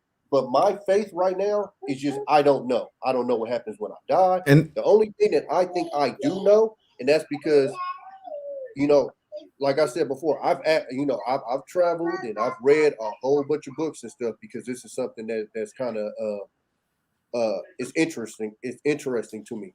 And the common thing that I see in almost all religions is, if you live a good life and you treat people good, you're gonna be good in the afterlife. And if you're a shitty person, it's gonna be shitty afterwards. Can I jump in real quick? Is the deities, and it's either whether it was Muhammad, whether it was Jesus, whether it's this. Can we also hear from the ladies? I see between religions. All right, just let me say one thing, because I'll let y'all ride. The thing that I always tell people, I've come to the standpoint of faith in terms of just at least have a belief in God. Can you say that, hey, I believe that there's a higher power out there that maybe he has more control than the things that we may not believe or see? To be honest with you, I believe in the universe. And if you want to call that God, you can call that God. Because I'm gonna be honest with you, bro. When I see a picture of the actual universe, like not but does the universe have love? Does the universe have love? The universe. And also has hate. But no, but does the universe? Yeah. Okay, so if a universe has love, that means that there's something out there that shows you love, right? And then you can run off of that. That's where I've kind of come to it. I don't try to change a lot of people in terms of faith. I say, whatever you want to believe in, at least believe in something. And most religions, I don't care what it is across the globe, they have basic. Well, that's your opinion. Most religions or most beliefs and cultural groups have the same principles. Don't steal, don't kill, don't, love your neighbor, grow with your community, be fathers to the fatherless. It's like every religion, you can look all throughout the world and see the same principles. So in my opinion, that's the most thing that's important is at least start there. At least start there. I may not get you to come to church every Sunday. I may not get that 10% out of you, but at least start thinking about, okay, how I play a role in today's world. And Black, you trying to get them tithes already? You said that 10%. I'm trying to get that 10%. No, I'm trying to get that sub. Hey, I'm trying to get a subscription, man. Hey, E-Man, before you go, E-Man, real quick, guys. So I want to hear Candid Ann just came in. I know she snuck in. Y'all see up there top right-hand corner. So Candid Ann, go ahead then. We're going to get Brianna to say something because we hadn't let the ladies talk for a little minute. So let's let the ladies in here. So Candid Ann, go ahead and speak your mind, sweetheart. Hello, good evening, everyone. I just wanted to touch upon a little bit some of the things that you guys spoke about earlier. And for the gentleman, Tommy, you spoke a little bit about like the Bible should be. So let me back up. I am neither on one side or another. I'm just here for the conversation. So I kind of feel like I might align with Tommy, but there are times where I'm going to also align with the people that also believe in the Bible. So I'm just, I guess, playing devil's advocate for a little bit. No, you're human. Okay. So, you talked about like the Bible should be like written so that you can completely understand, like an instruction manual for life. Right. And I think, as we talk about the 10 Commandments, we definitely know what not to do, right? But when it talks about what you should do, I think that's where the parables and all those other stories come to place, because you do have free will. And instead of God telling you today, you're going to wake up and you're going to do X, Y, Z, turn left, move this way, do that. You have the opportunity to have free will, so these stories can help guide you, inspire you, and help shape you into doing what you're supposed to do, but you still have that free will, right? So I think that's where it's never going to be 100% perfect. It's not going to be like, insert this into that slot, and it's not going to be perfect like an instruction manual. But I do believe that, at least for Christians, it's very clear. The parables, the stories, they're there to tell you, they're there to inspire you on what you should do. And the 10 Commandments are very, very black and white. This is what you should not do. But Ken, even as like you call them parables now, when I grew up, they wasn't considered parables. It was facts. That's one of the biggest things that threw me out the church was when I started growing up. I'm like, this stuff don't, like, somebody lived in a fish, somebody jumped into a lion, like, even I give you one of the biggest ones, and you guys can correct me if I'm wrong, but Noah's Ark, that's supposed to be real, right? Or is that a parable? Noah's Ark is real. Yeah. Okay, so if Noah's Ark was real, I think we all know the size that Noah's Ark would have had to be. So that shit should be pretty easy to find if that shit existed somewhere, and it's not. You don't think it could have been destroyed? No, or it'd be some trace of it somewhere. Do you realize how big that would have to be to put two of every single animal in this earth to have on an ark? I don't think you're understanding exactly how big that would have to be. That would be huge. They give us the measurements. From what, huh? So what? Go ahead. I want you to finish that point before I go. No. I think I heard a scientist say one time it'd be like 4 or 5 times the Titanic. We can go find the Titanic easy as shit. Yeah, but does it matter? We're talking about something that would be 4 or 5. Does it really matter? See, Well, when you're dealing with somebody that's being told this is the truth, and it's something as simple as finding something that's that huge, does the then book matter? in my brain, yes. If you're a Now, Christian, if yes. you're going to tell me it's a parable, then that takes me down a whole different avenue. But if you're telling me that this is a fact, and then I'm like, okay, cool. Well, a structure that was this big should be easily found. Yeah, You know, Tommy, 2,000 words years. and words matter. I think And, personally, and honestly, everybody. it seems simple-minded, but again, literally something that simple could have 90% of the world believe it. Well, you know, If I we think found that art, how And they many gonna arguments would research you it. have against the Bible? It'd be very little. Now I think there's a guy in Kentucky. He rebuilt the ark the way it was said in the Bible. dinosaurs on it. The measurements and everything like that. He rebuilt it and opened it to the public. That damn thing is huge. with dinosaurs on it. What are you talking about? So I don't think you want to have a conversation, bro. You just talking, bro. I really don't think you want to have. I think Somebody you in just, Kentucky.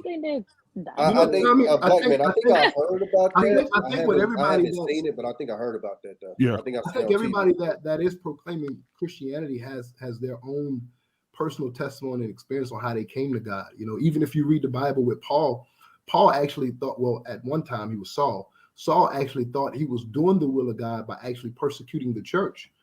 You know, in the book of Acts. And then when he was on the road to Damascus, he got knocked off his horse and actually had his own personal experience and walk with God to where he actually saw God in a different view. And I think even for you, Tyler, everybody that's on here who's actually seeking God, if that's what you're choosing to do, you're gonna have to have that your own personal experience. It's nothing that I can tell you, Emmanuel, even people that are neutral in between lines can tell you.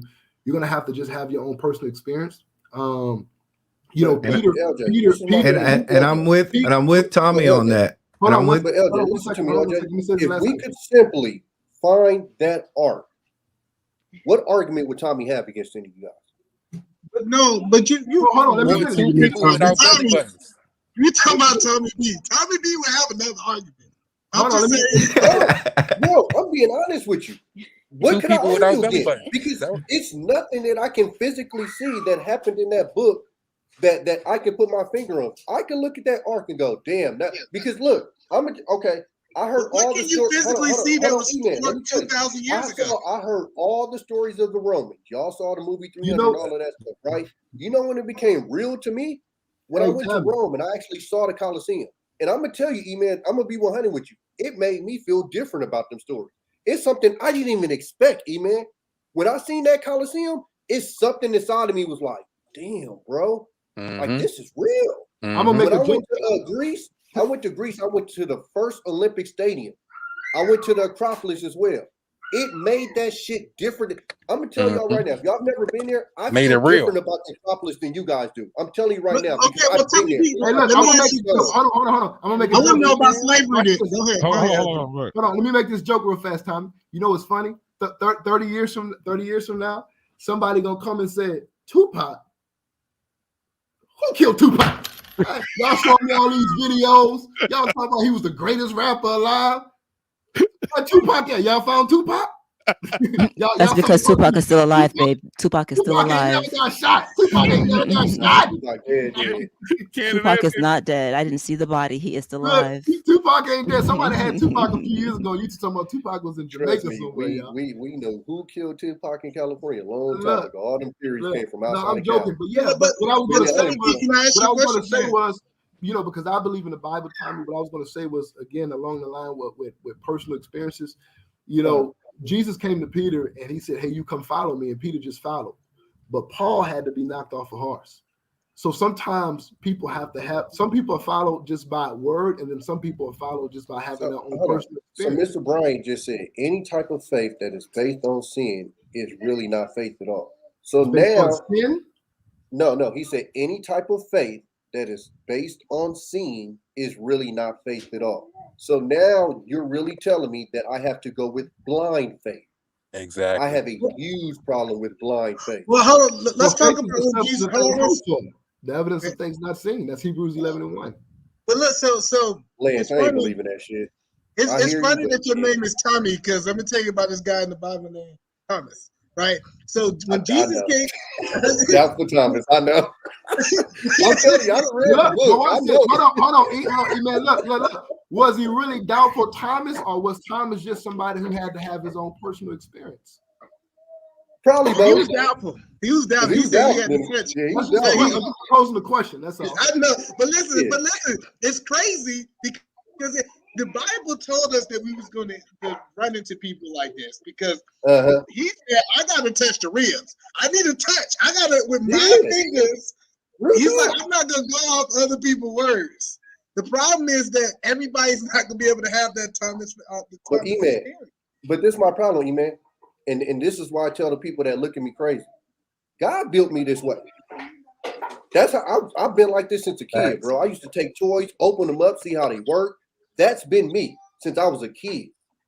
I mean, even the TVs, bro. I've opened up TVs to see how, like, that was. And my son right now, it's a reincarnation of me. He do the same shit.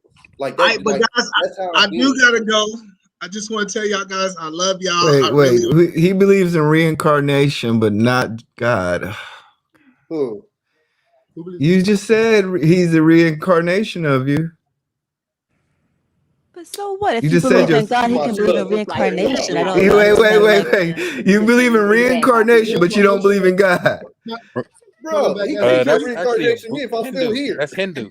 It's Buddhist belief. But no, he doesn't believe in Hindu God. I want to say one thing, Tom B. I'm still here. He can't be reincarnated. He gonna come back as a tree, but he said he's gonna print the Bible on him when he come back as a tree. Go ahead. So I just want to say appreciate Black Man Unfiltered for actually having the conversation. This was a very dope conversation, and I want to just tell Tommy B, if you seek after the Lord and you want to have that experience, He will make it happen. So I appreciate y'all guys, and y'all have a good night. Hey, go take care of that baby, man. I seen that That's baby real. come and grab you a few minutes ago. Take care of that beautiful baby. He got a little baby over there. Go ahead, boy. All right. Oh yeah, he go get it. Look, watch this. Seeking you shall find. Ain't that how I go? There you go. Look. Hey, girl. She's so cute. She's so cute. Hey, girl. She kind of that's why I can't hold mine up. 1, 2. I'll be going straight for the keyboard. Yep. But yeah, but as to Mr. Bryant though, I mean, if that's what it is, I get it. I can't go off a blind faith. That's just me. It's just not in me. And to what I said, that's how God made me. That's how I feel. Like I've always been like that. I just can't go off a blind faith. And especially when people can't answer questions, I'm not going. I'm like, I just can't go off a blind faith. Okay, so let me ask you this. So I know this may sound far-fetched because a lot of things are far-fetched, and this is for everybody on the panel. Everybody. We gotta let Brianna go. Bro. Oh yeah, Brianna. Yeah, Brianna. I'm gonna let Brianna go. I'm gonna say this real quick. Then Brianna, get ready to cook. What? Okay, so I was gonna ask you this. So the measurements of the ark, right? That we talked about is huge, right? They said that the ark was probably a football field and a half long, right?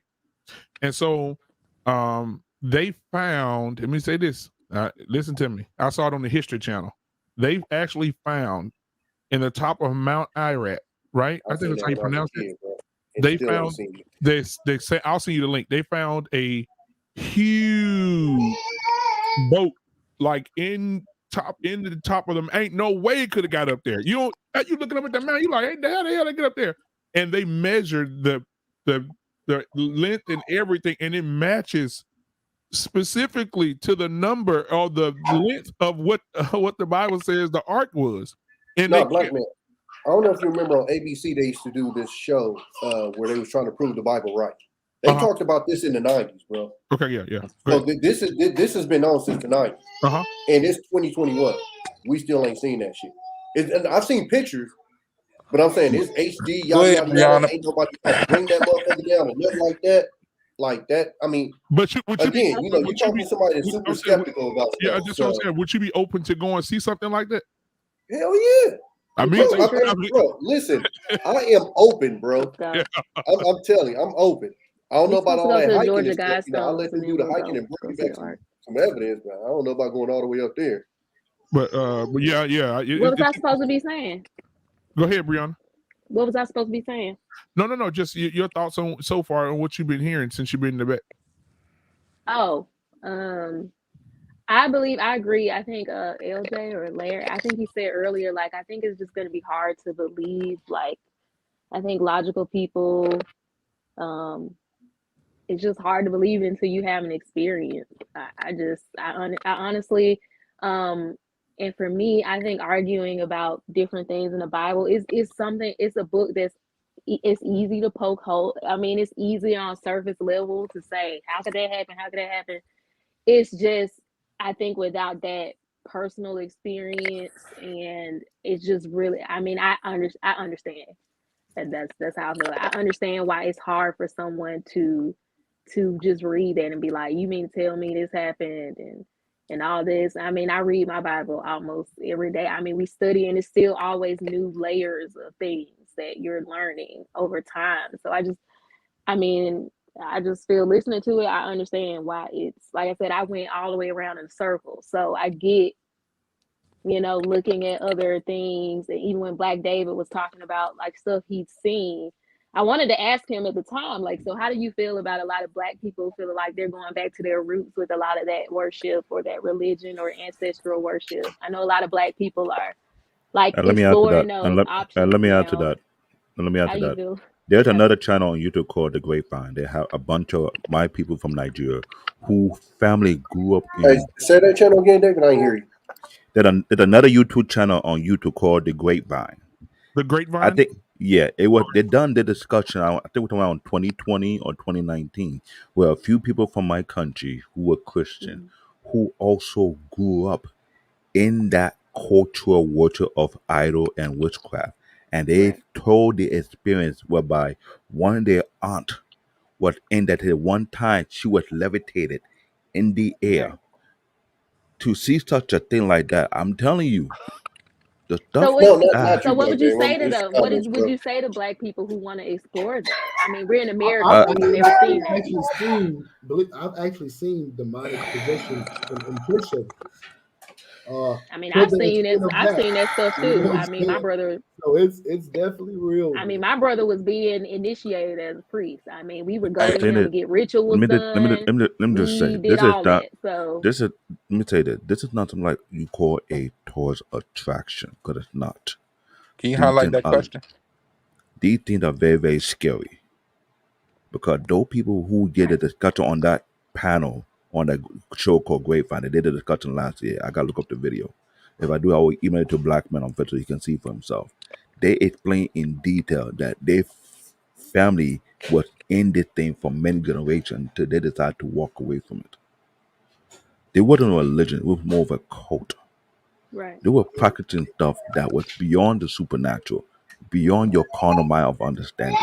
And those things are not something you can play around with. So if the one thing I want to see for myself, this is not no toy to track. I'm gonna let you know right off the back. It's right. dead scary when people are being chopped up in my country and they're selling body parts for rituals. Somebody in my country posted on the Facebook feed, and I was surprised they wouldn't got Well, that's blocked what yet. you They show a person who got arrested holding a young boy head in his hand and his body part in another part in the hand. And I'm like, why am I blocking these things? This is beyond ballistic. This is crazy. But Yeah, this happened. I saw that with the albino community too. right. They use their So bones as for They do medicine. that.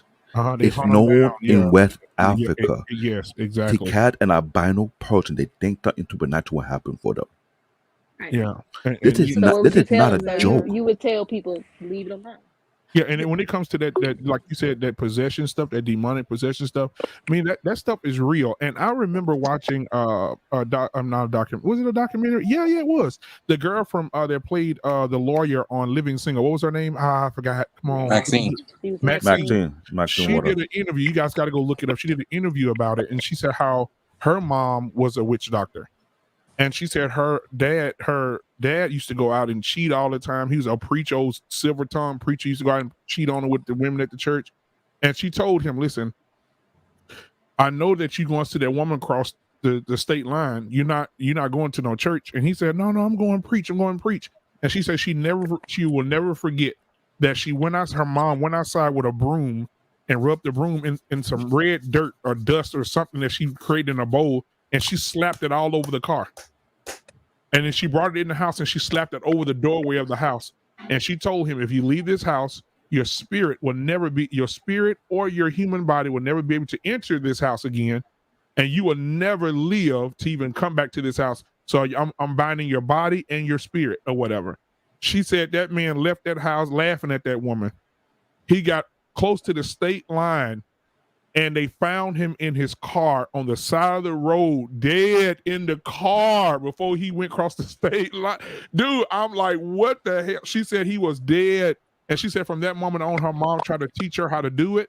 And she said she was so fearful of it that her mama would show her different things like levitation of things or how you can unlock parts of the mind and all that stuff. And she said she would just completely be like, Mama, I don't want to learn it. She said when she left home for college, she never went back. She'll call her and talk to her. But she said every time she come home, Mama tried to teach her those rituals. And that was that black magic. She's like, I'm out. I can't do it. And this happened in my country and multiple African country. Why people are scared. I can't even say scared. It's beyond PTSD to see stuff that is not of the natural, that's more of a supernatural. Right. It will literally mess up your head. Literally. I mean that literally. To me, that's you talk about people coming. You talk about people coming out of the ocean, walking around at midnight, and like not watching, do all kind of weird stuff. The stuff that I heard and stuff I have seen from myself that get the hell out of me. I'm not even going to speak it on there because to this day I don't have the gut to even open my mouth and say it is too hard to explain. But see, So that my thing is this, seem though. more real. Hold Who on. said that? I couldn't hear. Somebody So was my- saying. that sounds more powerful to me than any testimony that I've heard from a Christian. Like I've heard some powerful testimony, but it's always been up to, oh well, like what E-Man said, oh well, if I'd had that right there is physical. They actually did something. They told you what was going to happen, and it happened. That right there, we all believe in that because we see that physically. You see, and that's what I mean about what I said about the ark. Like we all see that, and we've all heard stories about something like that. So that's easy for us to believe.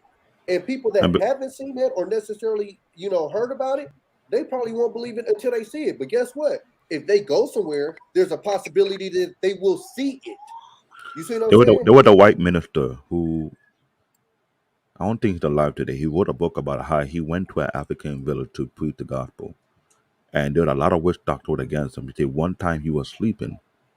They sent demon to his bed to move his bed from one area of the room all the way to the other quarter of the room. Now, if anyone experienced that thing, I don't think you survive that thing mentally. But for him to say that he thought that he was not afraid, and he spoke in tongue and told the demon to put his bed back before you catch it, before you go out, put my bed back where you got it from, because he wasn't going to play that game. That is beyond the supernatural of understanding, because there's not every minister can do that. So you don't And think to me, that happens I cannot question that man's experience. I cannot question it because that's what he wrote in his book. But to many people who had different experience that is somewhat similar to that type of realm, you can't say they are lying. That's the problem. Africa is a huge continent. The stuff they do there, it will throw you off. But yet the continent is rich of culture. That's what I tell people before you go to Africa, know somebody who knows the place better than you, like a guide. Don't just go there willy-nilly. Just like you going to Brazil. How you go to Brazil and I realize Brazil is a crazy place that you could get robbed right on the back. You don't know how to So get you in don't and think out. people are having those kind of experiences here in America, Tommy? Not. You talking about the mind experiences? I'm speaking in Tommy's experiences. Which experiences are we talking about? Yeah, I mean, because he was talking about some crazy like supernatural experiences, or you don't think some and don't Christians even here get me have started had speaking on supernatural tongues. experiences. But let me answer New Growth. Number one, if you think believing in a football team is the same as faith in God, then I don't even think you're ready for this conversation. You way off. And then you said, what's the difference Man, between look at a Daddy walk on Cowboy water? fan, man. Every year. Walk on water. That's the difference. Did you see him walk on water? I don't think so. They seen this happen. That's the difference. Next. Hey, you know what? Let me say this. There is this lady. Her name is and you know what, LJ Larry may know who I'm talking about because he's from Louisiana. We're both from Louisiana. So there's this lady named Julia Brown from Louisiana, right? She lived in Frenier, Louisiana. And I never even heard of the place. Wow. So y'all have to Google this and you'll see the story. But she was also a voodoo doctor like Marie Laveau. Now Marie was the top dog, but Julia was right under her, right? And so the white people, the Caucasian people, used to take their babies in the swamp to allow Julia to do the witchcraft over their children with fever and all this kind of stuff, so the babies would heal. The baby would the babies would feel fine after she got done, so they would sneak their babies out there to this black woman. Well, one day a baby came that was very, very sick, and her ritual did not work, and they took the baby home, and the baby passed away. A crowd of white people went down to the swamp, dragged her out of the house, right? And they went to hang her in the tree. This is what she said at her death. And this is from the journal of a white man. That was one of the white men that was hanging her. He said, we're hanging you because you murdered this child. She came back and said, I did not murder your child. Your child was too sick you brought the child to me when they were too sick. I did not murder your child. It was your child's time to die. And so they strung her up in the tree. And the man asked her, did she have any last words? She said, you made the mistake of asking me, did I have last words? And he said, do you have them or not? And her last words were this: if you kill me tonight, I have 5 children. If you kill me tonight, I have a husband. But I promise you, if you kill me the day of my funeral, all of you will die. All of you will die the day of my funeral. And she said something in tongues or quoted something crazy, right? So the day of her funeral, when they had the casket there, a Category 4 hurricane hit that town and drowned every resident there. Nobody survived. The entire town flooded. Everybody died the day of her funeral, bro. Cause and effect. Everybody died the day of her funeral. That's right. I got chill bumps. That freaks a person. That'll freak you out, bro. To hear this lady speak death on an entire town, and the hurricane comes and kills everybody. Like that's crazy, bro. And looking up, her name is Julia Brown. Let me Louisiana. Hold on, Guys. In Louisiana, yes. Guys, I put the link. Up and I'm with all the smoke. So you said look up fear, an unpleasant emotion caused by the belief that someone or something is dangerous, likely to cause pain or a threat. So explain to me why the fuck I want to feel that about God. New Growth 42. Because the threat of death. Once you die, your afterlife. Like I'm with all the smoke. If you want to cam up, bro. But the fact that you brought up football, that like, what are you talking about? Faith in the football team. Like, what are you talking about? Don't let that chat get to you, boy. No. It got to me the other night, bro. It got no. It's not even like that. But yeah, first of all, I dare you to look up the definition of fear, and that literally led more to my point. Like, what are you talking about? I'm built for this. This is what I do. Fellas. I just shared the link of that particular park, and I was talking about whereby people from my country were there on the panel talking about why they couldn't understand why African American want to practice what we were trying to run away from. New Growth just cammed up. Cool. Know what I mean? Yep. There you go, New Growth. Peace, so brother. when you get a chance, click on that link. You watch it for your own self. You see what I'm talking about. What's good? Hey, bro. Calm down. For the fact of the matter, I said look up the word faith. I don't know what you reading. I guess your mind is fixated on. I said look up. No, I said faith because we were just talking about it. You said if you got the same thing as faith in football as it. No, hold on. You said the same thing as faith in football. No, hold on. Let me finish talking. I'm telling you what you typed. No, I'm telling you no. I'm telling you because I rebutted because you came back and said if you say that faith, if faith is the same thing as football and God, you don't need to be in this conversation. Did you not say that? And I said I dare you to look up. If you think faith in a football team, hold on. So what does it say? Did I say fear or faith? No. Right here. I dare you to look up the definition of fear. You didn't tell me to look up nothing there. I'm talking about hold on. Where's that? It's under that one. Oh, there you go. That's what you told me to look up. Read it yourself. Oh, yeah, say fear. Thank you. Okay. I dare you to. Okay, so No, my bad. The word that I meant to put on there was faith. It was autocorrect's fault. That's That what was we just were the talking about. autocorrect. Okay, so now hold on, Negro. Yeah, blame it on the iPhone, man. Exactly. Now hold on, Negro. If you think, because I got a whole bunch of partners that's Browns fans, and I call them idiots every year for having faith in them dudes. But if you think that's the same as believing in a deity that's in control of your afterlife, then bro, what are we talking about? No, see, you're trying to bring it back to prove your point. The definition of faith is the definition of faith, regardless of what we're talking about. Like I told somebody earlier, the definition of faith is if I work 40 hours and I believe, I have faith that they're going to pay me at the end of the week. That is considered faith. You want to make it seem like faith changes the definition of the word because we're talking about something greater than something small. From? It comes because that transaction has pretty much happened before, and if it hasn't happened for you have. But it's several still other faith. You're employees trying that to can speak break that out. happened to. You're trying to break down the reason that you have faith. But faith is faith. You have faith that if you jump in your car, it won't spin out of control and crash into a wall just by itself. You have faith of that. You have faith that you're going to get up in the morning and that your house won't be caught on fire. You have faith. Those are things that we're based on. It's a belief system. You try to act like people don't supposed to believe in something. And I don't have a problem that you don't believe in what other people believe in. Hold on. All the Christians on the panel, have I presented to you guys, like I said, you guys shouldn't have faith? No. Thank you. Anybody No, I'm just talking about right y'all shouldn't have faith? You don't have to ask nobody else. We talking to each other. Are we going to have a That, conversation but or you it's a got bunch a of Christians room on here. section? Not one of them have taken what I said as that. That's my problem. According to what you just told me. I think what's happening. No. According to what you just told me, bro. You told me bro. that if I think that faith is the same as football as it is with God, you don't deserve to be in this conversation. Absolutely. So it's me and you cooking, totally not everybody things. else. Don't say, did I ever say this to anybody else? I'm responding to what you said. Okay. Let's try to break this down elementary. Okay, elementary. When somebody builds a football team, or I'll give you a perfect example, the Warriors.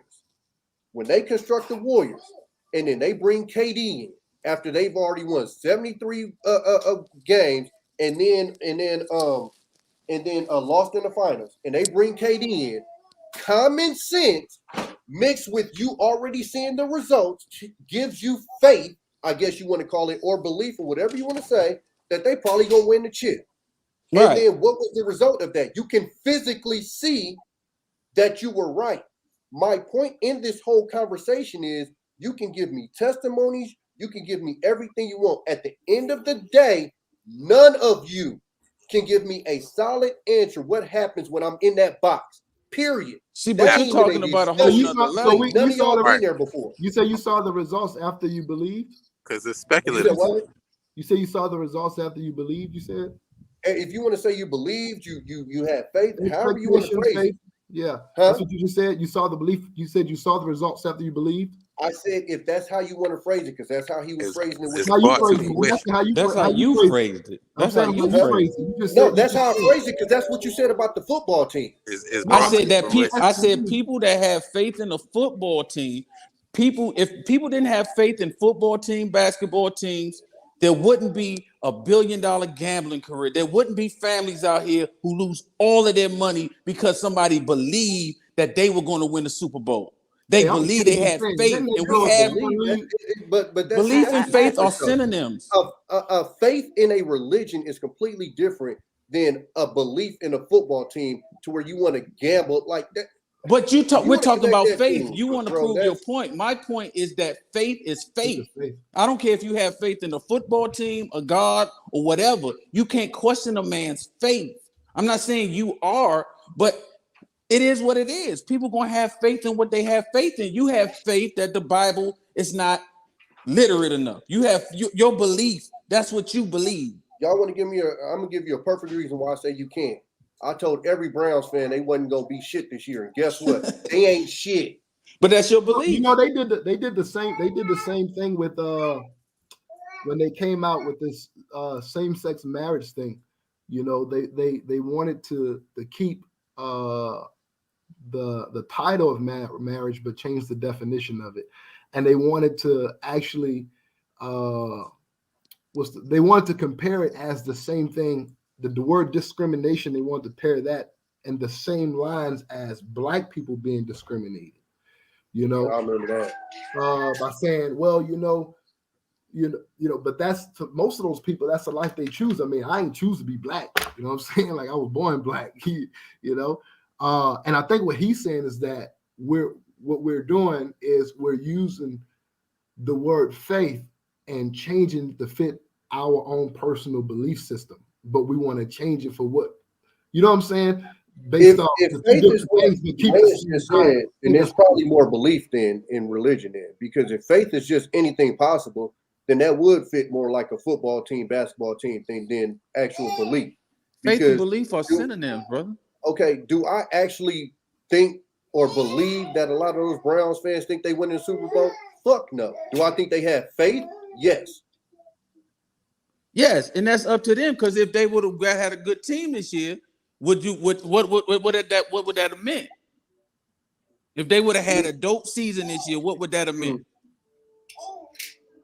That their faith was true, or was just was coincidence? Absolutely. No, it's no way that you can see if a person's faith is true. Your person's faith is to themselves. That's a personal walk between them and who they believe in. Like if I have faith in God, if I have faith in Allah or whatever, that's between me and that person. I respect what you're saying, but it's like, how can you question a man's faith in, like, how can you question? I think what he's saying is like, even if it doesn't come to pass, you can't discredit that person's belief for it to come to pass. I think that's what he's saying. Like you might have somebody who has cancer and feel like God can heal him, but what if God don't heal him? The three Hebrew boys said, hey, look, we ain't bowing to you. We know our God is well able to deliver us from this flame, but if he don't, we still not changing what we believe.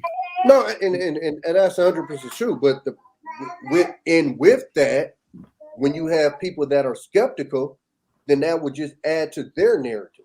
Right, wrong, or indifferent, but that's what it will do.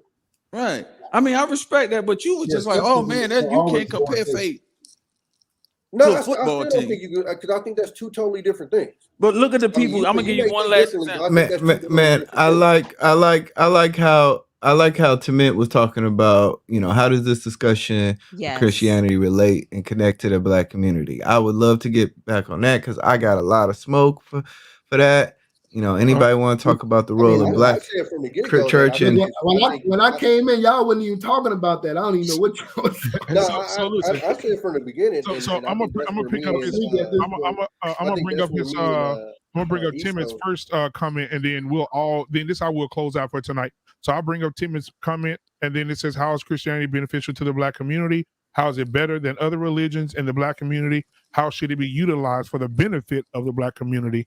And so we'll start with none other than eBlack TV, and then I'll pick somebody else. eBlack TV, then we'll go Brianna, then Candid Ann, and then we'll go from there. Yeah, put it back up because I want to answer in succession. So how is Christianity beneficial to the black community?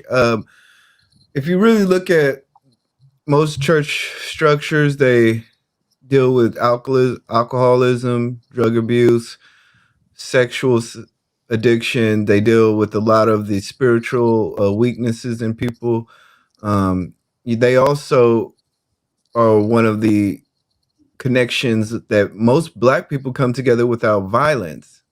These are institutions that, like I said, they also, you can even go into the fact that they are heavily into the political game. They, if you want to talk about the role of masculinity in men, the church is one of those places that, supposed to be preaching that as the man being the leader of the family. So that's what I feel is doing good for the community. It's one of the last few places of institutions that actually, are doing the dirty work that nobody really wants to do. The Boys and Girls Club used to do a lot of stuff, but there's how many of them are left? So, don't give up on our black church in our community and their role.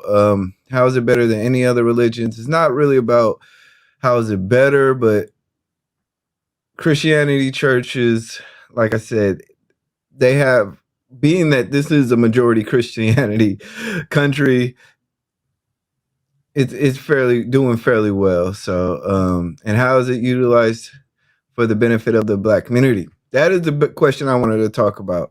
The problem what I see as a man of faith is that a lot of people have a lot to say about the church, but don't actually want to go into the church and fix it. It is your role as a man to go into a structure and into an institution and fix it. We all have a lot of things to talk about McDonald's. We have a lot of things to talk about a lot of these businesses. We're willing to go to school and go into these companies and try to fix them from the inside.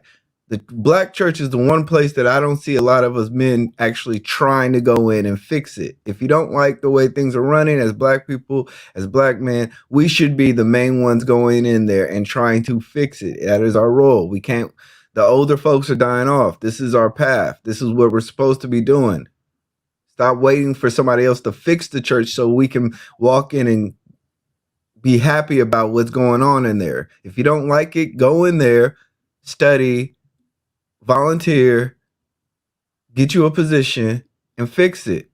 Stop trying to complain about it. So that's the one thing I see. So that's why I think a lot of people have fake outrage because they're not willing to put themselves into a leadership position. They're waiting for the church to magically come out with a new saying. And then next thing you know, we walk in and it's the Black church fixed now. I'm going to go back. It's like, no, you're supposed to go in and fix it. So that's my thing. So, so it was Candid Ann next, right? I think it was Brianna. No, Brianna. Yeah, Brianna didn't Candid Ann. I'm sorry. How is Christianity? Okay. So when I speak about Christianity, I'm speaking from separate from the church because I don't believe that the two they don't need each other to necessarily exist. But it's beneficial to the Black community because I believe being a Christian, when you accept Jesus as your Lord and Savior and you try to walk in his path, should transform your life and it should make you a better person. And I feel like Christianity helps me figure out where I fit into the bigger picture and how to relate to the world and others. It's a compass in the way that I carry myself. It's a way in which I carry myself that is not dependent on any external factor. It's not dependent on how someone treats me, or it frees you from a transactional state of being. And I think that that's beneficial to the community because no one's perfect and everyone has issues. And if you have a compass that tells you that this is a standard to which you hold yourself and it's not dependent on how other people outside of you treat you, I think if everybody really took that on and believed that, it would benefit the community as a whole. How is it better than other religions? Once again, I don't believe any religion is great because I believe once you put man in the middle of your relationship with God, there's always room for misinterpretation, misdirection, confusion, as we see. So I think that a relationship with Jesus is better than any religion because it has the power, once again, to transform you. And the gospel is about freedom and being able to be free from the debt in which you're born into, and realizing that you can conquer that if you follow his path. So I think it's a good message of freedom and taking your power back in a way of you're bigger than your sin, you're bigger than the debt you were born into, and Jesus is bigger than that. And how can it be utilized? I think if we really focus on like how it truly can transform you, and every Christian was truly transformed by the power and believing in Jesus, that it would benefit the Black community in ways we couldn't even understand. So that's my answer. Thank you for that, Bree. Thank you for that. Candid Ann. Alrighty, so I think for me, I have a little issue with the word community as it pertains to Christianity, and that's why I have an issue with the church, not necessarily Christianity, but with God's people. I've often said that I love the Lord, but I don't like his people. And it's because I really have an issue with the church. And so therefore, when we talk about like how is Christianity beneficial to the Black community, to be honest with you, I don't know that it really is. I think it's at times very detrimental to the Black community. I've seen more hatred. I've seen, instead of people utilizing the Bible for self-edification and reading it in order to live a more spiritual life, I feel like they use it as a weapon. I often feel like, the money that's wasted and looking good and church hats and all the stupid things that we do in the church community and the looking a certain way and the pastors needing all these fancy things. What problem has Christianity solved? We're still poor. The Black community is still the poorest of all the races. So what have you solved? What's all the tithing for? What have we solved? Absolutely nothing. But yet we go to church, we keep tithing, we keep dressing up, and it's not actually helping our community, right? So how is it better than other religions? I don't know necessarily that it is.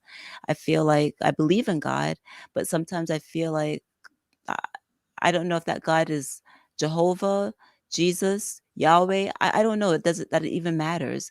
I believe in a righteous life and trying to do the right thing. And I don't know that I always have the direct answer. Is it the Buddhist way? Is it the Christian way? I'm not exactly sure. And lastly, how should it be utilized for the benefit of the Black community? Well, just the opposite. I think, like I said, the Christianity should be utilized for self-edification. It should be utilized in order for us to better ourselves and take a look at what we need to do in order to live more righteous lives. That's all. Right. And so if I can say to respond to something that you said about what is the church doing, as far as, people dressing up and going, there are churches that are like that. I think like, even when it comes to when we speak these things about women, I've gotten to the point when I first, started this show, I was gung ho, okay, this all of them like that, hell. But I had to get to a point when especially when I met you, Candid, and remember we had a conversation about, I was like, man, the way you carry yourself in your marriage and how you handle things are different. So I started seeing different walks of life and different women in these circles. And so it changes the way you think. And so and a lot of women say you can't put women all in the same box. And so when we say that about the women, we must also say that about the church as well, because some churches are out here that are not doing the work. They're not doing the work. They are they're money hungry. They're getting all the money. That's right. That's the negative part of it. But we can't say all of them, because I know a few of them that do a lot of work in the community. I know churches that are paying people's mortgage right now because they're unemployed. I know paying people's mortgages, paying people's car payments, paying people's light bills and water bills, and paying for their people's daycare, and just making sure people are taken care of. I know a couple of them right now that are Yeah, like, but when I say that, I understand that there are instances in which churches can be beneficial. I'm just talking about a generalization. And when we look at the Black community, because this particular question is in regards to the Black community, overall, we're the poorest of everyone else in America. So, like, if how much is the church helping the Black community? And this is not really necessarily about wealth. I was just using that as an example, but in terms of community, we're very divisive. If you think about the LGBT or whatever community that compared to us, we're very divisive. Think about the Jewish community compared to us, we're very divisive. So when I was talking about that, I was just using the financial situation as an example, but it's really more so talking about the aspect of church helping us as a community. And I don't really feel like the church has helped us be collegiate as a community. right, okay, all right, I get your thank you for your perspective. I appreciate that. And so we'll move on to, let's see, Larry, LJ, bring it to us, Doc. Man, I'm sleepy. I think how is Christianity beneficial to the Black community?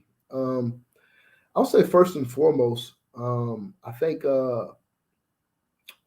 let me say Black preaching. Let me say this: Black preaching has always been the forefront when it comes down to having the pen moved. When you think about great men like Martin Luther King, even before Martin Luther King, Fred Shuttlesworth, Ku Klux Klan burnt down his church, and they beat him, and they asked him, they said, man, you need to quit that preaching and talking about civil rights and stuff like this. And his response was, he said, God knew I was going to be born in a hard time, so he gave me a hard head. you know, and I think it's guys like that who stood up for not just Christian liberties, but also liberties as African Americans, things that we should rightfully have, has been very beneficial to the Black community. I think what we've lost along the way is we've lost leaders like those guys. Oh, I mean, we got guys. I mean, you got is it Jesse? They call him Reverend Jesse Jackson. I don't think he even has a church. You know, old guy who's been around for a while. You know, we got, I think, Jamal Bryant, who's doing some civil rights activist stuff. I mean, all great men. But I think in our generation, I guess the millennials, we don't really have any stern men who's actually living the life as a Christian, but also is also in the political field. That, to my knowledge, right? But I do think that, you know, Christianity is very beneficial to the Black community. The first brother who spoke early on talked about, you know, people having alcoholism. I mean, my grandfather was an alcoholic. He's in the church. We talked about voodoo and witchcraft. My grandmother, my mom's mom, was heavily in voodoo in New Orleans, Louisiana. She's in the church. We have, you know, family members. I didn't grow up in the church, so it was just something that I got into in my later adult life. But I think it's very beneficial, you know. How is it better than other religions in the Black community? I think if you compare Christianity, you know, Martin Luther King and maybe Malcolm X vision, I think overall, they were all fighting for the same thing, which is equal rights. I think how that message is displayed, you know, Martin Luther King was more of a speech and you know, God's gonna do it type of person. Malcolm X was more of a, you know, I'm gonna let you meet your God type thing, you know. You know, I think how it's presented, you know, every man's going to do things, I guess, to the best benefit of how they see it. For me personally, since we're talking about Christianity, I think it's good because you can see, you know, when I came to church, you know, I saw Black men who had children, you know, and they were there with their sons and they were going to the games and they was fathering their children. It's not something that I actually saw growing up. So I think that's good for the Black community. How should it be utilized for the benefit of the Black community? I guess that goes back to my first thing, is that you know, again, just really enhancing the Black community, not just from the spiritual standpoint, but also from a prosperity standpoint. I think the prosperity message of people preaching against, you know, saying, hey, well, you know, you give 2,000, God gonna bless you with 200,000. I think people then got hold of that game. I think it messed up a lot when it comes down to people actually believing God can actually bless them, and they've given a lot, even to the extent of giving their own light bill money. But I think God wants you to be prosperous in every area of your life, you know, not just with money, you know, having great relationships, you know, being a great father to your children, having a great relationship with your kids, having a great relationship with your spouse, having great friendships, being prosperous in every area. I think when it comes down to kind of piggyback off what the sister just said, when it comes down to the financial situation in the Black community, one thing I learned from my business mentor is that we tend to, when you look at Black churches overall, especially some that are in the hood, you may have a small Black church here with a few members, but right across the street you got the temptation, because you got the convenience store that sell alcohol, they selling dope behind the store, they got all type of stuff. I think it's I think when it comes down to our culture, we have our churches in some of these dilapidated areas, which makes it hard because people don't actually get exposure to a better area, unlike some of our counterparts who has churches in more productive part of towns where they can go into our communities and get our young men and young ladies and bring them to a different spot in the city where they can have exposure. Exposure is everything. But in our Black community, we tend to witness in our environment. So if I'm nothing wrong with working in the restaurants, right? But if I work at Taco Bell making $7 an hour and God changed my life, then the people I'm a witness to is typically, you know, people that's in my environment who's probably making the same amount of money. And so if we're talking about giving to the church, well, they don't really have much to give because of the environment that we're in. And I think once the African American overall outside of the church start elevating from an educational standpoint, I think we need more lawyers in the Christian faith. We need more doctors in the Christian faith. We need more NBA players or whatever.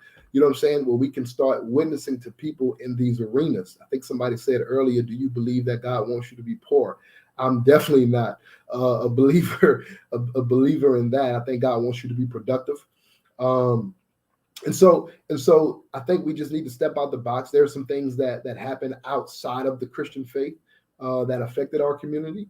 And so there's some things that just need to be fixed. You know, Martin Luther King said, you know, do we get mad at the people? You know, the riots are the voices of the unheard. So do we get mad at the people that are rioting, or do we get mad at the people that created the actual environment that causes us to riot? And so there's just some things that need to be changed overall that you really can't just pinpoint on a black church.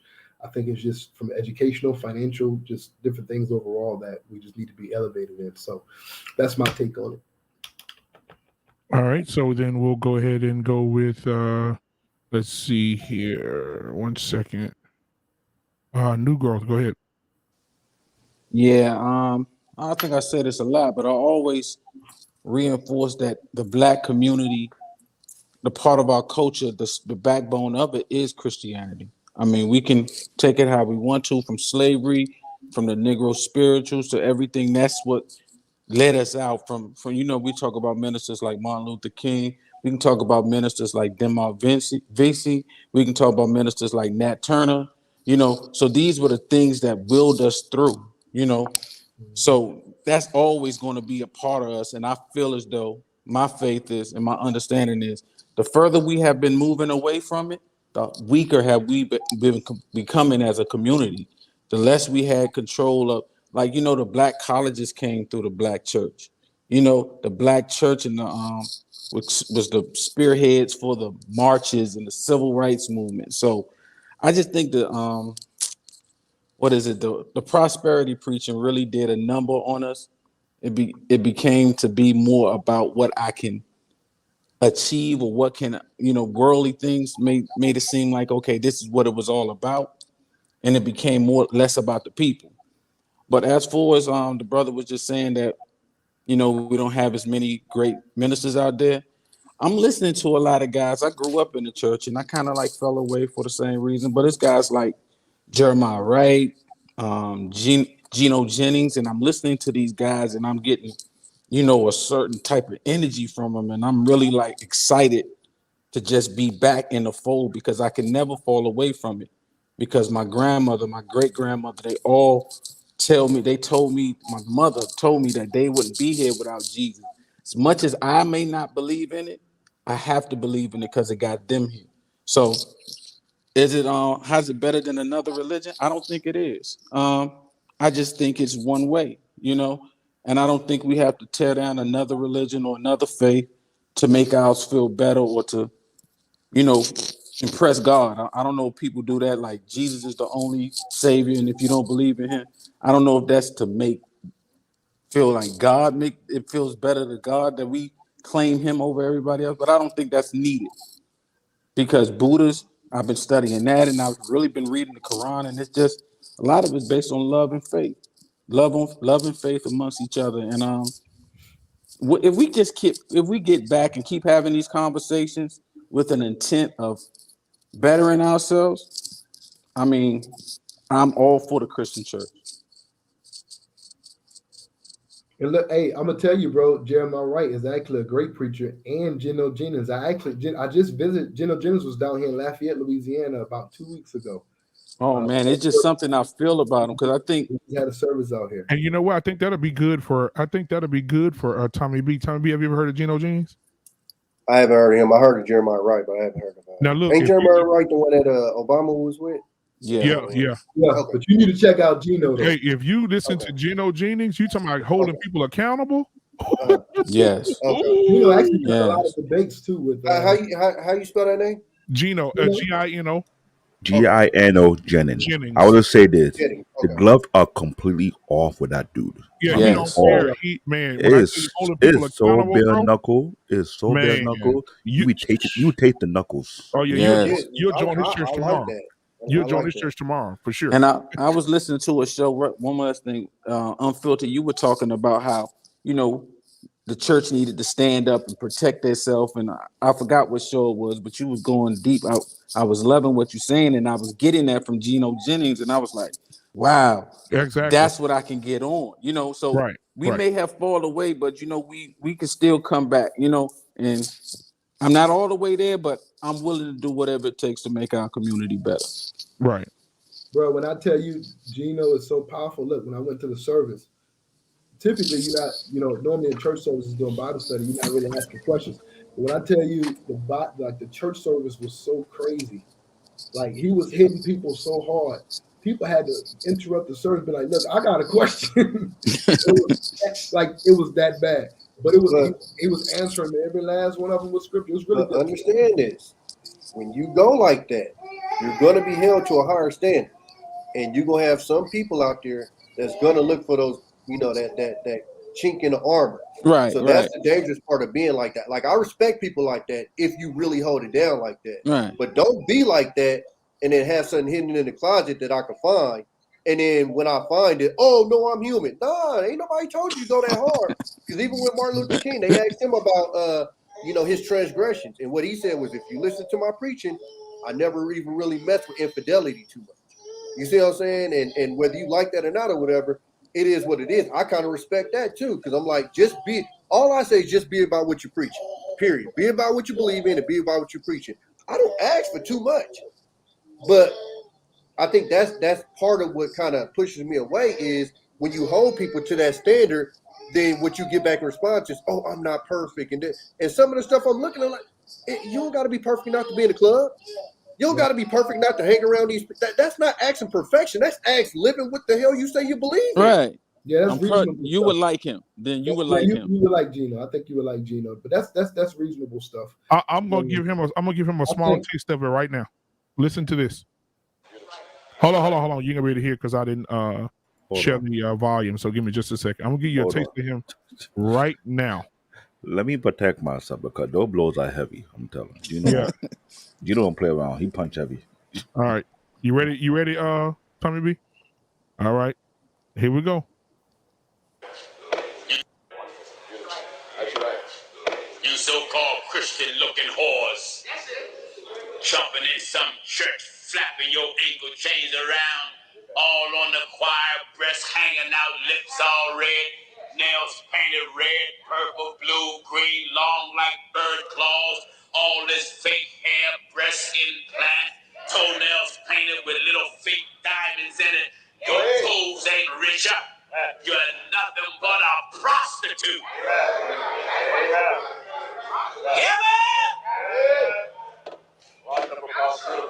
Go to church now. Go to church. Got nothing but a singing hoe, a shouting hoe, a organ playing hoe, a choir director hoe.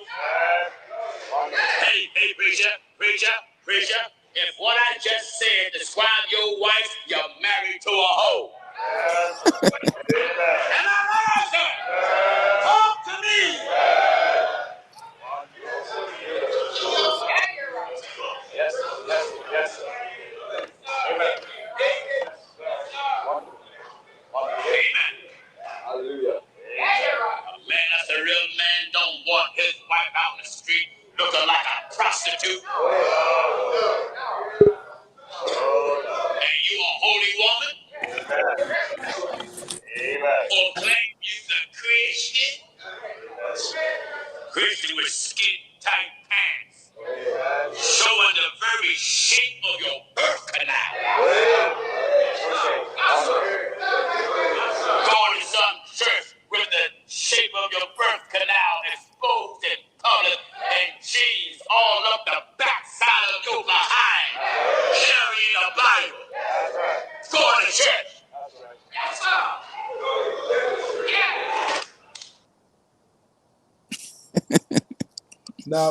Now that clip, you actually got to see the interview on it. Right. That's a small messenger of the Almighty God, pastor. They can choose that clip and they can kind of take it any kind of way. Yep, So the actual sermon was actually really, really good. Horror is actually in the Bible, of course. Right. But I don't get hung up on words, bro. But and backed up by scriptures. He backed a lot of stuff up he by backed it by instant scripture. about. My only downfall with Gino, I love him. The only downfall with Gino is he uses a lot of downplaying and talking. Well, let me not use the word downplaying, but he criticizes a lot of other brothers in the faith, which you should. Oh, so he like Kaylin, you don't even know this dude, Kaylin. Come on now. God damn. Everybody's preaching something right. She say something wrong. You shouldn't. I don't think you should talk about people and what got them to where they are. I think God is a God to where he builds on top of the where you come from. But outside of that, he's phenomenal. Yeah. So Candyman, what did you feel about him? Candyman, you still there? Yeah, I'm sorry, I was muted. USA. What did I? You know what? I'm gonna tell you that I that's a small clip. Yeah. And I think I should take a little bit more time to listen to the entire thing, because from what I saw, he just seems to be loud and disrespectful to me. And that might not be the best clip for me to be introduced to him.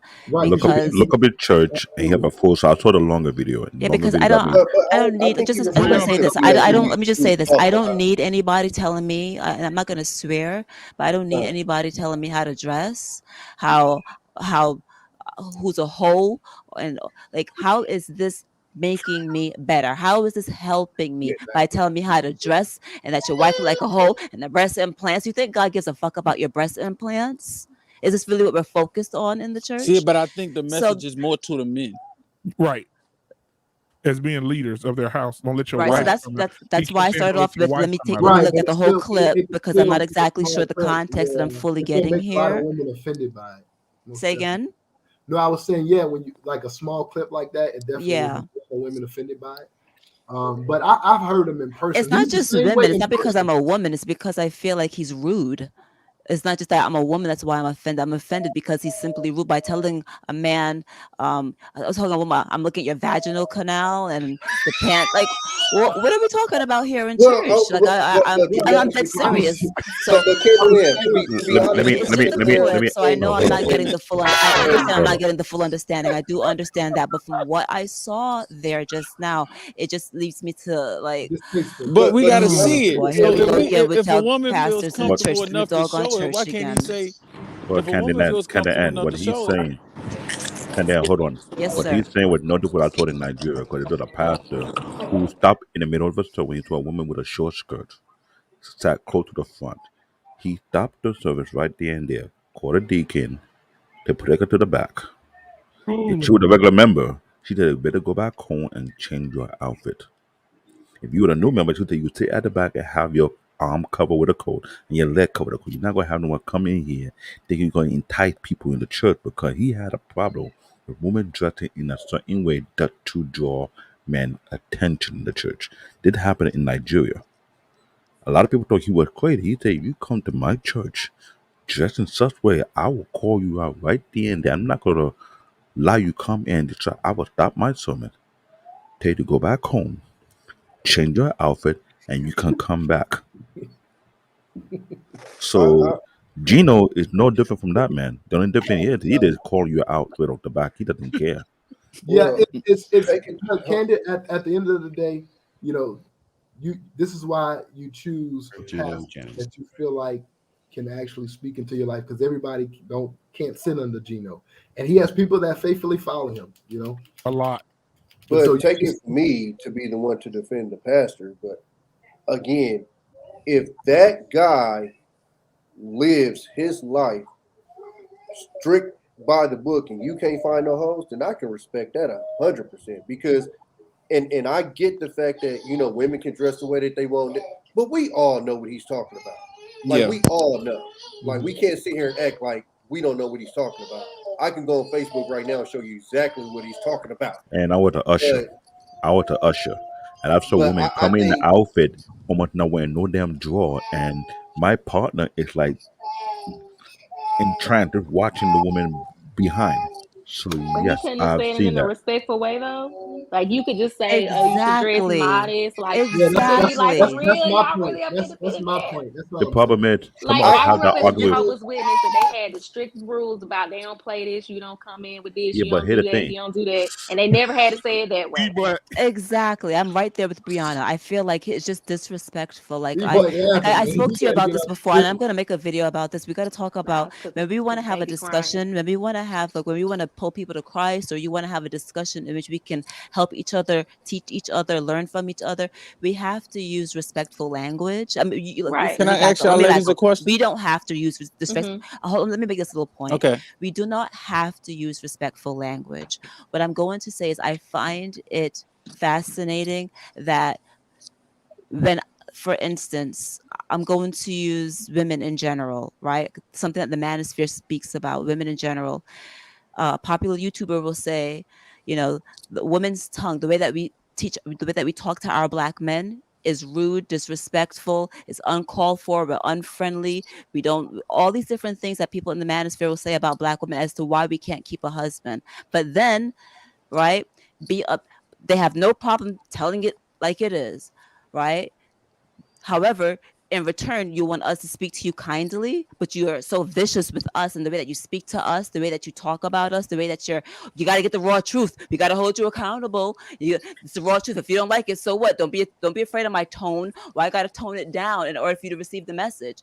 But now you're complaining about the fact that my tongue is rude. So it seems to me See, but he's not a oftentimes part of the manosphere. it just seems to me often forget the Yeah, manosphere. I'm so just it's using that even as an worse. example. Right. I think Hold on a minute. Let me just so wrap it's it up. even I worse. promise I'll wrap it up. Person A, right? Forget the manosphere, forget all that. The person A, it seems to me oftentimes that when we have person A doesn't, when person A has to tell, I'm gonna pick somebody, Mr. Black David, person A, Candid N, right? As an example, it seems to me that whenever person A wants to speak to Black David, I could tell, I could I could speak the raw truth. Why you gotta be concerned about my tone if the message is real, right? But then when I expect Black David to talk to me, I want him to temper his tone. Please speak to me respectful. Why are you talking to me like that? You have to understand that if you want someone to treat you with respect, then it would only be fair that you would at least attempt to speak to them in a respectful manner. If you want to have a real conversation, if you want to just spit your vitriol and have the other person spit their vitriol, then okay, but where do we learn? Where's the edification? And I'm expecting some kind of edification, some kind of growth as it pertains to the church. If I'm going to just over here politic, I might just go to the damn barbershop and politic where these words mean nothing and we could just go ahead and yell and scream at each other. But we have to have some kind of respect. I'm expecting that pastor to be a leader, right? Is that what he's supposed to be? He's a leader. That's what he was doing. By talking about my vagina? Like that. Listen, No, but the question is though, can I ask the question? I know specific women that he's talking to. I know women that go to church on Sunday, literally hours after they left the club, dressed like a whore.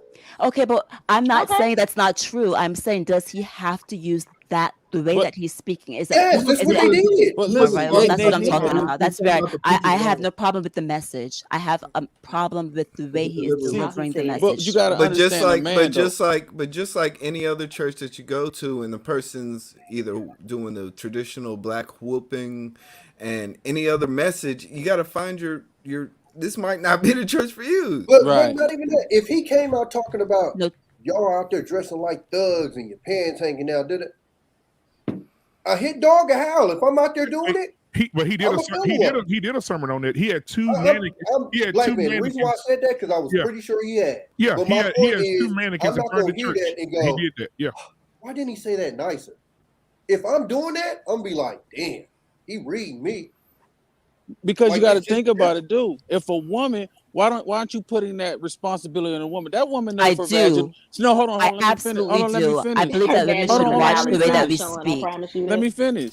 A woman knows, you are women. Y'all know if your vaginal is showing. You know if the pants are too tight and your butt shaking in the mirror. Y'all Maybe stay in the some mirror a women lot. don't. So no, huh? Brianna, Maybe they shake their butt in the mirror to make sure it's shake. Come on I've now. been there. Like, for So real, that how let's be real. disrespectful He in the is church. she? How Okay, so disrespectful is y'all go to she? church. No, y'all go Brianna, to church. Y'all go to we church, put right? on pants and Hold walk on. out. Y'all Y'all don't. go to church, right? How many women do you truly see walking in looking like a legit prostitute? I don't know. I'm not asking thinking that I'm looking at his congregation, the women he was paying in across in the audience. Like, Rihanna? no, I think Hold from on. the outside of the I live church. in Atlanta. I don't think It's it's a a lot. I live in Atlanta. I know So people you, walk around the so you street see like the that. girls I'm not talking about the street. twerking on Oh, the you talking about inside the choir. church? Yeah, I don't. He wasn't see that talking many. about on the street. He was talking about in the Girls church. twerk in the Got you. choir. Listen to the He was deep talking. voice. Hello, Rihanna. Remember what I said? I work as an usher in the church, which means I direct people to their seat. Okay, In so many when they Sunday, have no, on a short listen, dress, listen, what do you listen, do? You give them what? listen, What do you give them? listen. According to my church doctrine, in the church I was working at, I was not allowed to send people home just according to their seat. Right. I had to follow the church rule. Now I Okay. understand what the Bible stands on. And yes, I have seen women dressed in certain way. And I watched the young brother so hook. When I mean hook, Yes. I'm talking about breaking them damn Yes. neck. I've been Yes. there. mean, I so was what do you one of And do? them. So I when they and come in me like and that, me what do you and do? mind you, I'm pure I think African. What I was taught in my country, stuff like that, you get kicked out of the church. But I'm in the So US, they so I get could sent not even do home. that. I'm just asking, what do they do? What do you usually do when someone comes The in? church no, did Usually they don't do nothing. anything. no, They There's no. usually don't many do anything. churches No, that it don't do a depends. damn thing. No, That's what the problem. Hold on, I want to hear what Why LJ you said. He said it depends on why what. do you Hold on, think he you said have pastors sleeping with people in the church? okay. No, Why that you ain't think He all that this ain't a thing why hoe. that goes ain't He a no on? no hoe no no no no too. no no. Let me go back. That ain't why they sleeping with people. The Bible says we are drawn away by our own lust. They got something in them that's Right. pulling them to that. They And ain't you're got right. nothing to do with what they And you're wearing. right. He a hoe too. So the thing is, I'm not I holding agree. that. I agree. I'm not holding that back. so I go both ways. so Yes. what happens is if you like context and message, right? So if you're a person and you're a visitor and you're coming to the church and that's the first thing you hear, and you're unchurched, it can definitely be a turnoff, right? Right. Because you're Right. coming To to a church woman. To to a a woman. but hold on, and also Please don't do potentially, that to let me me. finish. Let Please me do finish. not do Let me that. finish. Let me It's has finish. nothing to do Let me with me finish. I being want a to Oh, let say. woman. LJ finish. Let him finish. Let him finish. Let him finish and I'll answer your question. It's true Let me for a finish. woman, but go It ahead. can also potentially be offensive to a man who's trying to find God and brings his wife because he's gonna have that conversation with her when he get home. She's gonna say, "I ain't going back to that church. That man of God just sat there and disrespected me, and you sat there and we ain't get up and leave." That's a whole. If you married, that's a whole different type of argument. You don't want. That's a whole nother manosphere argument Right. right there. He So kind of so simpish. so you got to present the gospel in love, right? And so there's a way you say everything, right? I agree. The second thing is you know, I've been in church for a while and I've seen people come from the club on a Saturday night on a Sunday morning. These people, most of them, they trying to find God. You know what I'm saying? If they're there, that's what they're looking for. So you can maybe come hard on a Tuesday night Bible study, locker room service where it's you and the saints, and you got a minister who been in the church for a while, and they claiming to be a minister, and his wife dressing like that, and the husband dressing a certain type of way. But Drag it's a them. waste of time. See, but All of that's that. not what happened though. See, that's what we saying we Oh, fall let me away finish. from Let me what the finish. standards were. Let me finish. So yeah. So what happens is this is the power of social media. Potentially that one clip, that's the clip that they show. They don't show they probably got the whole message, but that's the clip everybody sees. But again, this all goes back to choosing a man of God that you feel like you can be saved under and that he can teach you the gospel. Now, Geno Jennings is a phenomenal teacher. He backs it up with scripture, phenomenal scripture teacher. But not every time the delivery is great. You know what I'm saying? And so you can, if I come and say, well, I'm gonna sell you a bag of dog dookie and I can be the best salesman in the world.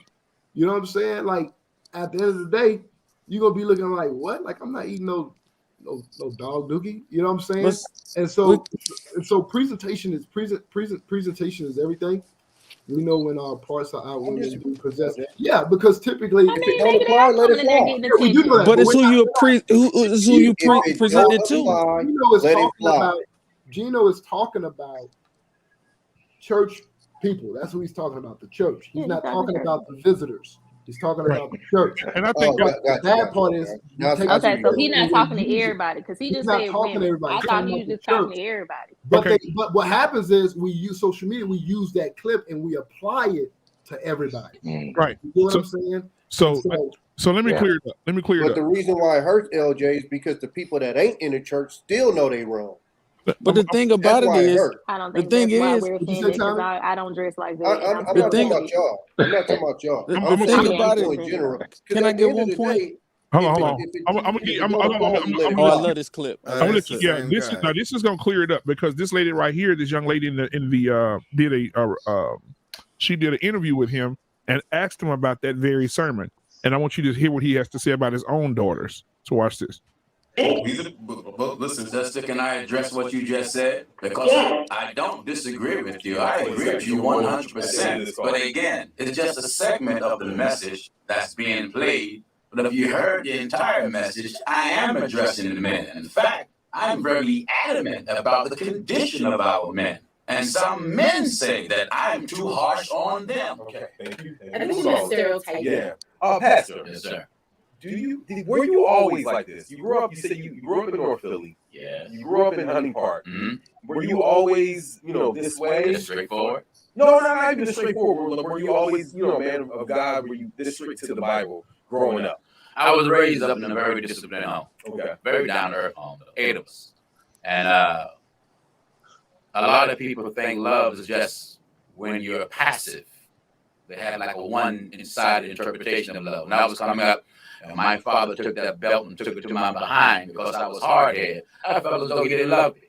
But as I got older and understood the value of what he was doing, I understood that love have a broader scope. So when you tell people direct and what they may call rigid, right away they say you're not loving or you're not expressing the love of Christ. And I totally disagree with such. Do you have any kids? Oh, yes, I have 7. 4 boys and 3 girls. Man. What do your daughters think about what you say about women? Or do they agree with you? Yes, they do.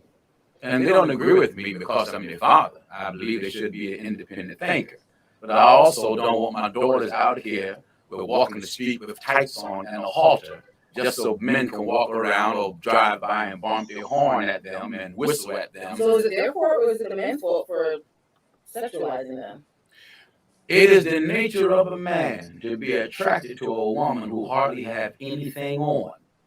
Tights and a halter top? Yes. Let's be real. So then, I'm just trying to think, if I choose to dress today and have a tights and a halter top, and a man honks at me, it's my fault.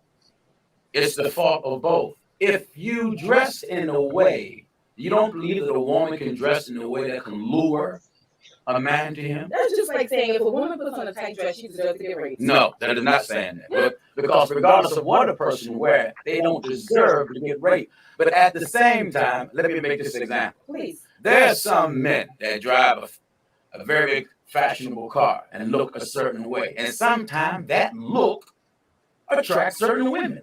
There are certain looks that a woman can have on that make her appear that attract certain men. That's just a fact. You go buy a car because you're attracted to the look, even if you don't know the engine, how it works. That doesn't mean that it's our fault. So what's the proper dress for women? I'm just saying from Pastor Jimmy. Well, never mind for me. From a biblical perspective, the biblical term is modesty. And modesty, when you're dressed modest, you're not half naked. The Bible says that the shame of your nakedness not appear.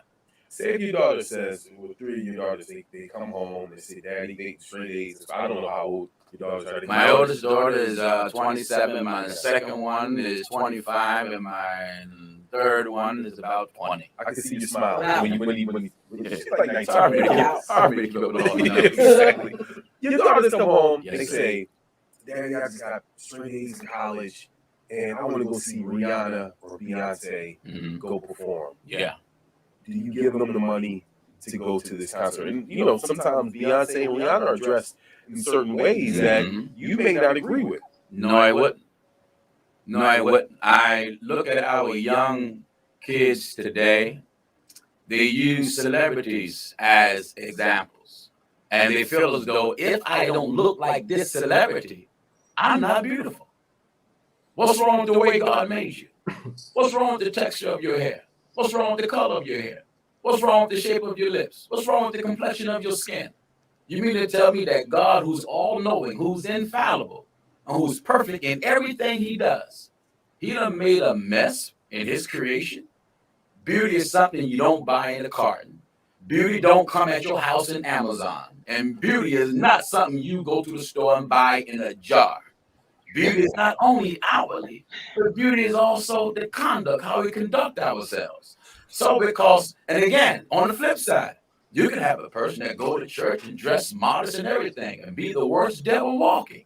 So I believe in both. I believe that if an individual going to be in church and represent Christ, I mean represent Christ. Some folks say, well, it's not outward. It's both. It's out and in. And if you look at the Bible actually deals with both, outside and inside. Imagine me a preacher and walking around smoking. Imagine me a preacher walking around flirting with women. Imagine me a bling bling preacher, rings on every finger and necklaces hanging around my neck. You would think I'm a pimp. Now I can see you didn't have any rings on your finger. No, I don't wear them. Are you married? Yeah. Yes, I am. How long have you been married? I've been married now for 28 years. You're right. And all of you're the same mom? Oh, yes. Oh, yes. No, I don't have no children outside of me and my wife. What do the women in ministry think about your word? Different women have, in our ministry? No, just at large? Women that are also ministers and pastors. We'll get that question. Okay. Answered at 8:43. All right. And it's 8:33. Keep it locked right here to the question. Pastor Gino, going anywhere? You want to talk to him? 215-5. Wow. So why he couldn't say it like that in the sermon? That's all I'm saying. Playing How you know he didn't say it like that? in us, just I think he did say it like that in the sermon. You just No, said the the clip, clip, like I'm you saying like the you clip just we said, just just a listened clip. to, the way he said it in the clip. I'm like, I But understand you that. But he know was what? talking I to don't. his congregation. But Yeah, see, but I you think know what? that's Now, hold on. I Let's, think hold that's on. because the Negro. I want to bring I this to y'all think attention real quick. Hold on a second. He just said something that was very profound. I don't know if y'all missed it.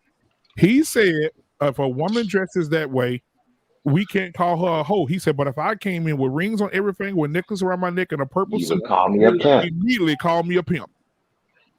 That's it. I think honestly, I think he said it like that in there. Again, instead of focusing on the message, people like to, because the first thing that people want to do when they hear truth is they want to detract. So instead of listening to what he's saying, the No, tone, the I this, agree the with that. his message. My argument is not his And message that was should be the end defined. of You it. shouldn't go into No, that church is like not the that. end of it. Why So is my That that? is point not the is that that if is you're a not the end of pastor it. and you're talking like that, I just find like I'm not saying that a woman shouldn't dress modest when she go to church. I'm not making any of those arguments. Once again, I grew up Jehovah's Witnesses. They got the results they wanted. Women don't come in there dressed in all kind of ways. We carry ourselves a certain way inside and outside the Kingdom Hall. They never had to talk to us like that to get us to do it. Even when women, like people who were new witnesses, would come in and when I said maybe she doesn't know, I wasn't talking about a woman on the street don't know if all her stuff hanging out. I was talking about like sometimes when women would convert and become Jehovah's Witnesses, they may not understand what modesty is. They may think it's modest, but it's not according to the standard. So if they were like, that's all I'm saying. You See, can but get the those thing, results, but you don't Yeah, have but they to would talk disown like your that. ass. the thing about it is that he's basically, and this is what we've been talking about. A large amount of the church has been female driven. The congregations have big, huge female followings for years in the black church. But this guy is talking to the men. And I can even see Tommy B, my boy Tommy B, his chest even sticking out like, yeah, because it's Yeah, I relating saw to his us as reaction. Made men. me laugh. It's I had to relating to laugh us at as that. men. He had a So Waco it's car. Tommy talking feeling to it. us Yeah, his again. eyes got And it's real big uncomfortable when he for a heard lot of that word. women, but it resonates with us. So you gotta, like, if you want your man in the church, you gotta let him be a man. Like Unfiltered talking about this the other day about being able to protect your house, and I was just like, yeah, we need to be men again. So how are we going to do that if we keep ignoring the men to satisfy the women? If it doesn't apply to you, chill out. It's Yeah, talking to us. so what I'm saying here Well, is I'm with Brianna and Vince. I 100% believe in his message, right? And what I'm just saying to you is that just like you want women to watch our tongue, just like you want us as women to be to be mindful of how we speak to you. Like it would be one thing if I said, get your fat sloppy ass over to the gym. I'm sick of you. right? As opposed to, babe, let's go to the gym together because I think this would be best for both of us, right? There's a difference in how I'm speaking to you. And as a wife, you would really, and I hear this from men oftentimes as it pertains to Black women. You guys complain about our mouths, you complain about how sharp our tongues are, and you want us to speak to you guys with respect, right? Am I wrong? Am I not? You're Please, right. okay. But that's So kind of then like why? a So bad then why analogy. is it? So then That's why? a bad analogy. So why is it any different when I'm asking the same in return? But that's a Okay, bad analogy, sister. can I I would love to interject hear. there? Yes, please. Oh, let him Just for a second. Can I interject just for a moment? Yeah, I do agree that Geno Jennings, and I've listened to him on many occasions, and he can be quite harsh. You know, I'm just the type of person that I like that type of hard teaching because I'm hard headed. And it's just like a child sometimes, you know, you could say, Johnny, you know, don't get down from there. And then you could say, Johnny, get down, you know, Johnny. And after a while you have to say, Johnny, get your ass down from there. You know, so it's sometimes it's appropriate in certain circumstances. Not all. I won't say all, but then, you know, to base it off of just one little clip that we saw, because the message that he preached, if you watch it from beginning up to there, he starts out at a certain level. And if you know anything about Black preaching, you don't start out loud. You kind of build up to the culmination of it. You know, you build up to it. Now, some of the words he said were very harsh, you know, and it would be nice if we could say it in a nicer way. But you will be surprised as to how many women he got their attention. You know, because who is this person saying this and why did he say that? Let's examine what he's actually saying. And I do believe that women should dress in modest. I'm not saying you have to have everything covered up, but you don't have to have everything out at the same time. Now, I'm 60 years old. I'm an old man, you know, so I'm a little more traditional than some, you know, but at the same time, I would say that I agree with what Candid Ann is saying, and I can understand why she feels the way that she does. At the same time, that message is for those people who heard it, and everybody's not going to receive the way that he put it out there.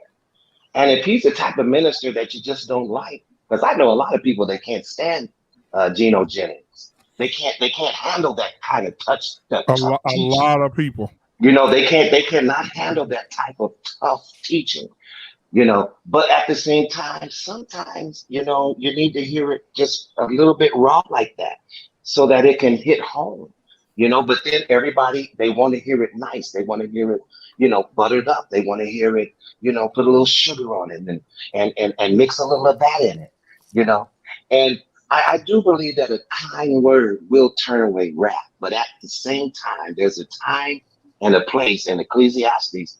It says there's a time and a place for everything. And sometimes you do have to cry loud and spare not, you know, and that's a principle that I grew up learning. But you just need to know when to cry loud and spare not. If you look at the prophets in the Bible, they didn't have time to play around with you. They spoke the truth.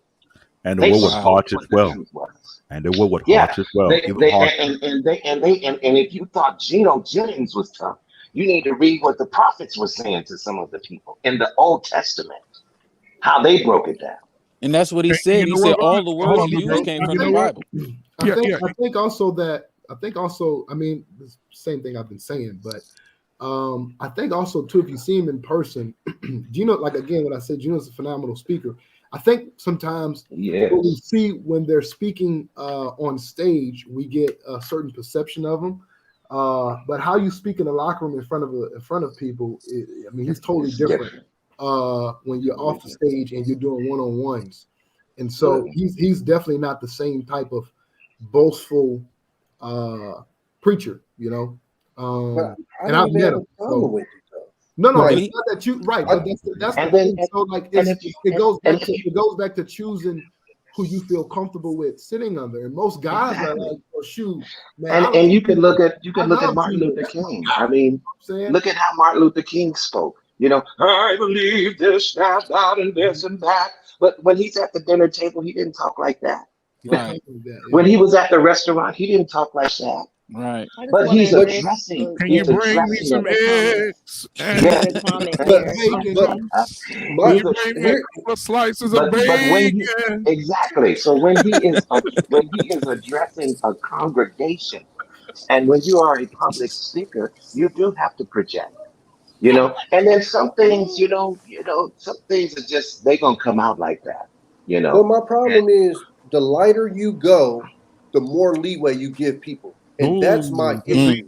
People want him to be lighter, cool. But guess what? The lighter he goes, the more comfortable they're gonna be to continue in that activity. I don't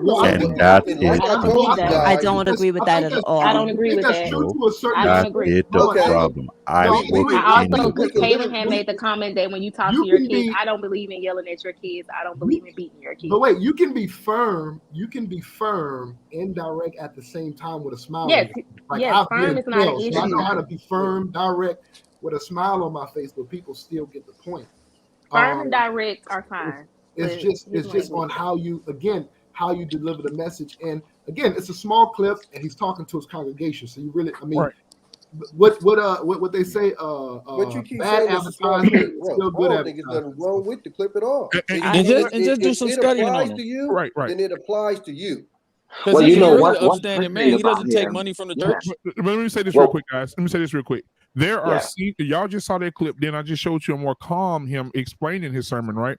But then he has several other sermons talk. He has mannequins in front of the church with their pants sagging. He's talking about men, right? He talks about Nas X, Lil Nas X, right? And then one Sunday he brought this statue of Mary to the front of the church and told the church people need to stop worshiping idols. And he got a hammer and broke it up into 1,000 pieces in front of the whole church. Said this ain't Mary. This ain't who you should be worshiping. Once again, this argument isn't just because it's women. If he would have been talking about Lil Nas X and he was up there talking about fag is this and fag is that, I still would have said it was. He does that. You gotta go watch him. Okay, so that's still disrespectful. So it's not. He does Don't make that. it like it's He because does he's talking about.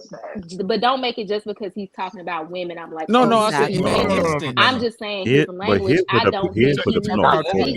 Listen, let me just say that I believe. Hold on. I'm with Vaughn. I believe that there's a time for everything. I certainly look. I'm a registered. Hold on. I'm a registered nurse, and I certainly understand that at the end of life, I'm not screaming code blue, because so I'm very well aware of tempering what's going on for a specific need. I'm aware of being calm and relaxed when it needs it, and saying, listen, this person's about to code. I need X, Y, and Z here right now. I don't have time for the niceness. I get it. I understand that. But as I'm talking, and I understand also that this is just the clip. So the first thing I started off with is I appreciate the fact that I might not have all the information just right now. But for me, he would not be a good fit for me if he spoke to me that way. And it's not because I'm a woman. It's because I don't like that sort of vitriol speech. Whether it's not because I'm a woman, okay, it's because I'm a human being that wants to be spoken to in the same manner that you want to be spoken to. But see, the thing Mr. about I'm not. Please hold on just a And a second, lot of people would Mr. consider it Gross. dogmatic. You want A me to lot of speak to people would you? consider it Not dogmatic. saying that you're having an argument with me. Now I'm just saying in general, men, you guys want us to speak to you with respect. Right, and I'm hearing it over and over. I know I'm saying this numerous times. You want us to speak to you guys with respect, but then when someone's like giving you the harsh truth, you women got to hear it. It's because you're female. Are you kidding me? You telling me that I can't get grace back? Can I respond to that? Talking about Yes, please. Can I respond to that? Somebody like Yes, you, I'm please. assuming. Okay, see, the thing about it is what's so weird about it is because when you gave How's the Black Church and then you said it's doing nothing, we're still the poorest, you went all of these things in on the Black church, how they were so weak and how they was nothing, we need to get away from it. But now it's a guy in there who is changing the narrative that got the Black church to the point that you don't respect it. And now you still have a problem with somebody trying to change what has not been working. So it seems like what do you want? Do you But you want to can just get those complain about results it? without speaking. How? Like I don't I even gave see how the the two are example of related. I Jehovah really Because you don't don't Witnesses even and want the to. type shit. That's okay. No, They I'm run a hoping tight that you'll ship. be able to help me ladies, understand. Like I don't ladies. understand how when I say that historically it seems like I didn't create the fact. I didn't create the fact that the church has been in the black people's lives forever and we're still poor. I didn't create that fact. So if you can prove to me why it's like this, then go ahead and prove. I No, have no I issue said Can that I there. say if we something? have people Can I that's say trying to something? Hold on, change hold it, on, if you're trying to change that narrative, you have to allow hold that on, narrative to work. hold on. Because Yeah, change is not I have no problem with comfortable. his I have no problem Hold with on, his message. I'm telling you, I have no problem with his message. It's And the delivery. I hold on, also appreciate the fact that I only saw a small clip. So Okay. hold just on. Let me keeping tell that you in something here. mind, I'm just saying that in general, from one person to another, when men, you guys seem to, and I'm making a generalization that's not applicable to everybody. I'm just making a generalization that men oftentimes, you guys want to be spoken to. You guys make a big damn deal about being spoken to a certain way by your wives. But then when it comes time for a woman to say, I don't want to be spoken to that way, well, you don't want the truth. You got to accept the truth. And it just seems to be a double standard to me. That's all I'm saying. I like his message the second time, especially when he spoke more clearly and I got a longer clip. I agree with his message. I have no issue with his message. And I'll have to watch the entire video of the first part to see what it's all about. I'm just making a comment about the fact that I don't like what I initially saw, what I thought what I was seeing wasn't for me. And that's okay. Everything doesn't have to be for me. He might not be the preacher for me, and that's okay. He might be the preacher for you. That might work for you. It's just not going to work. If that's what he's all about, that's not going to work for me. But I appreciate that it's not his full message because I only saw a small clip. Right, and he did Let me a say. sermon. Hold on one second, Black Devil, let you go. Right, I promise you 10 seconds. He did a sermon on Tyler Perry and Ricky Smiley and TD Jakes, and when I tell you, he walked the dog on them boys as far as Yes, he did. oh my God, putting on dresses and dressing like Wow. women. Oh my, he did it was he. But go ahead, Black David. Here's the thing. I hear it for the past 20 years about people don't like certain people deliver when it comes to speaking the gospel.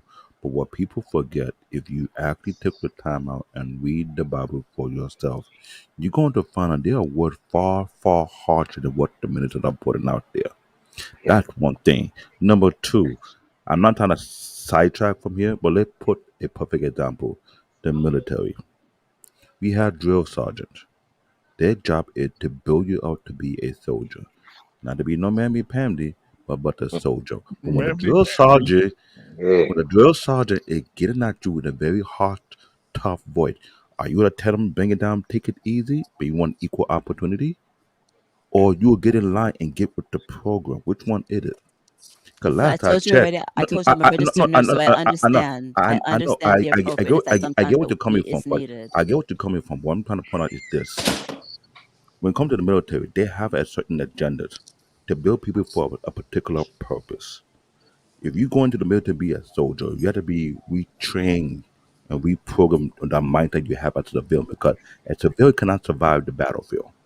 With me, you have to be prepared and be tough enough for what could be out there. That's within the military. But within the body of Christ, within the church, according to the Bible, certain things had to be said. Not everything will be soft spoken. Just like when you're a parent, I'm a parent and a grandparent. Mhm. At the same time, I can be soft spoken with my children. After a certain period of time, there will become a point I cannot be soft spoken no more. I have to be stern and strict with my voice. They may not like it, but it's for their own good. The problem with people think everything is going to be soft spoken. That is why we have a chaotic society. This is why you have a chaotic home. If everything all easy, okay, Tommy, okay, Bobby, No, there okay, is an in Tanisha, take it between. easy, it's not going to work. It And does the reason why work. it's Can I not add going to something, work, if I may? as you see at the byproduct of not putting structure and order Mhm. in a household, we have nothing but chaos. Well, Keep I it wanna analytical. agree with Yeah, Hold on, Tommy. hold hold on. on. I Let wanna. him Can speak, I? Black If man. I can Go agree ahead with and let Tommy him Hold just on, Hold on. hold real on, Can hold on, quick, I? hold on. real quick, real quick. Yeah. I have to agree with Tommy when he said, hey, you know, if this guy is actually walking this walk and talking this talk and he's actually living it, then I can agree with what he's saying. But see, Mhm. the problem is you have a lot of people doing and talking that talk and being self-righteous. You see what I'm saying? And not even living the lifestyle. It gives a bad representation for those who are actually up there trying to do the right thing. But you have so many shysters in the mix. You have so many people yelling and screaming at folks that ain't living nothing. Absolutely nothing. And they wear their fine suits and they sit up straight, but they're not living anything. And so it is a detriment to the congregation and the community at times. Yep. So, I know me and Brother Tommy had a little disagreement earlier, but it's okay. You know what? And you know what? I'll say this too. So Gino here Jennings, he I said, wanna hold on, 1 second. Gino Jennings said he don't take no money from the church. They don't pay him. All his money he earns on his own, on his outside job. He don't. I mean, so and he living that life every day. He with his wife, his kids every day. I mean, he living the life, brother. You've never heard any scandals with this dude, bro. Yeah, Ever. no, I You know. know, you know, so I know. here's Me, I what can take but it. I can I take want to it. say this one, Yeah, Joe. Brian, I don't but agree with I nobody want to 100%. highlight So this. it's all good. What's that, Larry? What's that, Larry? Let He me said I what? want to And I Go let want to ahead. me hop get in real in quick after and say him. this. I want to hop in and say this real quick. Candid and statement still stands regardless of Geno Jennings. We have black boys reading below their grade level. We Thank you. have That's economic right. instability in the black community. We focus on entertainment as a community instead of STEM. We have majority of black women in the churches, single moms or unwed. Those things, Christianity in the black community has impact on that.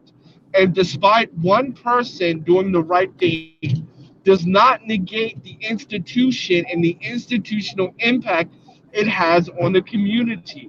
Her point still stands, is that the Christian church has a negative impact on the black community's finance, the black community's ability to raise strong male leadership, and the church impact on the fact that the black community inability to build nuclear families. Now, I'm not talking about whether God is real or not. I'm not talking about whether this preacher or that preacher. I'm talking about institutional, structural problems that impacts black people regardless of they're Christian or not. And we have to really focus on that, right? Because that's where the issue is. Because whether a church is good or bad, that is a Christian topic. I am not a Christian. I'm a Messianic Jew. That doesn't affect me where you go to church. But how the church takes millions of dollars out of the community where that money could be better spent on future generations, that does impact me as a black person in the black community. And that's where the topic lies. And that's why Candid Ann's point still is valid and still stands.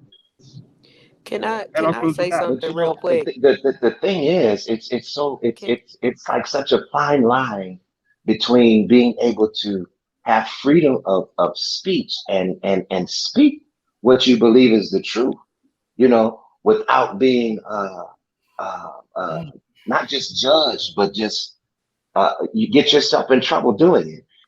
And I believe that you should have the right to be able to get up and speak. But now even the church, we're censored. It's like you can't say this and you can't say that. I'm and not, it's terrible, man. real quick, I wanna chime in just a little bit because if we're talking about that clip specifically, I didn't see a problem with the clip in the way that he talked because this is my thing. Yeah. If you're in a church setting, it's an organization. We're not just like if we go to the strip club, we're not going to expect to see strippers fully clothed. If you're in church and the pastor has a wife and she got her vagina out, it goes back to what Tommy was saying earlier. You got a lot of churches out here that got preachers' wives looking any type of way, and that sets the standard. I've seen So it. with him saying what he said, I have no issue with that because I can respect somebody like him. I'm just gonna put it out there. I can respect him because I feel like that would change a lot of churches because that's not living by the Bible. If we're gonna if we're gonna talk Bible, right, you gotta really, as a pastor, we look to pastors to really be the example. So if your wife is out here dressed a certain way and she got her you know what out there and this and that, that's gonna set the standard for that church, and that's what's gonna be allowed. And to me, that would make sense. If we're going by the Bible, I go in church and I see that, it's gonna be like, I don't know. Now it Devon does say come Franklin. as you are. I do agree, but as a leadership, it's just like with the president. If Michelle Obama was looking like a $2 hoe, nobody's gonna take them serious. Nobody's That's gonna right. take Obama serious. Oh, that's a good point. You know, That's a that very good point. if we're talking about organization, and that's why I say I don't have a problem with that clip alone. Because I mean, it just goes, women as women, if we got our stuff hanging out, like I said in the comments, if I see a guy and he walk around here and I'm feeling some type of way down there, and I look at him and his stuff is see-through and it's all hanging out like that, that's gonna make me feel some type of way. You know what I'm saying? I'm just speaking on me. So, you know, if women are doing that, that's the attention that we're gonna get. My issue is this: when women get frustrated at that type of attention and then say, well, oh, it's the man's fault because he looked at me a certain way. If you have it all out there, you know, that's not, what do you kind of expect in that sense? You know what I'm saying? Like, it's just not if you got it hanging out like that, it's just that's the attention you're gonna get. And I Now, told if my it's covered, daughter, we can't. I understand women that have curves. Don't get me wrong. You know what I'm saying? That's different. But if you just got your nipples showing, your vagina out, your butt out Well, you like know, I that. mean, it's terrible. I've been in church, literally. I have actually been in church, sitting in my chair, and the young lady in front of me, she has on some low jeans, and I can see her thong. So it's like there's no reverence anymore for the house of God. Yep. You know, And I can this is respect a somebody place. coming to Yeah, her and saying something to her about it, because in a church setting, that would but they not make used to, but they're sense. not doing it now. See, this Well, is the I problem. think it just They depends used on to the say church. I think something. it depends on the church you go to again, because every pastor passes But their see, church. here's the thing, though, So sir. hold on, and The so what mega happens churches, is what the what mega happens churches is are they're very they can't govern everybody because the church is so big and mega. So you have people on the west wing of the church dressed like this. The bishop can't see that. the usher can You see. know, Yep. you got like No, but can 4,000 Other members. people I'm can asking, see You it got to though. equip. You got to equip. can the LJ, usher pull it Hold on, hold down? on. You got But to. LJ, the thing you is, do not it's want not to touch being that topic taught. right now. It's not Stay off being it. taught. That's the thing. If you have 4,000 members and it's being taught, if it's being taught I across agree. the It's not pulpit, being taught. it's not being taught. And so this is why these people are coming in and out the way that they are. And you know, come as you are, I agree, but you don't stay as you are. After a while, you need to get some type of conviction about yourself and change. You I come agree as with you that. are, I but you agree don't with that. stay as you are. But nobody's preaching that, because why? Fear. It's all about money. Yep. It's all about Yep. numbers and money. It's Yep. all about the church members are not the congregation anymore. They're clients. They have become clients.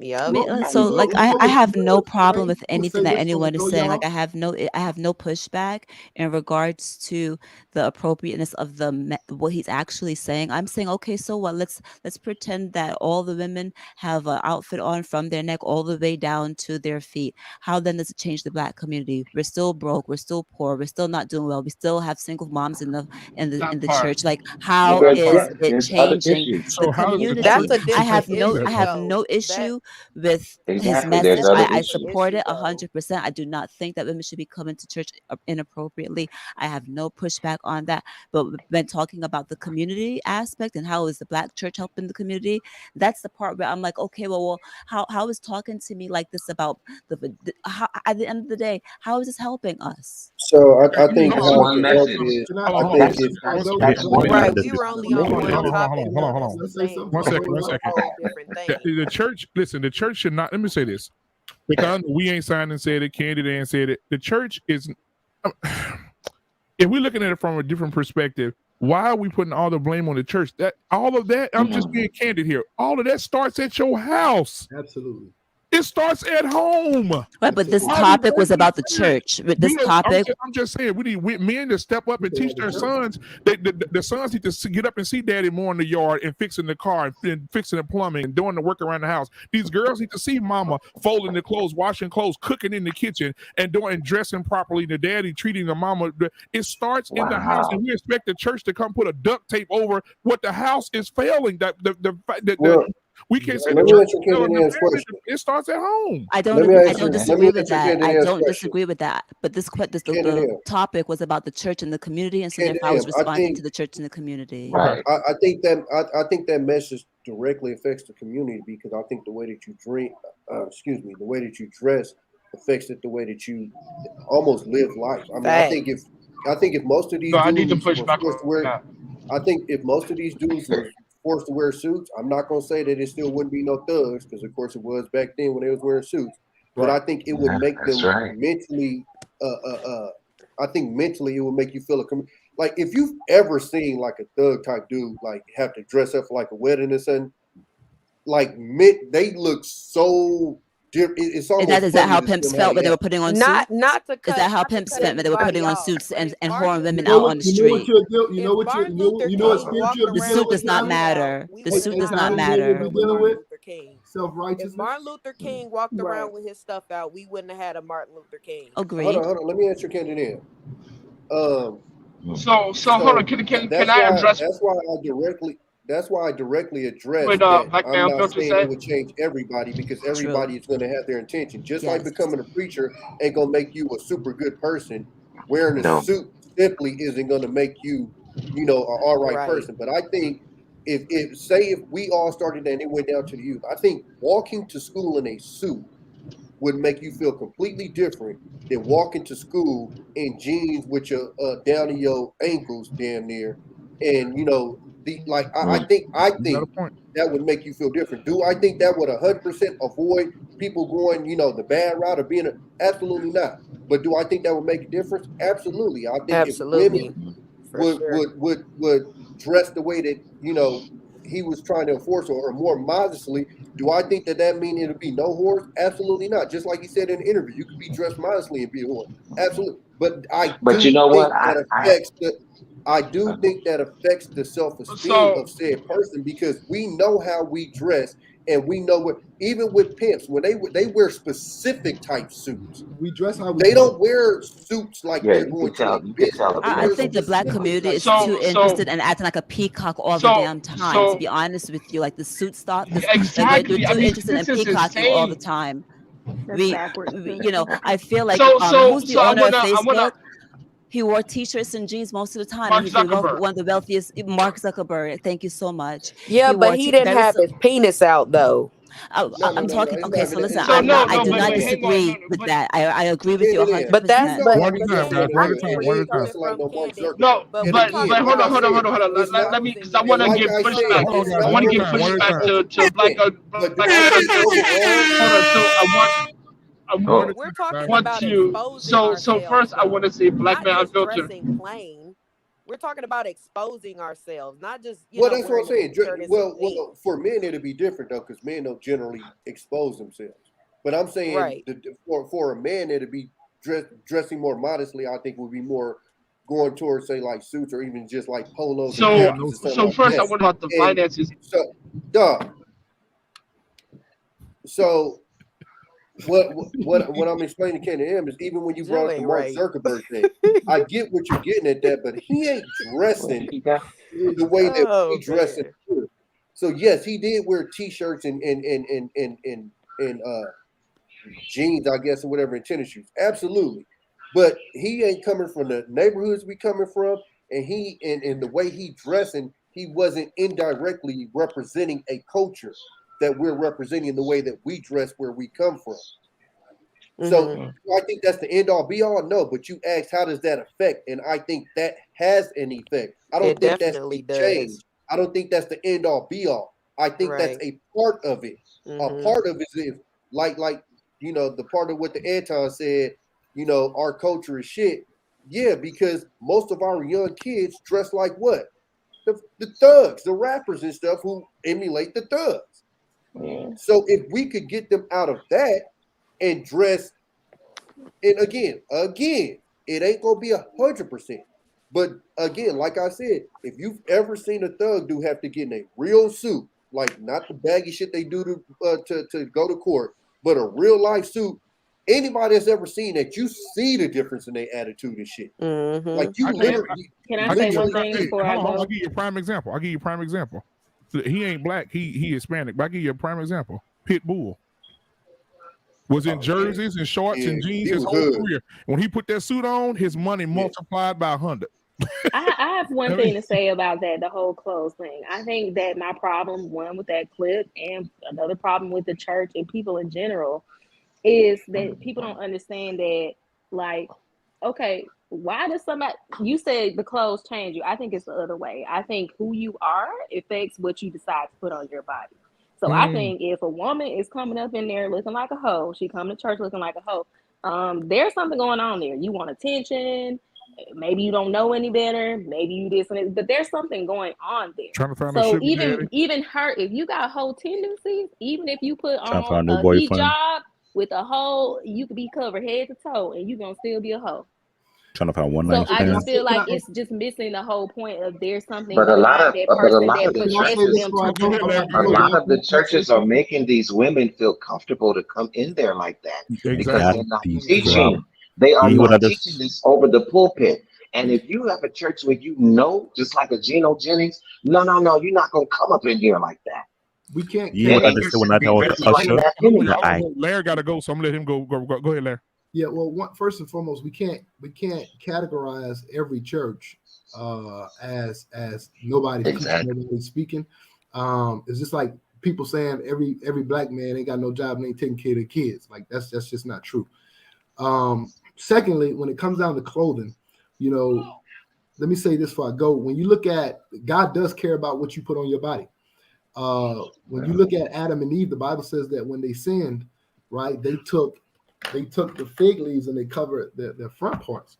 But the scripture says that God had to do what? He had to go shed some blood, took some animal skins, and he made them what? Aprons. No, well, they had aprons, but he had something that covered the hind parts and the front part. So God is very concerned about what you put on your clothes, what you wear. I think when it comes down, if we're talking about specifically women, I think maybe men too, to a certain degree. Men too. We tend to dress how we feel, right? And so women know when you're trying to be sexy, you're going to dress sexy. Guys, if you're trying to be fly, you're going to dress fly. Now, to the extent of your sexiness and how you feel, what you want to put on your body, your limitations, or what you're willing to show and what you're not willing to show, it's going to vary depending on the person. The last thing I want to say is again, I think we're missing what Geno is actually saying. When he's talking about women dressing like whores, and if I'm a pimp, if I got all these jewelries on, I got a suit, you're gonna call me a pimp. I think what he's really saying is that, everything that reflects on the outward appearance is an indication of what's going on actually in our hearts. And if you read your Bible, Jesus told the Pharisees, you look good on the outside, but you filled with dead man's bones. And so, that's right. Well, that's a fly dude right there. But at some point, you know what I'm saying, we got to understand, that's the deal. So you can be the most modest person in the world, have everything covered, but be the biggest freak out there. You can be the best sharp-suited person and look like a preacher, but be running gambling arenas, prostituting women, doing sex trafficking. Right. So at the end of the day, we know your faith by your works and the fruit you bear and what comes out of your heart. Out of the abundance of the heart, the mouth speaks. So we can't say, hey, I'm this, I'm that, and that, and then our mouths are speaking different things that's not contrary to the word of God. And so, but again, we can't put everybody in the box and say one size fit all. This is what it is. I agree with Sister Kendra. Again, you choose who you can listen to and who you can tolerate. Not everybody can tolerate Geno. I think Geno's a phenomenal preacher, right? But that don't mean I'm a join his church. You deal with who you can deal with. I think there's a time and a place for strong, hard, ironclad fist preaching. And then there's also a time and a place for you to show grace and mercy and show the love. That's right. I You know, agree. about, you know, in the Old Testament, if we had the God today in our generation, the way things going on, would nobody make it, you know, the stuff they had to do. And that was the problem, you know what I'm saying? And so when you look at the scriptures talk about the letter kill it, but it's the spirit that gives life. And so we got to be able to be firm, be direct, but also show the love of Christ. So we don't, again, truth is going to make you mad before it sets you free.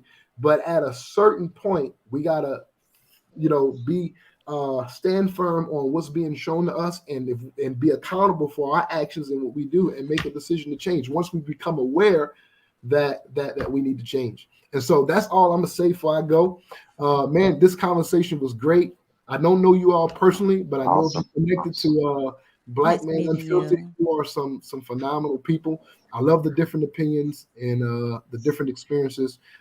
If you guys on social media, hey, look, this is not an indication to be like, hey, follow me, but I love to connect with you just so I can kind of see what goes on in your life on a day-to-day basis.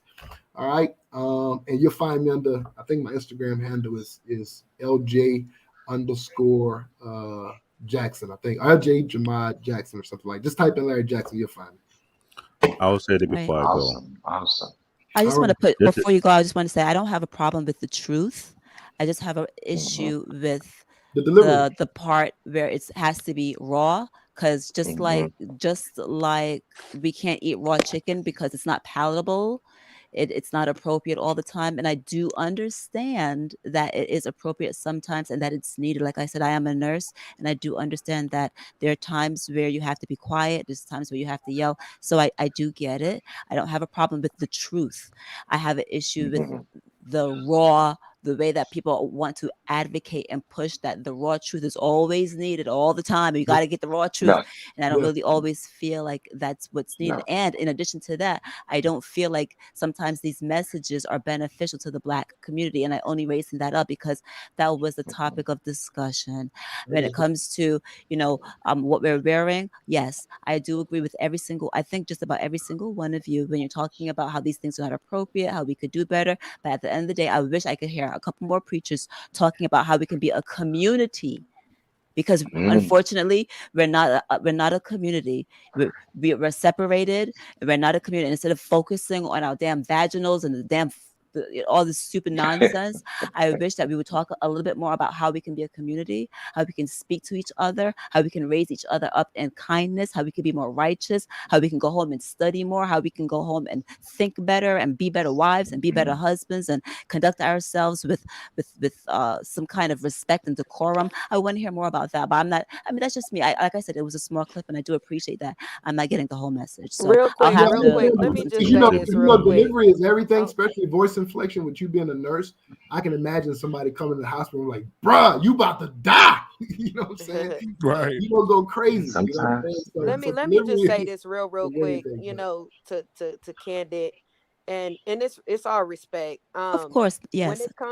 When it comes to dressing, that is a huge topic. Let's just take the church out of it, because one of the problems that I've even started noticing, even going in the stores, because I have 2 young daughters. I have a 9-year-old, but she's tall. And just looking at the clothes, dressing really does play a big part, because we don't want to dress our kids even a certain way because of the certain type of attention that's going on. Agreed. Absolutely Like, agreed. I'm starting to notice that a lot, and this is why it's always going to hold more weight when a woman tells another woman how to dress. So even with my friends, I have lost friends behind this. Don't get me wrong, because some women, they just feel like, hey, I just dress however I want to dress. But that's an issue, because rape is really big amongst women. And I'm not saying it's our fault. So, I'm not shaming any women for being raped or anything like that, because I know there's victims of things, but we don't want to make ourselves targets for certain things either. And with that being said, like with my daughters, for example, I don't dress my daughters a certain way, but some of the little girls that I see at school, they're wearing crop tops, they're wearing super short shorts, because that's what they're seeing their parents, their mothers wear. And to me, it's just not appropriate, because Now we got all of these grown, pedophiles looking at these young girls and thinking it's okay. It's just certain things that is a huge topic. That is something that is going to change our community, talking about the way we dress, even as women. But I do think it is going to hold more weight if more women speak about it more to other women, because it's always looked at a certain way when men say it to us. But if more women, if we start doing that more, we'll start seeing that change. Even the way because I know many women, I can look at their daughters and look like, wow. And I am the one that will call that out, because I hate seeing that. Now, it's not about being, perfect or anything like that, but it's just, if you don't want your child to get certain attention, why would you dress them that way? I'm seeing like 2-3-year-old little girls wearing crop tops and got their stomach out, and these are like little babies. They're making clothes like that, and they're pushing certain agendas, even when it comes to sexualizing children. So and devaluing the men's masculinity, because I don't know if any men on here wear suits or not, but have you even shot for a suit lately? Like, it's hard to find like a normal suit, or it's the super pants expensive. are very and everything is so tight. Everything is too tight. Super tight. It's, Let me it's say tight. this. Let me say this. I As a agree. person who, let me I say this. can't stand to see a man in tight pants. That just doesn't. To Let me me, say this. come Let me on, say your this. Let pants me are say too this. tight. Right, guys, Let me say this. Let me we say got this. 5 minutes As before we wrapping up. 5 minutes. a brother who used to be an usher, they what drove me away from the church, because we had this argument for almost 10 to 15 years about women, how they dress. The problem is we have no elder women to correct the women to do these things. It came to the point we only had an argument. Someone else walked away from church, and I'm one of them. And Kaylin, I am proud of you that you have that type of mindset. If we have more sisters like you, there might be a bigger change. Other Yeah. than that, this have been going on for far too long. I'm not a person who like to buy a suit that is tight. This not the BG era. I ain't trying to sing a high pitch. I got a deep voice for a reason. I ain't gonna change my voice for nobody else. That's number one. Number two, today fashion is based on society norm. And like I said, I never follow society. This is why I say Kim K is a 0.5. Other than that, deuces, Bye, it Black. is what it is. Bye, So Black I David. want to say this to everybody on the platform, man. Listen, I think I really, really think deep down in my heart here that this needs to be a part 2, Candid, and you definitely got to come back, baby. You've been preaching today on you standing 10 toes down. Sure. Brianna came in, she was all cute, and then she turned her damn camera off. So I don't know what's going on with that, but it's good to have 2 nurses in the building, because normally we'll have 3. So You don't Candid, do that, because I was washing my face, getting ready for bed, and then I heard that foolishness on my ear, and I was like, let me come back in here. I'm sorry. I'm sorry. You must forgive me. But yeah, Brianna is a nurse, and then Candid Ann is a nurse, and then normally we have Just, but Just has a live tonight. So And Just I'm a surgical technician, so right. got See, some, you see what I'm saying? got some medical folks up here. Yeah, got some medical folks in here. So if you pass out and fall out from anything you believe, they're gonna cut you up, put you back together.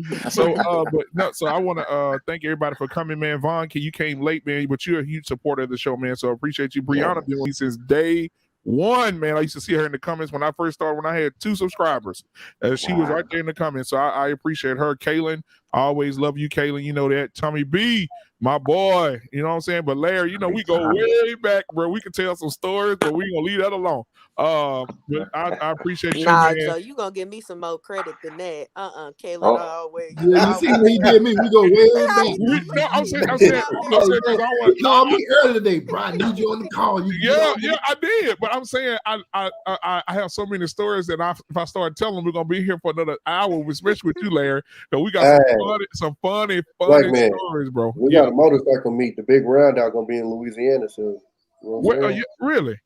Yeah, I can't remember what city. I want to say Lafayette. I can't remember. remember. You'd be an hour away from me. Yeah, it'd be an hour away from Larry. Yeah, for sure. Yeah. We're gonna have a big roundup, so we all coming down there, and then I got family in Farmersville, so we gonna head over through there and holler at them. But I think we might hit New Orleans too.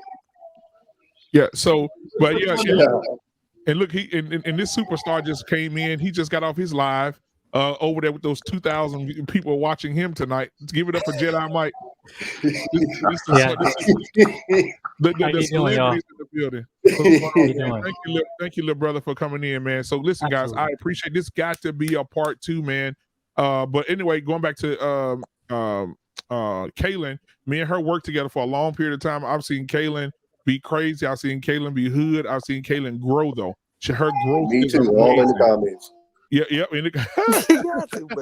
I mean, when Kaylee, let me tell y'all something about Kaylee, since she wants y'all to know something. Kaylee used to come to work and she used to come to work sleeping because I don't know if she partied all night and I don't know what she was doing. But Kaylee used to come to work and she'd go in the HR office and lock the door and turn all the lights off. And she'd go on the HR couch and just go to sleep in the middle of the day at work, bruh. And so we been looking for me and the other manager looking for her. She be in there sleep. And we used to have a bullhorn at work.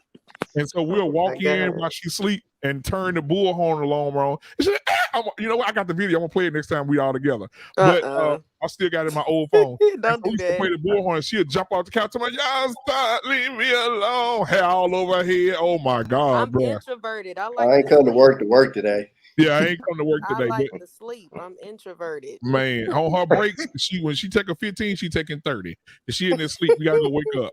But so thank you, Kaylin. Then Larry, me and him go back. Ooh, Lord, 17, 18? Yeah, 18 years old, man. I'm damn near 40 now. Jesus Christ. Man, not all the black people winning on here. All the black people winning, brother. So I appreciate everybody, man. And we got to do this again. Jedi Mike, thank you for even popping in at the last minute, bro. Yeah, we'll talk after this. Yeah. Absolutely, man. And so tomorrow, I think me and Jedi, you on your platform or mine? Let's do it mine. Okay, that's fine. Yeah, we do it on yours because it was part of your show, so we'll do that reaction tomorrow. So at 9:30. So tomorrow I'll be with Jedi Mike. If y'all want to go ahead and follow Jedi Mike, please go subscribe to this man's page, Jedi Mike 7. Subscribe to him. He's a superstar. And I will be on his live tomorrow doing a reaction with him at 9:30 Central Time on my end. Everyone. I mean, I'm asking all the family to show up mainly for this because I'm like, we need, in terms of what we're dissecting, we need each other's constructive criticism, and more importantly, ain't the women. I want to hear what they have to say about. What's the topic of discussion? So basically, if you have not been a parent about the Lapeef Network, on Monday they had the Kay and Kayla show, and there was an altercation that happened. Okay, I saw it. I rewinded and I saw it. Yes. Okay, got it. Yeah, that was crazy. Now, what time is that California time? 9:30 Central Standard Time is what California time. Y'all an hour ahead of us, maybe? I don't even know. I just know Pacific time. Hold on. Whose show was it? Because I want to watch that. Y'all were talking about it. LJ, what's your Instagram again? Jedi Mike, I didn't think you went that way off. I thought you said what you had to say. No. See, and I'm actually gonna bring my father. Is gonna be guest appearing. So okay, good, bro. You're gonna be on a call. You can hear you. So, but yeah. What was the channel though? Because I want to watch that. I know y'all were talking about it. You could go to Kay and Kayla. So KAY. It's on the Lapeef Network. On the Lapeef Network, yeah. Okay. And so me and Jedi had a little fusion over there on Monday. But so I'll be 9:30 Central Standard Time. I'll be with I followed you, LJ. Jedi, yeah. So y'all follow Jedi Mike 7 on his page or whatever on his channel. Also tomorrow at 9:30 Central Standard Time. Now from 7 to 9 tomorrow, I've been asked to Jedi watch this. From 7 to 9 tomorrow, I got an invite to be the guest host with our girl Security Balls, unsolicited. Oh, really? Awesome. Yeah, so she asked me would I come and co-host her show with her tomorrow. So I told her absolutely from 7 to 9. So I'll be on her platform tomorrow from 7 to 9. But guys, also remember, what's today? Wednesday? Yeah, now Thursday. It's Thursday now. You guys put a pin nail up, don't you? You put a pin nail up there. Yeah, always. Ahead of time. Okay, so I'll be able to see it then. Yeah, turn your notifications on, because on Friday I'll be on Security Boss tomorrow from 7 to 9, 9:30 to whatever time with Jedi, because when we get to talking, it'll be a wrap. And then on Friday, we going straight back to the barbershop with all the fellas.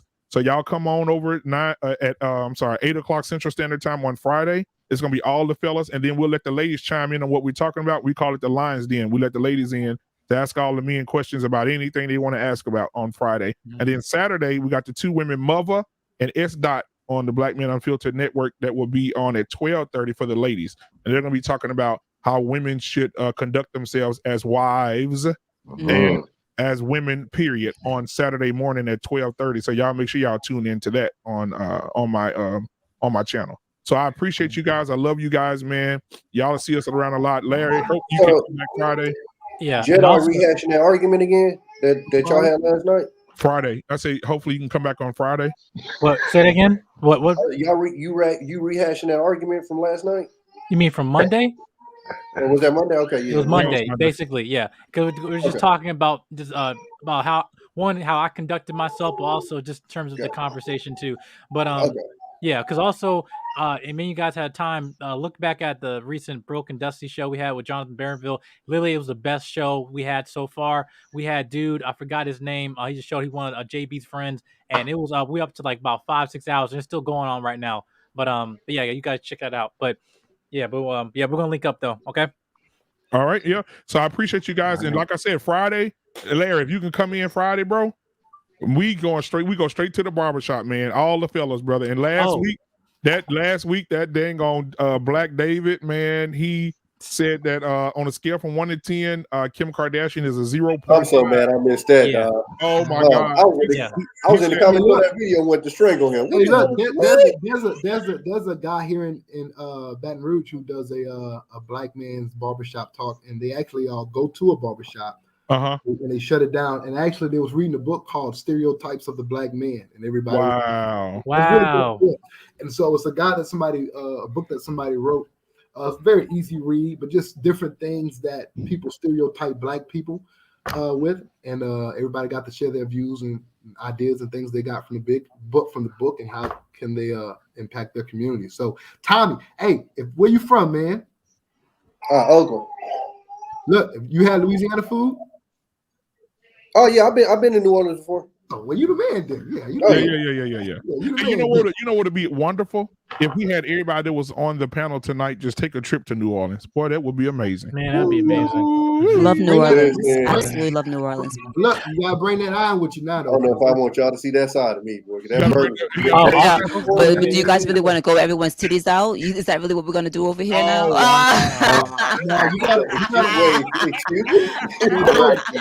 You're gonna walk around and tell them to be appropriate. I hear you, Candy Dan. I hear you. I knew it was coming. But you know what though? If you go to Mardi Gras, you gotta be. If you believe in God, you gotta be real tight, close to the man. Yeah, you go to Mardi Gras. If you ain't never been, oh my God. Ooh. Yeah, they wilding right now. Though. Well, it is what it is, right? Yep. Yeah, they carjacking during the day, bro. It's bad. Yeah, they is. Yeah, and you know, Brigelia got killed. Teenagers, which is sad. Yeah, the guy that we were in boot camp with, Larry, Brigelia got shot and killed. Got shot in the chest 4 times. Yeah, they robbed him. Brigelia. I don't know if you remember him, Terrence. His name was Terrence Brigelia. He was in boot camp with us. He got shot 4 times in the chest, bro. They called and told me. It was like, man, you know, Terrence got shot. I said, Terrence, he just got out the military. He just came home, bought him a new car, went asked his girl to marry him, come out the house, headed to his mama's house to go visit his mama. Dude walked right up on him, shot him 4 times, robbed him, bro. And he wasn't even at home. And it used to be hours. It used to be just one area, but you know they've been doing the whole gentrification thing. And that was just randomly, right? Random. Yeah, everybody's moving to different areas, and so man, they catching you going in the car, grandmas, aunties. Shit, they out here on the freeway, bro. They just killed the sheriff's deputy today. On the freeway headed towards the Bay Bridge, headed home. But I think they even investigated over 20 shootings last year. 5 people got killed. Yeah, did you see the one they stopped the big black guy in the expedition? They pulled him over on the freeway. And when they pulled him over, he got out the car blazing. He didn't even ask no questions. He just no. I'm talking about they put the side of motherfuckers out here and just spray your car. If they think that's you, they spray. It's just crazy. Like the whole California though, it's hot. I don't know if you seen what the LA police chief said, but he said this. He pretty much said it's the purge out here right now. Yeah, man. Mm-hmm. Yeah. Well, again, man, I appreciate y'all, man. Y'all go get y'all some sleep. Hopefully, I see all the guys. I know K-So said he's gonna be there Friday, so I see K-So on Friday. Oh, I already know you're not gonna miss. Last week you were sick though, right, Tommy B? Man. He had to sweat that fever off. He was sweating like a mug, man. Yeah. So hopefully we'll see Tommy on Friday. Larry, you busy Friday? Not sure yet. I gotta check my schedule. Okay. Yes, a busy man. What time? 8:00. Yeah, I should be free possibly. Yeah, 8 o'clock, man. We be rocking and rolling, man. We let them girls in to do that that Lions Den, bro. It'd be fun, bro. But anyway, to finish what I was saying about Black David, he said that Kim Kardashian is a 0.5 on a scale from 1 to 10, but Gabrielle Sidibe is a 3. There's literally no That's logic to hilarious. The girl that that. I played don't care what you feel about Kim Kardashian. the There's one that played no Precious. logic to that. Yeah, she played Precious. The girl that played Precious. He said she's a 3, and Kim Well, you know, Kardashian is a 0.5. beauty is in the eye of the beholder now. Well, you know, he probably, if he a little man, he Come on, probably come on. like nothing against Listen, big women, that's but a he great probably like big thing. women. Yep. But Right. we Come all on. know. Come on, beauty's in the eye of the beholder, right? Hey, No, she somebody is. else You know, a lot of said that. small guys like big women though. Yeah. And Vaughn, so you gonna be here What they Friday, say. Vaughn? But I don't Yes, even I think he has. will. I don't even think he definitely has will. qualifications. Candid Ann, it's always a pleasure to be on the panel with you. I just wanted you to know Always. that. Oh, thank I you guys. love Thank you your so much. perspective. Now, Yes, Candid yes. Ann, I want you to come into the Lions Den on Friday now, okay? I want you to come in Oh talk as boy. much crap as Yeah, you show want up to on tomorrow. Friday. Show up tomorrow. And I show think up tomorrow. I'll try. I don't see any reason why I can't make it. I'm gonna try. I'm a little nervous because I feel like I'm not, my opinions aren't always the most popular, but thank you guys for having me Hey, join and the I club. I appreciate feel the it. same way. I feel the All right. same way. So join Well, the man, club. if you guys got to go get the bag in the morning, go get the bag, man. Hey, Larry, man, got his own business, guys. This dude work hard, bro. Y'all just follow Yeah, this I man. peeped the shirt. Yeah, he works hard, man. He has built he's built an empire that's going to keep growing and growing, man. He's done an amazing job, bro. I'm proud of my You little have a brother. YouTube channel? You have a YouTube channel? No, I don't, man. I'm just on IG and Facebook.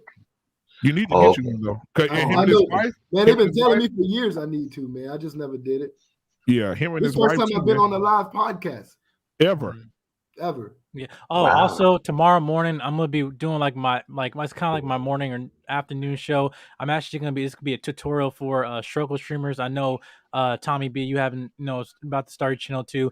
Just for any people that want to work on doing overlays and stuff like that on their channel. I'm gonna Oh use yeah. Canva. It's for absolutely for free, and my background's in graphic design, so I'm gonna give you guys basically how to tutorial on how to do things or whatever. And also, if you want me to do it for you, just hit me up on the back end. But I'm just gonna showing you that tomorrow, around tomorrow morning, a You little bit can do afternoon. overlays on Canva. And overlays, yeah, you can use on StreamYard. So where you can put your logo, where you see my name, like look up the sub bar and everything like that. Yeah, there's a lot of things you just don't know. And it's You can completely even free. make your You charge for your that? No, he logo. said he You gonna can do it make for it a free. GIF. I can do it like my background's in graphic design. The software we're using is Canva. Is absolutely you can use For Canva free, or yeah. Canva Pro. You're gonna I pay use for that. Canva Pro. Yeah. Yeah, right. But it also helps you do with thumbnails and everything. But I'm just using that just for struggle streamers because I know things people just acting like, well, I need something to make it look new, whatever. And it's do the simplest thing. You don't need to work that hard on it and overthink it. So but I'm just gonna do that. And you know what, man? You doing it on what day? I'm doing tomorrow morning. Like tomorrow, So I was thinking about this, guys, because I ran the Friday thing past you guys. You guys are the reason why I do the Friday show for the guys for the barbershop. But I was thinking about doing like a newscast on Saturday mornings around 8-9ish, right? And I was gonna call it Unfiltered Coffee. So I was gonna do that I was gonna probably start doing that Saturday mornings. Just you know what? We can do Unfiltered Coffee on Saturdays and talk about sports. I know Tommy B a real big sports guy, and I know Yeah, I'm actually probably gonna start my sports because I was sick, so we had to delay. It was supposed to start last weekend, but we're gonna wait till the playoff picture is together.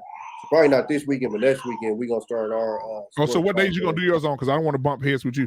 To be honest with you, I'm trying to get with him and get our schedule together, but probably Saturdays, something like that. But we're gonna get the hours together. Morning? Probably in the morning, or probably more around noon. I think. I just gotta see how his schedule. Yes, I'll do mine early, around 8-ish. I'll let you. Yeah, it probably wouldn't be that early, so I'll let you know. Okay, yeah. And also Golden State about to win the championship, so y'all might as well go and get him the ring right now. Hey, you know what I'm saying? Golden State, man, and Golden State gonna win it. LeBron, they're not even gonna make it out the first round, even if they get the play in. They not Brooklyn, man, Brooklyn. Nah. Man. First of all, Kyrie ain't gonna be in play in the finals because he got to have a vaccine to play out here and out there.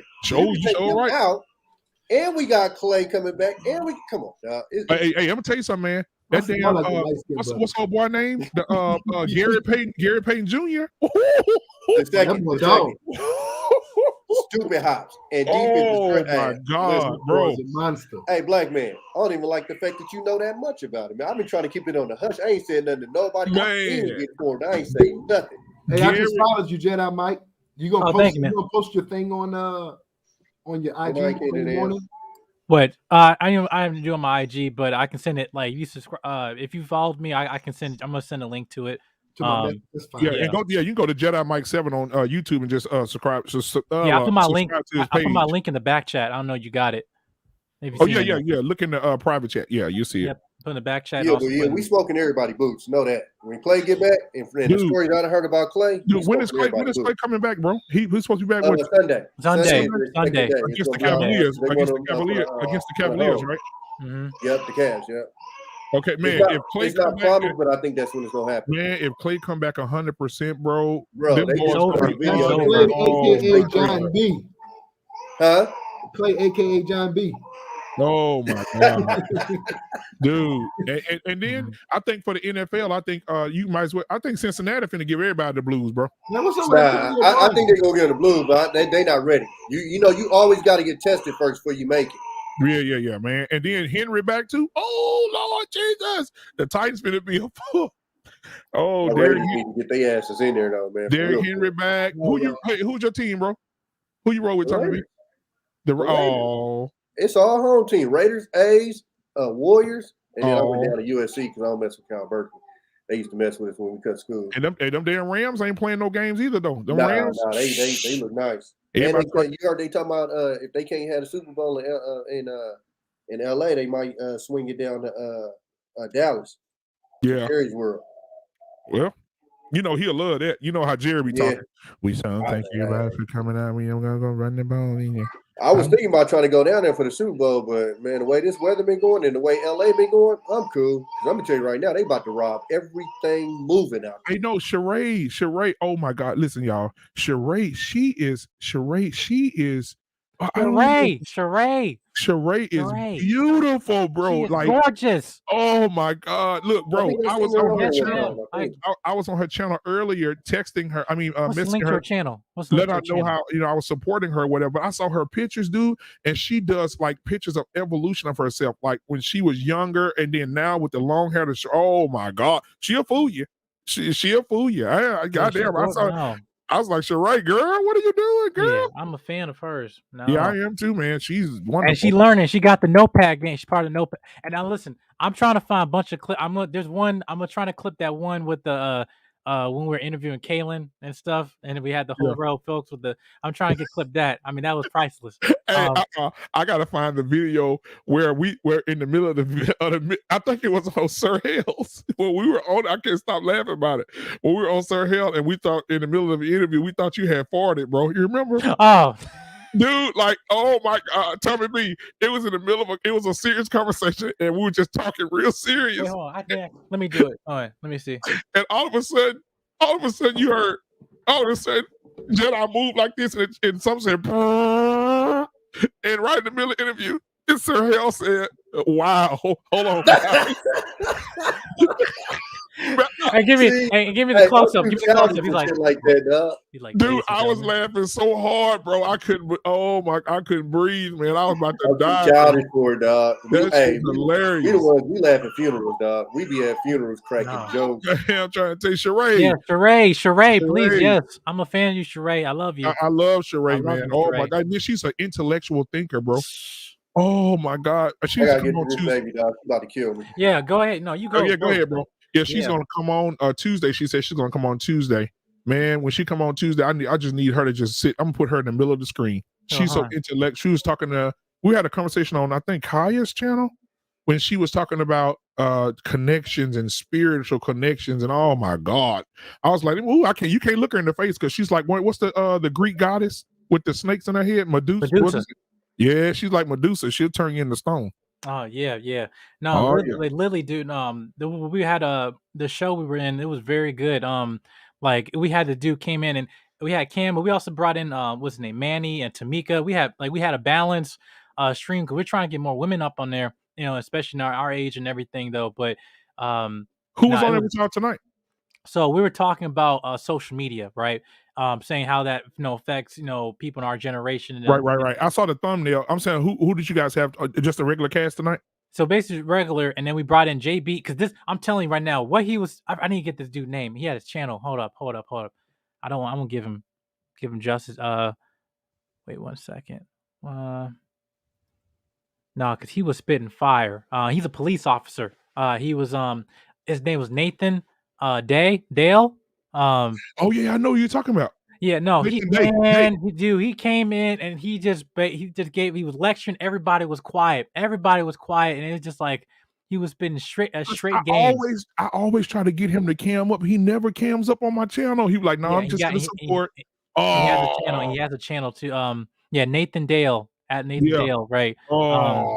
Man, it was I got clipped at whatever because what he was this was a Jonathan Barrett's show. This is a show that me, Cheeky Banter, Kamara, and Jonathan Barrett's. We have our own show on the network now. We're on this is like our 5th episode, I believe, or 4th or 5th. Yeah, they're doing an amazing job. Yeah, this to me was the best show we had. I need moderators. Sherelle, help your boy out. I keep putting a link up in there. I need to get moderators, dude. Like I doing the live stream, those Jedi Mike 7 is his channel. They're asking for your channel, sir. Jedi Mike 7. If you're watching right now, if you have not subscribed to my channel, please do that. If you have not subscribed to Jedi Mike's channel, do that. Jedi Mike 7. Go to his page and subscribe, please, so we can support my little brother. And then you guys make sure you hit the like button while you're still here.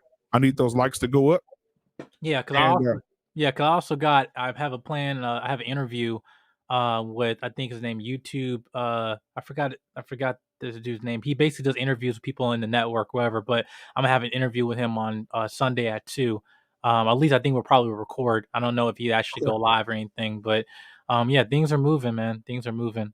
Yeah, okay. I'm gonna have to get with you on those layovers though, because I did not know I could do that with Canva, bro. Like, no. Yes. So what you can, because like I said, my background's in graphic design, and also I wanted like my part of my channel, much as like I'm gonna do the stuff that I did with the whole accountability thing and like those topics and everything. I'm also gonna add stuff about in terms of business, my degree, from IT and graphic design. I'll talk about films, movies, and we still have that, so it's versatile. But so how do you get that?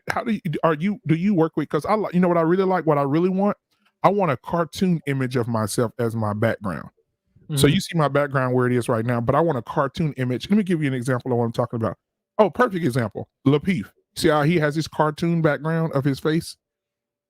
Like so basically what you're gonna do now, that's whole different now. If you want to do it with Adobe Illustrator, that's gonna be a little bit more work, but there's a way where you can kind of pixelate your your face or image and make it kind of cartoonish, whatever. There's apps that they can do that, and you can just transfer that file into your computer. And then if you have that, like I said, one thing with Canva is so great is that it's basically easy that you just have that file, you can just copy and paste and drop it on Canva, and then you can operate and wherever you want to do a logo or anything like that. That's what I did with mine. Like I have the Jedi Mike 7, so I have the YouTube play button, and I have the letter 7 in the middle of it and everything like that. But I just use that for my using Adobe Photoshop and stuff like that. But the overlays, I have the a sidebar that has my name and a link to my social media and everything. But then you have layouts like this where you can have something go on in the background. Like, yes, you have the background image, but you just want to have something else. Like, look at Miss B Finesse. Like, she has an overlay right on the top bar of her Cash App, her social media and everything like that. So that's what I'm gonna try to cover, because a lot of people just don't know, and you don't have to pay. Don't pay a lot of stuff like that. And Canva even provide templates too. So but I'm gonna get all that to get that help people out and stuff like that. But yeah. All right, well, man, hey, man, love you, little brother, and get your work in, man, and get prepared for tomorrow. Get you some sleep. Hey, guys, thank you so much for watching Black Men Unfiltered. We've been up for 5 hours and 40 minutes, and we're going to be right back at it again tomorrow, because we all have goals. We want to do this YouTube thing for a living. Yes. So, guys, right now, if you want to send $1, $2, $3, 50 cents, we ain't going to take under 50 cents, because you can come on now. But anyway, if you want to send $1, $2, whatever you want to send to support the show, you can. It's $ Black Men Unfiltered, real easy. If you want to go ahead and do that, it's 13 people in here. If everybody send $1, it's $13. I can go tomorrow to Starbucks and get me a nice little coffee cup or something. I don't know. Anyway, so I appreciate you guys, man. Please, if you have not subscribed and you're still watching right now, please subscribe, hit the like button. If you have not subscribed to my little brother here, Jedi Mike, he's doing wonderful things. He's going to be the president of the United States one day, and I'm going to be working in the House as the treasurer. But anyway, guys, please subscribe to his page, Jedi Mike 7, as well. And thank you guys again for being here. And are you going to Kai after this? Yes, I'm gonna go to Kaya. Okay, I'll see you in a bit, man. I'm gonna show her like 5 minutes of love because I need to go to sleep. I need to go to sleep, bro. This is like, yeah. So I'm gonna go to Kaya real quick because I like to show people support, man, and that's the sacrifice that we make for each other, bro. Exactly. We show up for each other. Have a 5-hour show, and I had on both screens. I do monitors while I was like watching y'all. I got on with JB and everything. So yeah, I was like, and that's the same thing with you. I had you up on the screen up here, right? I had you on the screen right here. I had Kaya right here, right? And then I had who did I have? I had Sheree right here. So I had Sheree, Kaya, and then I you need to check Sheree out too. No, because Sheree, we need to link up. Honestly, no, I need to collaborate with some folks with stuff. Absolutely. Yeah. So Sheree, Sheree, did you get my email earlier, Sheree? blackmanunfiltered@gmail.com. Please, just email me your information so we can go back and forth with the email or whatever. But yeah, my Instagram is the same as my name. That's what more people can contact me through. So. Right. Yeah, but no. But I'll say this too, and we're gonna talk about it, wherever tomorrow. But I just like after everything that happened, like what happened those like Monday and stuff, like today was a good day. We had a lot, of stuff amongst it, just the whole YouTube space with people in their comments, on the Facebook group, on the comments in that video. Even then, like there's people where it's not all black and white, Right. People understood where we were coming from. So, and also you're gonna get trolls and everything. That's just part of the territory, So absolutely. Yeah. All right, man. Well, I love you, little brother, man. And I'll see you on tomorrow at 9:30 Central Standard Time on his channel, guys, Jedi Mike 7. And then you'll see me from 7 to 9 on the Security Boss, Unsolicited Security Boss channel. Make sure you go subscribe to her page too. 51-year-old woman, looks like she's 30. She's so beautiful and intellectual. She's so wonderful. I can't wait to co-host the show with her tomorrow. So go to Unsolicited Security Boss and subscribe to her as well. You'll be able to see me over there tomorrow clowning with my organ and my keyboard behind me. I know she's going to want me to do some preaching over there. But anyway, guys, I love you guys, and we'll see you guys on Friday. Peace. Peace.